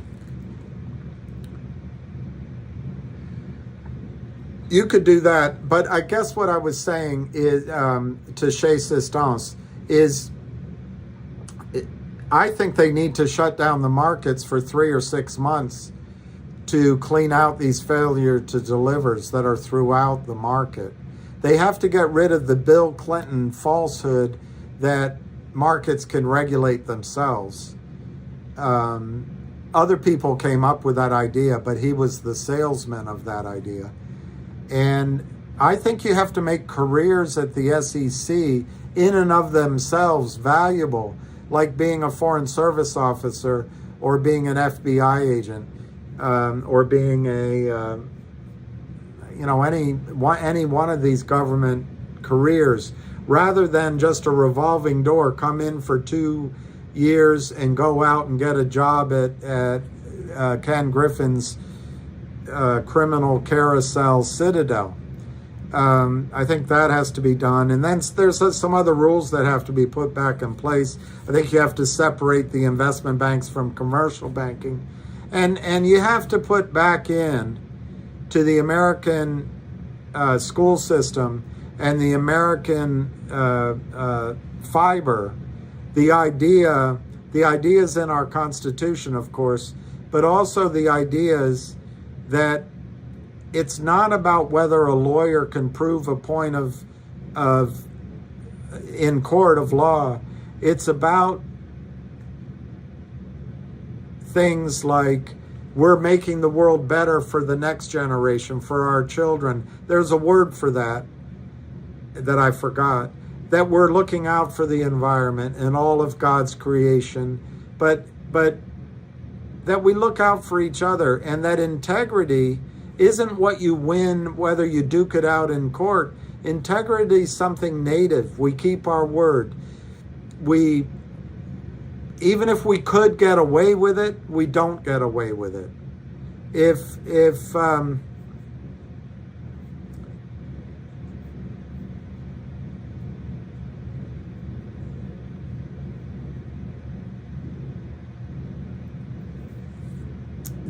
the unfair enrichment on the back of others has to stop. That has to stop. Well, they can't trade on upstream yet, and stewardship. And I think, Susan, you might get mad at me, and I always paraphrase that because you don't know me, and the way I say it, it might come across the wrong way. But I think men have to be in young men's lives. I think fathers have to come back as a thing, rather than all the other substitutes. I think young men need fathers, and young girls need fathers. I don't know how to make that happen. But Denzel Washington said it the best. He said, and he was right in the guy's face, the interviewer. He said, if young people don't have fathers, the street becomes their father. And, maybe TikTok becomes their father, and YouTube. I think fathers, and of course mothers. I'm already assuming mothers are there, but I don't know how to explain it, but it was weird growing up when I did. The adults that were 10 years older, I looked up to them, the celebrities, the politicians. I looked up to all of them as having ideals and being honest, and occasionally when there was a jerk like Richard Nixon, they got rid of him. That's just popped to mind. There were others. But I had faith that there were adults. Now I don't older, but we got to get back to having, I don't know what, I'm rambling now. Chez Sistance, I know you're not a snowflake, but what I meant, my sister who knows me always says things, be careful, be, whatever. But I don't know the answer. Why would I be? Just when I say something that can be, come across a little bit like it's, well, I don't think I did just now, but it almost could be interpreted, anti-woman or anti-feminism or something. I don't think what I said was that, but I try to give a good deal of thought to what I see and what needs to be done, and I'm not anti anything. I'm trying to be, I don't know what I'm saying. I think we've been on a 40-year experiment in changing some of the roles that are out there, which is fine, but there's other roles we haven't changed. But what I hate seeing right now, there's a statue of the bull on Wall Street, and some artist put a little girl there, and my neighbor loves it. She thinks this is wonderful. I do too, that's great. But I said to her, I wonder why they don't put a little boy there as well. Oh, they're going to be fine. No, little boys, what did they do wrong? You gotta help the little boys too, and the girls. Being hesitant with my thoughts. That's true. Ziggy Pop. That's true. I've always taken the attitude that we learn by discussing, but I rarely, unless someone is just being mean. And you saw it, if someone's mean to someone I care about, I react. But I try to, you know, if I'm upset with an idea, I might fight that idea, but I don't get upset with a person. In fact, I admire people. Yes, Merle, I agree. And that's exactly right. God loves his children most of all. He loves his children most of all.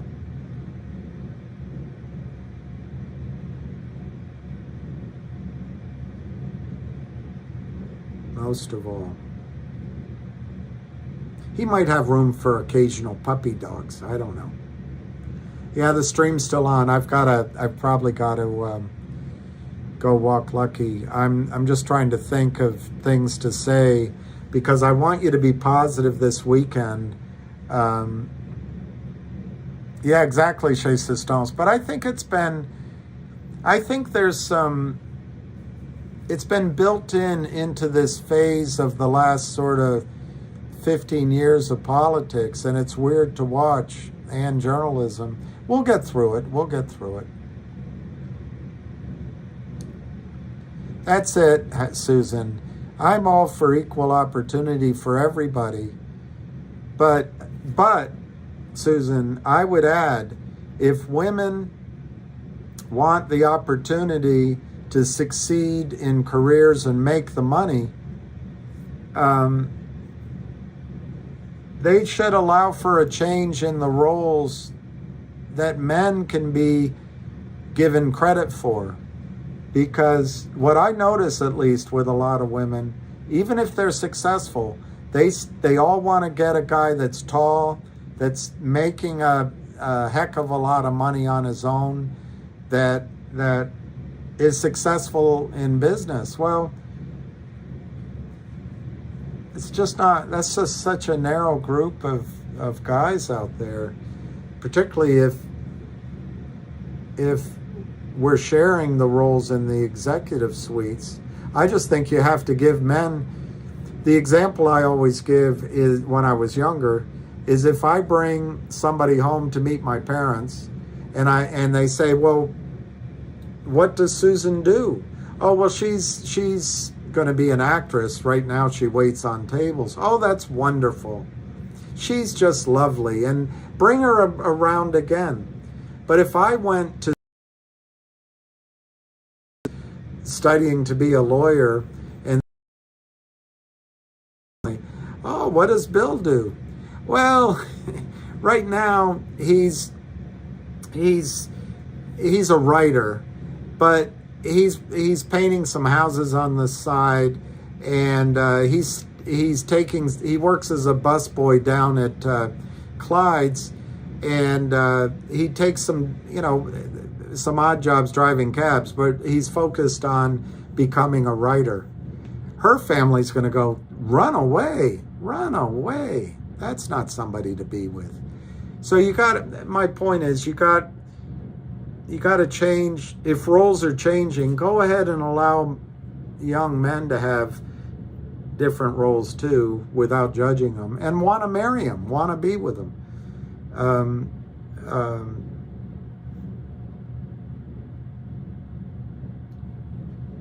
I wasn't born in 1955. Whoever sent that.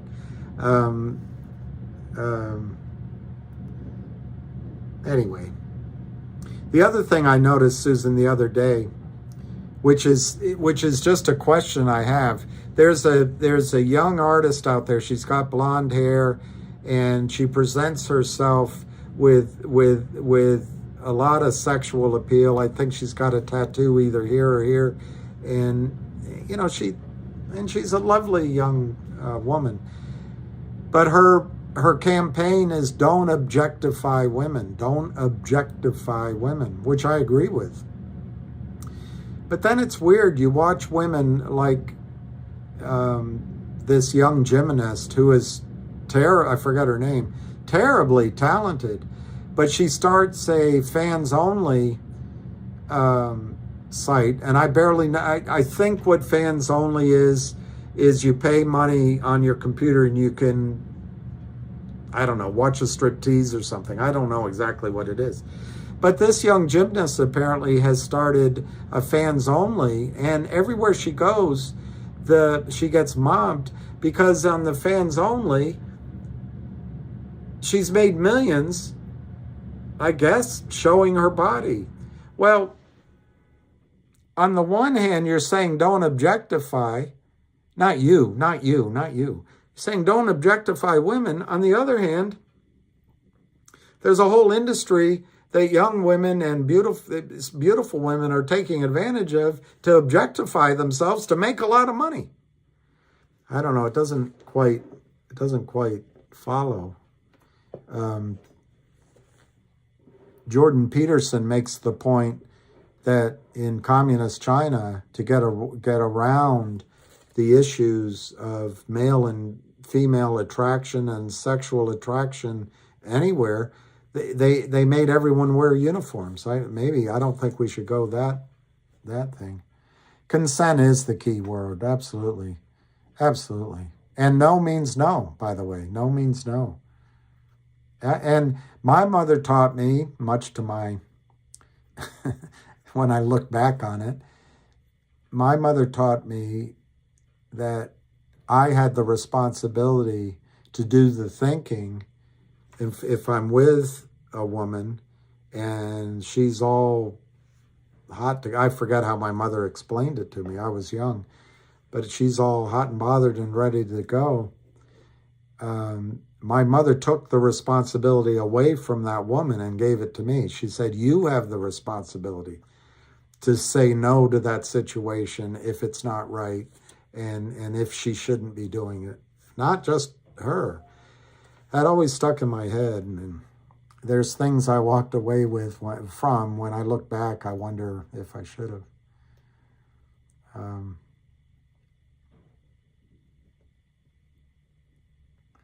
Look, I'm not saying you have to agree with everything I'm saying, and I'm not even saying that everything I'm saying is correct. It's more asking, and in the asking, maybe there is an answer.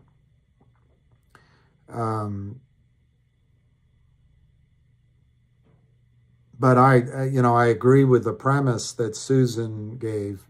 I think everyone should have equal opportunity, equal education. I don't know if that ends at college or high school, but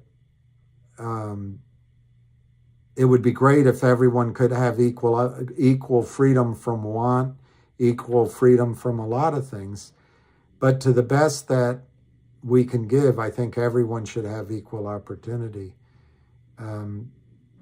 What I think becomes complicated is expecting equal outcome. One of the companies that I've told you about, GoLogic, made a news announcement about the director that I spoke about, Candace something, very talented, amazing.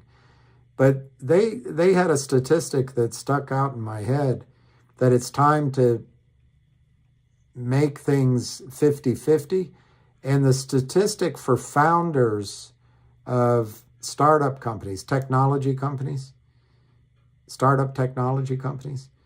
the founders, less than 3.5% were women.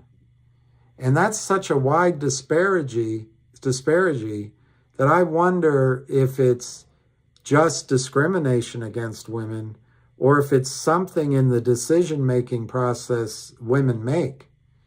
I don't know. But not everything can be based on one data.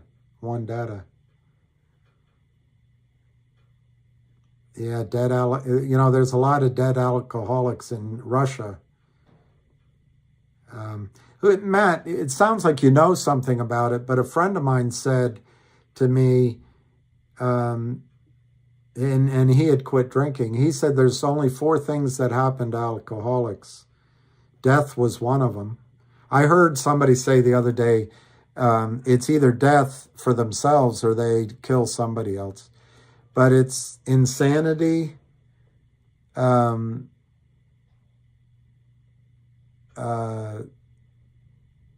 prison, and there was one other one I can't remember. It didn't sound very good. Matt, you stopped 4 years ago? No, I'm still in Logic, and I would buy more Logic DC. Logic is a great buy. I'll do a video on it. It's unfair I haven't done one. Logic looks awesome to me. Matt, it's funny, it's even 4 years, but I stopped drinking almost 4 years ago. And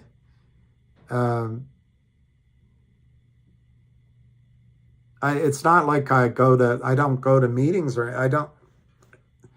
it's not even that I really made the decision to drink, is to stop drinking. I don't know. It was, I'll be cornball, Matt. I feel like, and I'm sorry to say this, but I feel like God caused me to wake up and not want to drink. And I've been afraid to go back. I've been afraid to go back on that because I don't know. I feel like maybe it was a gift to not drink anymore. So I just figure I've had enough to drink so far.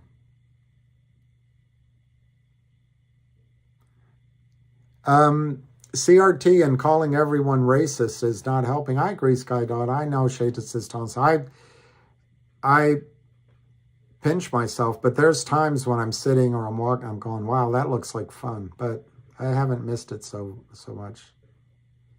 Not Carrick Manu, that's amazing. Not drinking every day. I went to a doctor once, Carrick, and I was up front with him because he was testing me here and there and that. And he said, do you drink? And I said, yeah, I drink. And he just immediately, he looked at me, he said, you don't drink every day, do you? And the way he asked me, I was ready to say, yes, I do. But I've never drank every day. On the other hand, if I'm with friends, we could go for some days drinking. So, yeah. Well, that's like Ham. He only has champagne, and only once in a while. And Carrick, I've been debating whether I should do that, but I've decided, at least for now, I'm not gonna do it. I'm not gonna. One fix, man. I don't drink, don't smoke, don't do drugs. Well, I never did drugs. Stress. I have the problem with stress, and that's a bad thing. You know, who said that I don't drink? Somebody said it. Okay, bye, Shay Sisters.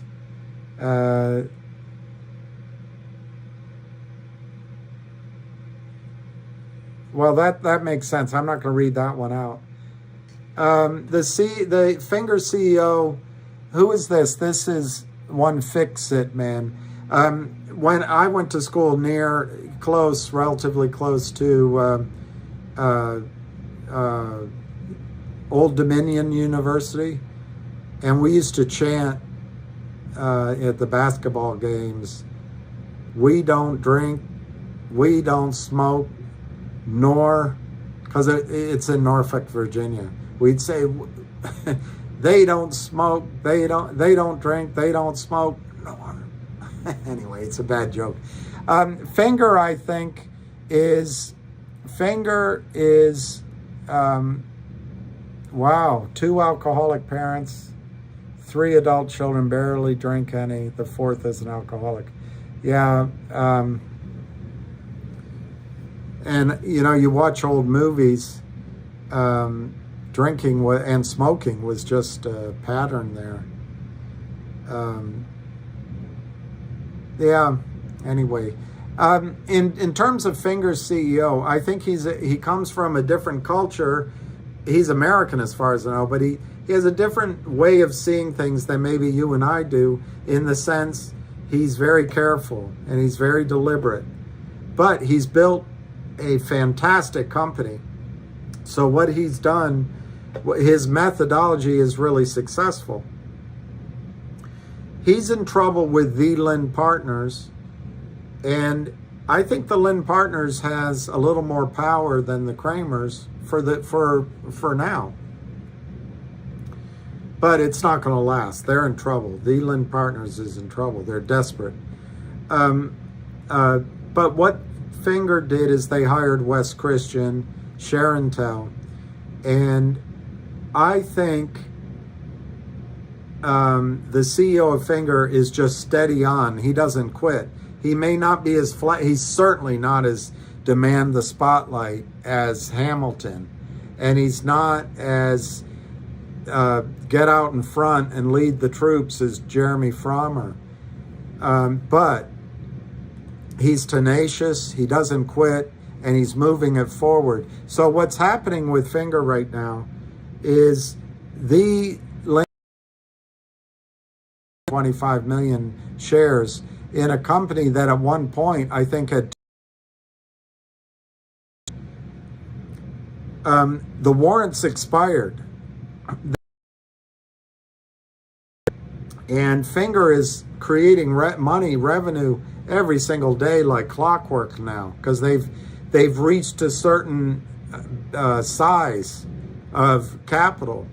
So through the lawyers, right now Finger is, they already did it themselves, but now they have the lawyers doing it. They're offering to pay the Lynn Partners all of their money back plus the penalties, and the Lynn Partners won't take it.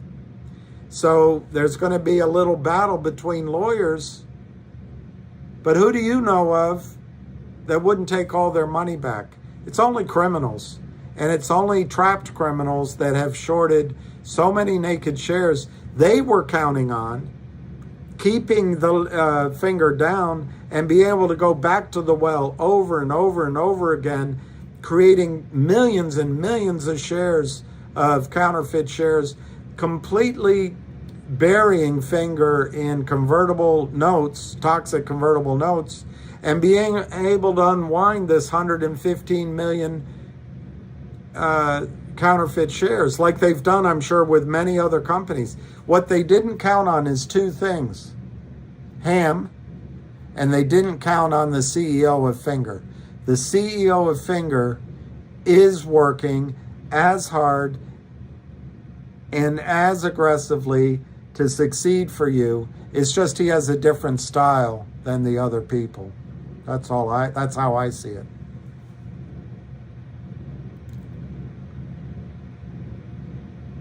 Wow, Carrick, 20 grand a year. 20 grand a year. 20 grand a year. That's a lot. I bet I did too. I'm looking at you and I'm saying, wow, that's a lot, but I bet I did that too. I'll get a better inline connection. I'll get a better one. You're drinking again now, but then will you stop? How do they create the naked shorts? You know, one thing we've got to do is stop calling it naked shorts. Because shorts, I think the question is, how do they counterfeit shares? How do they pass off on the system counterfeit shares? That's what it is. And the answer is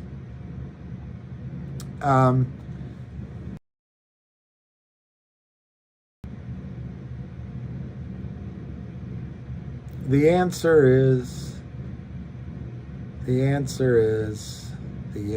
is right here. That's the answer. That's the answer. The targeted company is Finger, or GTII, or CRTD, or GNS, or whatever. There's fake lawsuits by one of the wolves. There's placement double dealers. So like they did with COSM. They did a deal at $11.50 through a placement agent. Well, they're double dealers. That placement agent is working on behalf of the shorts. And so's the Lynn Partners. Then there's paid bashers and liars over there. And then up at the top, the Depository Trust Clearing Corporation is in there to check out the fellas. The big bank dealers are in there in the back because they get the commissions, they get assets under management that are fake that they can charge fees on. They get the IPOs, they get to do the offerings, the crossing. So that's the big bank dealers. Then there's the SEC and FINRA licking their chops because they know if they go along and get along, they'll get a job at the big bank dealer. They'll get a job at the Depository Trust. And then there's the Senate Banking Committee and Maxine Waters Committee. They get lush payments and they get donations and company. The only thing they've left out here are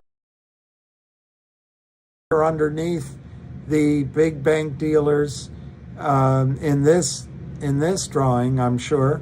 And the other thing they left out is that the criminals like Kurt Kramer, because they've just started to do it on their own. But anyway, to answer your question, everyone in that picture has an incentive to look the other way while this crap goes into your accounts. And I've said this many times, as long as all of you don't care, they know, law of large numbers, that only maybe 1 or 2 or 3 accounts at a time are going to ask for delivery and real shares. So they just rely on the fractional reserve custodial system, the fractional reserve security system. They get away with it because there's never been a problem and everyone benefits. And Wall Street benefits with having a over-the-counter market that doesn't work because they get to do all the IPOs and all the capital formation. It's just greed. It's criminality.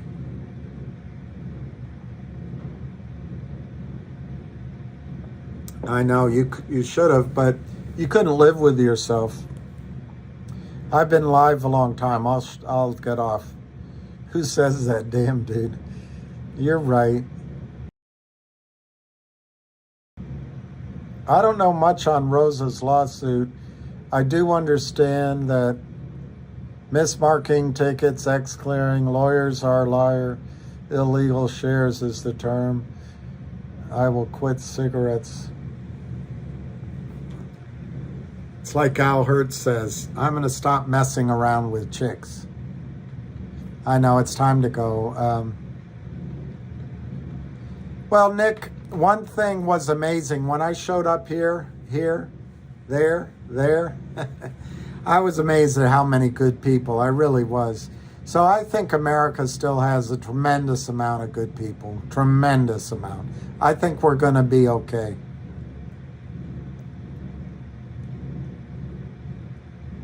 That's it, one fixed man. We can sell, though. You can sell in the account. But what you can't do, to buy, you have to give them one of these. You have to give them one of these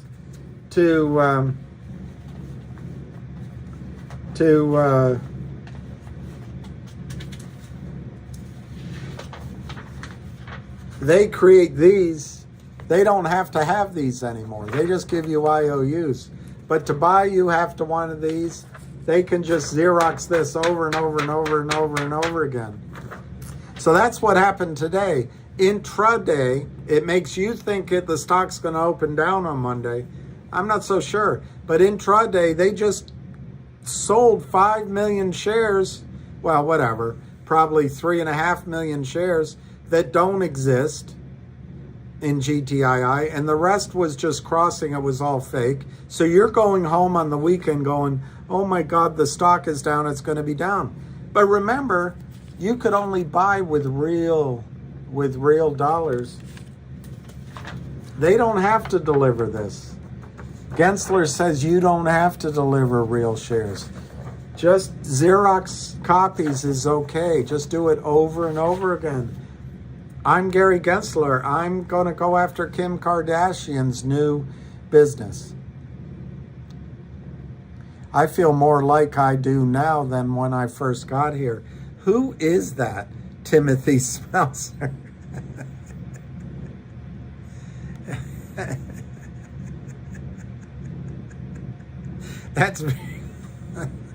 That's very good.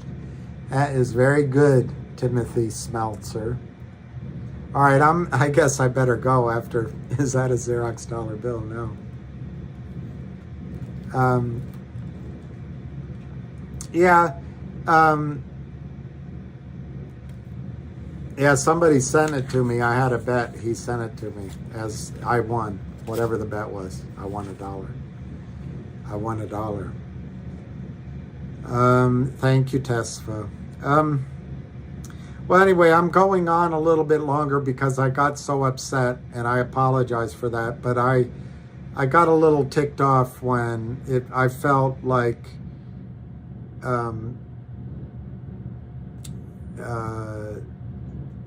it was unfair to Ham.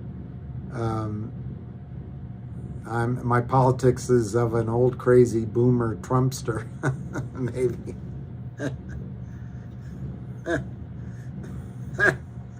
Maybe I like Tulsi Gabbard, but no one likes her. But that's who I like. I think it's time to have younger people. But anyway, hey Ziggy, I'm gonna go. I'll try not to get too worked up, and in God we trust. I've stayed a little longer because I hope you guys don't have panic over the weekend. If you could buy 5 million shares by promising you'd deliver the money in 35 days, you'd be out there buying and the stock would be 200 right now. These criminals have an unfair advantage, and Gary Gensler looks the other way because it helps Goldman Sachs. Well, it might have been set out of frustration too. I might have been unfair because, look, this has been frustrating, and it does cause a lot of tension. But yeah, let's see what next week's brings. I do not think. Yeah, Carrick, and that could always happen again. That's the problem. But I do not think that they're going to have the strength to drive GTI down. All right, one boomer to the other. You have oh no, you're Barbara. You don't have a going problem. I was going to say if you're a guy, you have a going problem as a joke. But Barbara Lincoln. Lincoln, I've been thinking. Now you're up 300%. All right. The hardest thing I'll ever do is loving her hard. I can't remember the song, but no, I think we're on our way. Next week, and yeah, first time Jimmy. Yeah, and I get frustrated because, well, there's other things going on in my life, so I shouldn't take it out on. Well, Carrick, I thought of it. I wish I might have done a little, but Moon River. I didn't see the Mullen news. What is it? Is it they've got it? They're taking over Tesla.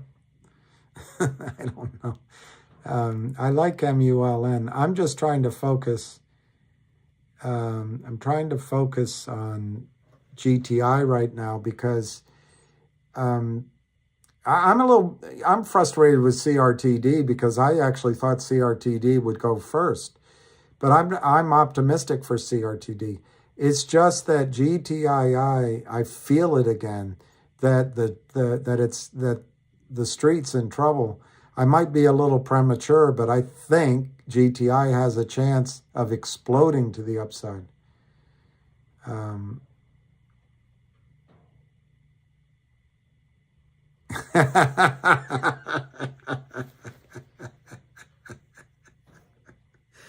Nice afro, that's good. So I might show you one. I'll do the short version of it because somebody said, what's the joke? So I might show you the short version. I'll show you the short version. This is the joke my father used to tell, and there's a 7-minute version of it, but I won't show you the 7-minute version. Then again, I can't find the short one. Oh, I know what I got to do. I got to go like this.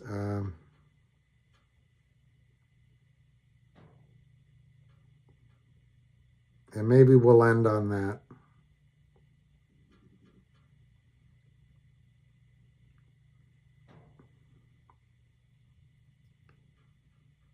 Okay, here, I'm going to show you the story behind it, and it's short. Instead of showing you, well, the moth joke's not that long. It's only 4 minutes. Maybe. Now, not all your material comes from the news. Is that right? You know. No, some of my material comes. My strongest material comes from real life. Real life? Like, for instance, today I was driving in a car. You were kind enough to bring a car to bring this old chunk of coal here to the studio. We send cars for our guests. Yeah. Yeah, so I got in it. And So after this, I'm going to go. material that way. So my What do you driver, mean? How do you get material that way? You get in the car, and what happens? my driver tells me a joke. The driver we sent to pick you up told you a joke. Yeah. And you're going to tell it now on the show. Yeah, that's how I get a lot of my material. Okay. Why don't we just have him on next time? That guy. That guy. No, wait till you hear me do it. So the guy, he goes, That's it. Okay. A moth goes into a podiatrist's office. A moth goes into a podiatrist's office. Right? You are correct. A moth goes into a podiatrist's office, and the podiatrist's office says, "What's the problem?" And the moth says, "What's the problem? Where do I begin, man?" He goes, "I go to work for Gregory Olinovich, and all day long I work." Honestly, Doc, I don't even know what I'm doing anymore. I don't even know if Gregory Olinovich knows. He only knows that he has power over me, and that seems to bring him happiness. But I don't know. I wake up in a malaise, and I walk here and there. The podiatrist says, "Oh, yeah?" And the moth goes, "Yes." And he goes, "At night, I sometimes wake up, and I turn to some old lady in my bed that's on my arm. A lady that I once loved, Doc. I don't know where to turn to. My youngest, Alexandria, she fell in the cold of last year. The cold took her down, as it did many of us. And my other boy, and this is the hardest pill to swallow, Doc. My other boy, Gregaro Ivanilidovich. I no longer love him. As much as it pains me to say, when I look in his eyes, all I see is the same cowardice that I catch when I take a glimpse of my own face in the mirror. If only the cowardice was stronger, then perhaps I could bring myself to reach over to that cocked and loaded gun that lays on the bedside behind me and end this hellish facade once How and long a for all. drive was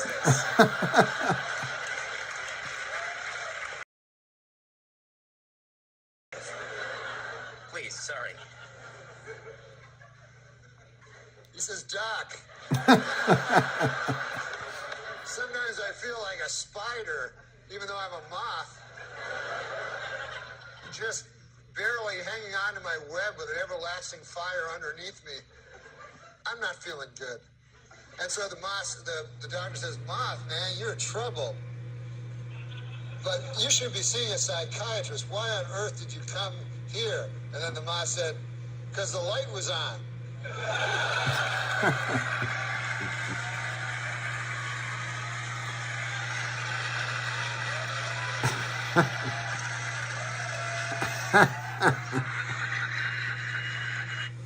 All right, so that's enough comedy jokes. My dad used to tell that joke. I listened to his porpoise joke. I listened to his porpoise. I listened to his the brother in Canada joke. And anyway, he's a good guy. All right, so I'm going to go walk my dog because I got to. And I'm sorry I got worked up earlier on. And just, have a good weekend. I think next week could be it. Next week could be our turn. That was good, the one in Canada. He's a pretty funny guy. He's a pretty funny guy.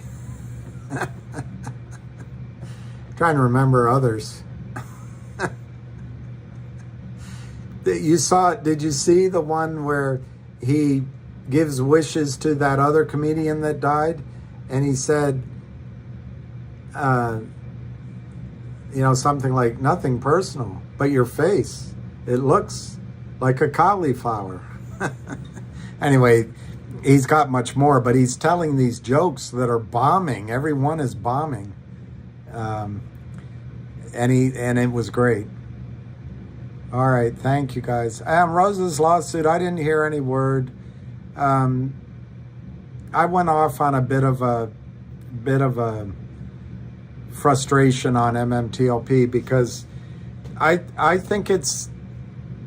still think it's a little premature to be disappointed that nothing's happened yet. The last time Ham talked, he said all the lawyers were meeting in New York, so I wouldn't be surprised that something happens quickly, but I'm not ready to be disappointed that it's taken too long. Yeah, the Bob Saget roast, that was it.